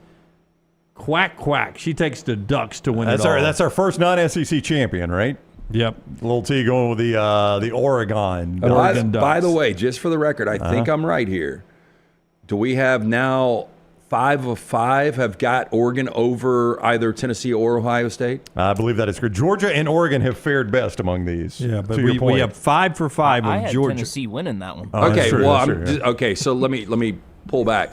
Okay, Ohio State has not gone to the semifinals with anybody. There you go. Nobody's got Ohio State moving in. But we do have 5 for 5 of Georgia playing for the national championship to your growing trend. Yes. This might be helpful for you. At this point, we're going to save Lance's for last. I'm starting to feel here. Next up is Emily Grace McWhorter, who's in Tuscaloosa right now with glasses on in this picture. If you've never seen EG with glasses. There you go. Seeing the future clearly. She chose to wear the glasses in this one, and she liked Tennessee over Ohio State, Texas over Clemson, Notre Dame over Indiana, and Penn State over SMU. And then advancing out, Oregon beating Tennessee, Texas over Arizona State, Georgia over Notre Dame, and Boise, and she is a group of 5 person, all the way out to the Final Four. Then she has Oregon and Georgia for the national championship, 6 of 6 with Georgia in the national championship game, and she goes with Georgia. Yeah, the old Georgia Peach picking her home state team there. Georgia to win it all. Yeah. All right. We got a lot of Georgia here, Lance. How you feel about that? Well, so my most difficult game before we see it was... Yours is last. Okay, was Georgia Notre Dame, though. Yep, but okay. Somebody say that. All right. The show being brought to you by our friends at Slice. We'll go to the 3 in-studio knuckleheads here. Slice Pizza Wonderful folks. 5 great locations. Stop in for lunch. Get a slice and a salad today. On your way home, pick up a couple of pizzas. You'll be the hero, from the Bajaya special to the Wing and a Prayer, the Hot Mama, the Soul Pie, Spicy Hawaiian. For more information on all of their great products, they've also got incredible wings. Go to slicebirmingham.com. Let's go to that beautiful mind, Jim Dunaway, and his bracket pick here. The old landmine. See what he likes here. With basically, you can see into his brain with no hair. 2 thumbs up. Who likes this bracket? This guy. That guy. Ohio State over Tennessee. Texas over Clemson. He's got James Franklin figuring out how to win top 10 games. Notre Dame and Penn State. Then he has. Well, I'm speaking like it's not me. Yes. He has Ohio State over Oregon. He has Texas over Arizona State. He's got Georgia over Notre Dame. He's got Penn State over Boise. Then he has Texas and Penn State in the national championship game. And then, oh, wait, that's the wrong one. No. I've been working on the railroad. The eyes of Texas are upon. That's what you're looking for. I had to get the theme, though, from I've been working on the railroad. I got Texas winning it all. Hook 'em. Best play caller in college football, Steve Sarkisian. Oh, Sark Daddy. Takes a little bit more than that. It takes a little bit more than that.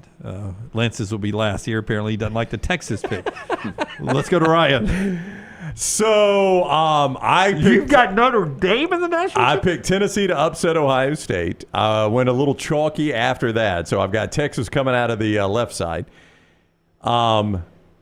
I got Penn State advancing over SMU and Boise. Lance, my most difficult game, like you, was Notre Dame over Georgia. I think this is where having a backup quarterback catches up with Georgia. So Notre Dame slips through. James Franklin, there is zero chance he's going to win that many big games in a row. So I got Notre Dame in the national championship against Texas, and the Horns hook 'em. It was a tough game, though. Georgia-Notre Dame was my toughest call, Lance. He wants to be like you there, Georgia, Notre Dame. I don't even know what Lance has done. It was a tough call. That's a tough call for me. I think I'm going to surprise you, though. All right. Before we get to Lance. He's been in Indiana all year. Will he stick with the Hoosiers? Before we get to Lance, show brought to you by our friends at Champy's Chicken. One more time. No need to put the picture up again. We'll just tell you, Sterling, good-looking guy there, ready to serve up great-looking chicken. Brined overnight, cooked to order, champyschicken.com. Rusty said to Dunaway's bracket, did James Franklin get fired? Dunaway's got Penn Interim State. coach gets him to the national championship. Vrabel got him to the national championship. All right, here's Lance's. Talk us through it, Lance. So in the first round, I've got chalk. I mean, I have got Texas. I've got Ohio State. I have got Notre Dame over Indiana. I will be pulling for Indiana, though. Oh, man, you gave up on the Hoosiers at the and last then minute. It was close, but I did take Penn State to win that game. I do have an upset in the second round. I've got Boise knocking off Penn State. Oh, that'd be awful for the James Notre Franklin. Dame, Georgia came down to the wire. I just don't know if a backup quarterback can beat that Notre Dame defense. We shall see. On the other side, the rematch, I like Ohio State. Texas too much. Whoever wins that game, Texas, Clemson, I think takes care of Arizona State. Got Ohio State and Georgia rematch from 2021, and I've got Ohio State winning the national Lance championship. is saving Ryan Day's job. And I feel really good about this now, considering not one other person had Ohio State play for the national championship. That is correct. Yeah. So will you do me a favor, Scott, along the way? When we do Monday's show, and we are live here on Monday, can you mark it up? Put the big X's on the incorrect ones, and we mark it up? I can do that. Yeah. Okay. Now that you've gone to the trouble to build the graphics, throwing a big X on there is not hard work, right? How are we going to score it? How are we going to score it? 2 points for a first-round win, 4 points for a second-round win, 6 points for a Final Four win, and 8 points for winning the national championship. So really all you got to do is have the national champion. You're going to be fine. Right, that would help. Especially for you with Ohio State. Yeah. You'll be the only Ohio State in the game. Yeah. All right. So you got to feel good the way you play against the public after seeing all that Georgia. Because I still think, I don't know, I mean, do you guys not think the most talented roster is Ohio State? It hadn't come together. No, well, probably. They spent $20 million on it. Yeah, I just don't like their quarterback. But then backup quarterback. There is one quarterback. Quinn Ewers has been underwhelming. There is one quarterback in this entire field that has college football playoff postseason experience. And he's hurt. No, he doesn't even have it. Carson Beck does. Oh, that's true. Beck does No, he not. doesn't. You're right. No, he doesn't. Yeah, You're they right. have not been in. He stood on the sidelines for a couple. Yeah. That's Quinn Ewers. It's Quinn Ewers. Yeah. That's the only guy that's got experience. The most experienced quarterback in the history of college football is in it with Dylan Gabriel. Oh, wait, I picked Texas. I'm saying that's a positive. Yeah, it but is a positive. it's not like a lot of these guys have experience on this stage. Yeah. All right. That's our show today, and we appreciate you guys being with us for overtime. And we're back tomorrow at 9 a.m. Central Time. But don't forget, these guys tonight got a little Odie's action. Brown's out tonight, but you're here at Odie's. Yeah, Odie's Tavern. Stop by, Crestline. We will be out there. Get there a little before 8. Enjoy some of the great food from Rodney Davis. We'll get started a little after 8 o'clock. Odie's Team Trivia every Wednesday night, the original location at Crestline. And don't forget, Alabama, North Dakota tonight, 8 o'clock on the CBS Sports Network. The name you're watching is Trayson Eaglestaff. Trayson Eaglestaff. People in the chat room are like, I hope this kid makes it to the arena the way Dunaway has talked him up. Icy roads in Grand Forks tonight. I mean, my guys, poor kid. Trayson Eaglestaff, the guy to watch tonight. UAB's got a home game if you want to go down and support Andy and the guys, 6:30 against Alabama A&M. I think they're 15-0 all time against Alabama A&M. And Samford tonight on ESPN Plus, 8 o'clock in Tucson to play Arizona in a good matchup. You can play all those games at mybookie.ag, mybookie.ag. Use the next round promo code next round. All right, until next time, God bless you and God bless America. Tyler, take us out of here, man.